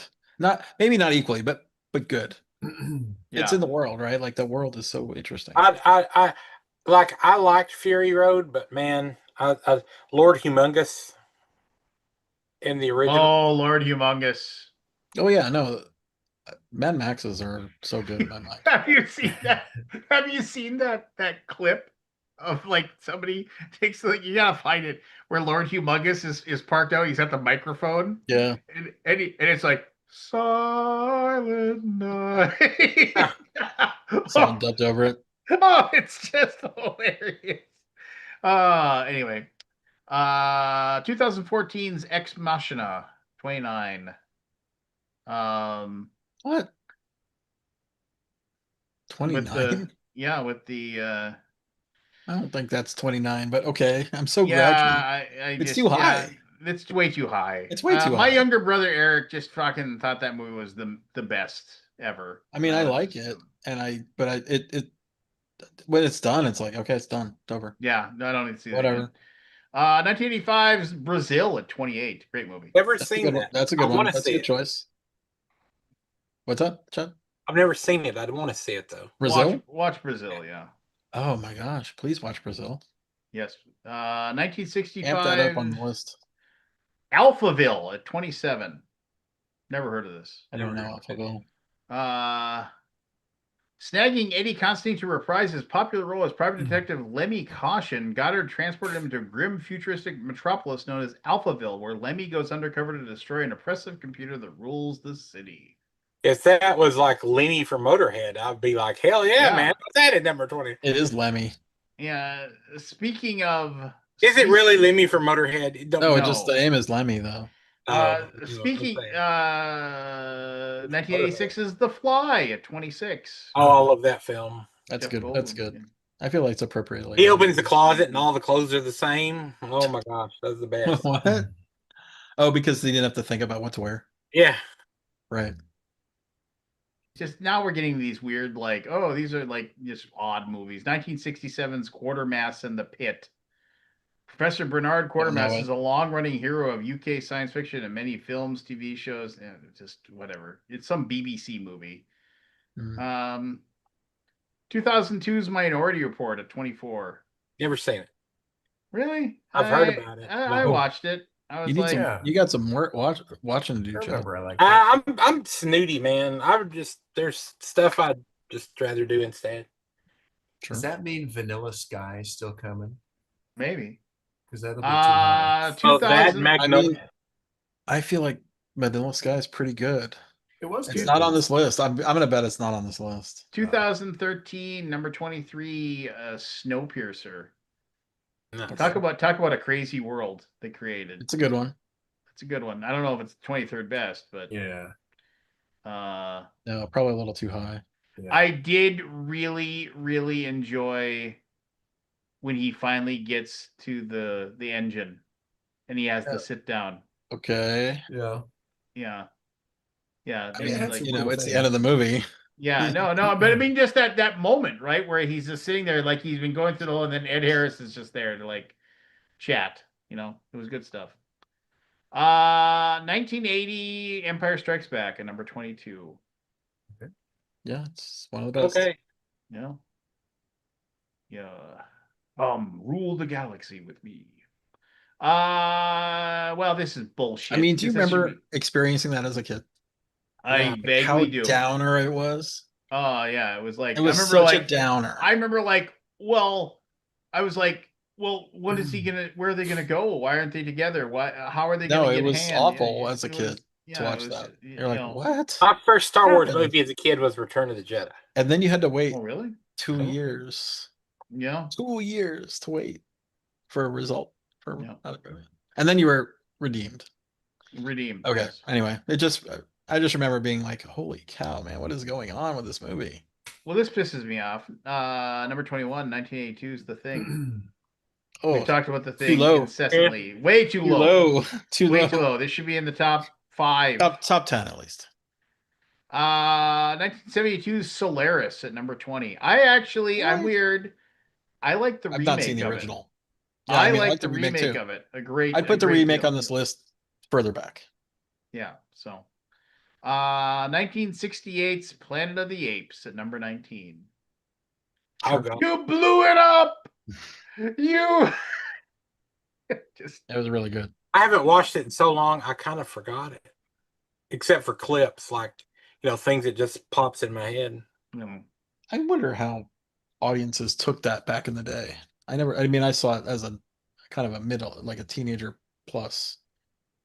I Would it have been hate so shocking? every ape I see, from Hey, look at chimpan this. A to chimpanzee. Look at the next one, Lance. Invasion of the Body Snatchers, the remake in 1978. 1978. That's the one with one. Donald Sutherland in it. Yes, that's the one. That scene. Just, oh Yeah, with the ending not as bright. Yeah. Yes. Eternal Sunshine of the Spotless Mind, 2004, number 17. Fair. I think I agree with I that. think that is maybe a little too high, but Wait a minute. I really like this one. It's a top 50. It's a top 50. I Terminator 2 Judgment Day at number 16. Sure. Great. I mean, honestly, that was like when Robert Patrick showed up, and you're just like, what the heck? Did you know that Robert Patrick is like his younger brother was in Nine Inch Nails? No. It was in Filter.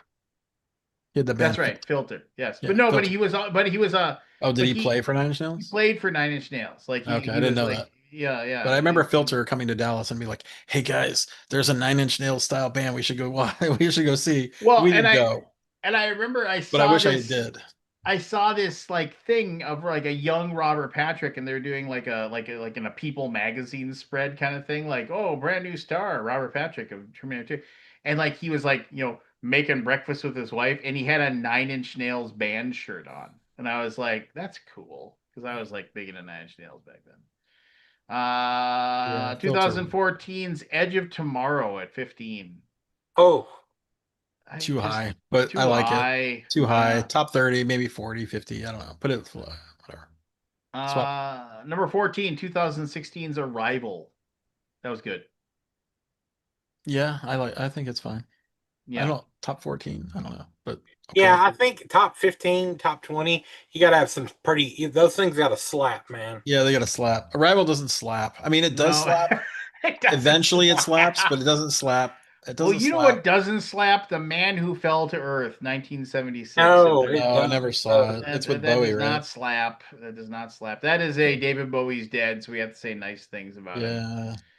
Number 12, Klaatu Barada Nikto. The day I said the your earth damn stood words. still. I said your damn 1951. words. This is the day the earth stood still because that's what the Klaatu is coming. Yeah.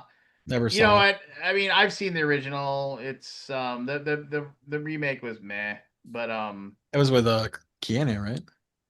yes. Seen it? Yeah. Oh, Was he Klaatu? yes. I don't. Yeah, I don't know. I don't think that should be number 12. I mean, No. it's number 12 because it's like, oh, Yeah, it's like okay. one of the It's quintessential yes. sci-fis, but 1997 Starship Troopers at 11. I like Starship Troopers. I like it too. Top 10? No, but But okay. you know what I didn't like? It was like, oh, I'm Johnny Rico, and I'm gonna go join the armed forces. Or I'm whatever. from Buenos Aires. Yes, and I say love, we kill him, or what is and it? I love my girlfriend, Carmen. Oh, but Carmen decided she doesn't love me anymore. So I'm gonna love this other girl until she gets eaten by a bug. You know? And so now I decided I love Carmen again. It's a parody. It's just do you want to know more? Yeah. I really liked Starship Troopers. I really Yeah. did. Is and None of us put it on our lists when we did our own top no, 10s. but it's good stuff. 1999, number 10, The Matrix. Yeah. I love It's so good they only made one movie. Yep. Yeah. Such a great movie. It's just a great movie. Stands on its own. Don't need any sequels. Don't need to do anything else with Perfect it. as it is. It's just perfect. True, Mr. Anderson. Number 9, 1977 Star Wars. Nothing but Star Wars. Totally Star Wars. Sure. Don't let it Doo-doo-doo. end. Top 10, we knew it was going to be here. And partially stolen from the classic movie Hidden Fortress. So Sure. you know. 27, number 8, Metropolis. I mean, Metropolis is boring. I never saw it. Oh, it's so boring. I mean, but it's 1927 and they did something crazy and they made it actually look pretty good, right? You know, so fine. 2006 Children of Men, number 7. Interesting. Yeah, it is an interesting number 7. I don't want to give me it has definitely a what moment like you're watching it for sure. and all of a sudden there's you're definitely like, some things. You're like, okay, I totally understand what's going on here. What just happened? You're just like, holy shit. Yeah. No, it's got some good stuff in it. Good stuff. This is wrong. 2013's Under the Skin. It's number 6. No, number thanks. 6. No. I mean, I like that movie, but no. Number 6? What is going on? I mean, it's somebody's told me, he's like, that is one of the most Lovecraftian movies I've ever, and I was like, that actually does make sense as far as like the existential horror, like the yeah. I mean, it but it's does, not. but yeah, not number 6. No. 1979 Alien, the original. The cat, man. Yeah. Fuck that cat. Fuck that cat, man. Well, also, I mean, the fact that like if what's her face hadn't just stood in front of the alien and gotten out of the way, they would have killed it because the guy had the flamethrower. He's like, get out of the way, get out of the way. Instead, he has to charge the alien and like try to go. Yeah, that whole movie is all about that alien hates that cat, and everybody just gets in the way. And what's his Damn alien would have left after he why killed the can't I cat. think of the name of that actor, the African American actor in Alien? Why can't I think of his name? I don't know his name.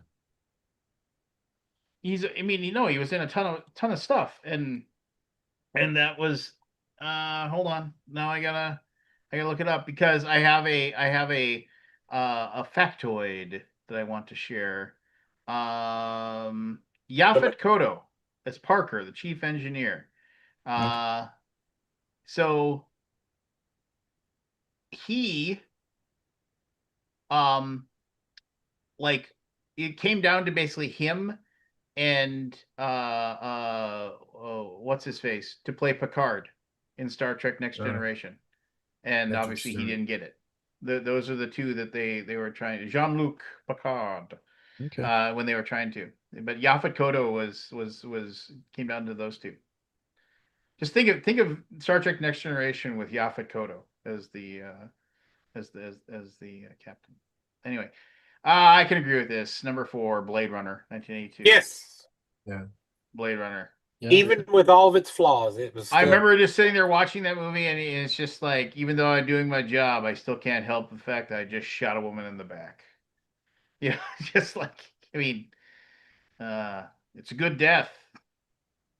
Yeah, what was it? I was watching a thing about it, and Harrison Ford was saying, in the one of the early takes, the whole thing was like hard boiled narrated by Harrison Ford. Yeah, and he said no, it didn't work. I just all of these memories will be gone like tears, like in, tears the in the rain. Rutger Hauer wrote that. Yeah, I heard that. That was not part of the script. He was like he put that together. If you go back and watch, like there's so many flaws in that movie. Like the eye test that they do, nobody's eyes are that color. It's it's just they use stock footage for that. And then what is it? When Rutger Hauer's like in the phone booth, there's somebody like in the phone booth with him, puts their hand on him, and it's like, what? And then he turns around and there's nobody in the phone booth. But even with all that, I mean, all those weird things, it was just funny, but it was still fantastic. Number 3, this got Caleb's seal of approval when we watched it last year. Close Encounters of the Third Kind. Single-handedly stole more Pretty matches. good. So good.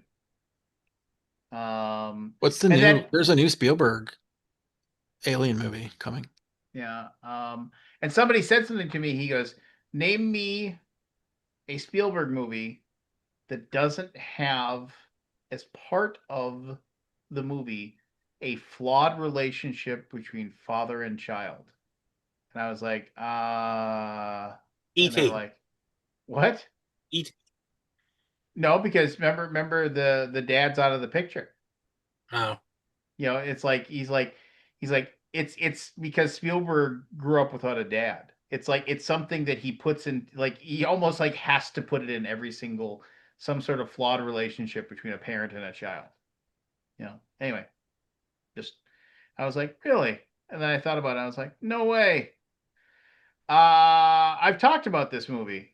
And I would not put it at number 2 because it's like one of the most slow, boring movies of all time. But still good. 1979 Stalker. That's that movie I was telling you about, the Russian thing. Oh yeah, I've got that. Yeah, I agree. I don't think it should be number 2. Yeah, it makes no fucking sense for an American audience. Yeah, no, yeah, just people trying to make their way to the zone where they can like they can change reality if they can get there. Yeah, not the number 2 movie of all time. And guesses for number 1. I'm sure all the already. Well, I've already spoiled myself, so I can't. 1984. 1984. Do you got a guess there? It's another number. No, I don't. It's another what? Oh, it's another Fahrenheit number. 451. No. 1968. It is a year. 1968 is a year. Well, the movie is a year. Na na na na na na na. Oh, 2001. Okay, gotcha. Oh, 2001. Space Odyssey. Yeah, number okay, that 1. makes sense. I don't know. Okay, I, sure. I don't know, man. I mean, the War list II is Where in was Rolling Stone. 1984 on this list? Open Well, Oh, 1984 is not a sci-fi, is it? Yeah. Yeah, it Oh, is. yeah. I mean, I guess open it's the a pod bay dystopian. doors, Yeah. Hal. I'm sorry, Dave. I know. I can't felt do the that. movie was not that great. It's What, slow. 1984? Yeah, the movie. I mean, the book is better. I mean, the movie. I mean, you could say that of a lot of stuff, but Yeah. I thought 1984 was No, it's awesome. fair. I mean, you can put it on your list. Yeah. Would I put it on my top 150? I don't know. Open the pod board. John Hurt killed it Yeah. in that movie. Open the pod bay doors, Hal. Sorry, Yeah. Dave. I can't do that. What was it? They I was watching something and that whole scene where once he goes like inside the monolith or whatever and it starts the The 30 live minute. show, Yeah. start playing Pink Floyd's Wish You Were Here. Oh yeah, it's just a happenstance, but it's a cool thing. Yeah. It's perfectly timed. Um, Okay. I remember. Good list, I guess. Yeah. And apparently, what was it?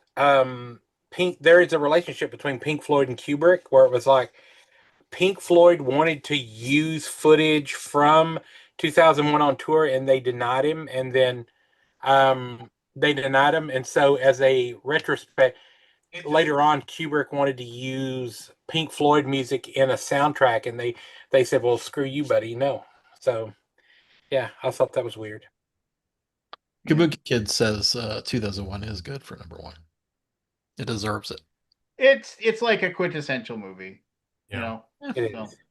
I would say it's Not better. my number one. Matrix is my number one, but anyway, different movies, different Different lists movies, for different people. eras. All right, everybody. Definitely, Thanks for definitely some movies on here I need to watch. Probably. Yeah. That was I've Rolling not seen The Stones. Stalker. The Stalker is not good. I mean, it's just super long. I mean, it was one of those Yeah, things when like I I took said, my it film doesn't class it in doesn't college. translate to a Is it? Western So audience. it's sort of like a. Well, it's a Tartakovsky movie. Do you know who Tartakovsky is? The guy just making Yeah. crazy ass fucking movies. Sure. And has a lot of understated stuff. Has a lot of symbology. A lot Is of it like an art movie? yes. kind of Okay, yes. so very I much. just stuck it on number two because It has really good cinematography. Has some good scenes in it, but just the overall is it story, genre defining? Like, does it define the sci-fi not genre? really. Okay. Not really. Yeah, I mean, it's got some cool scenes in it. It looks cool. But Watch the it. I'll story put it is, on yeah, if I can find it. yeah. Stalker. I've never even heard of it till tonight. Cool. All right. Well, Well, that was that. that was it. We'll see everybody Wow, next week, oh, I it's suppose. 2:08. It's 1:30. Yeah. 1:30. Yeah. It's Scott, what time are you getting in town next week? Thursday. What? I'm only there for a few days. Oh, okay. Yeah. Okay. All right, everybody. Awesome. Be good to yourselves. And take care.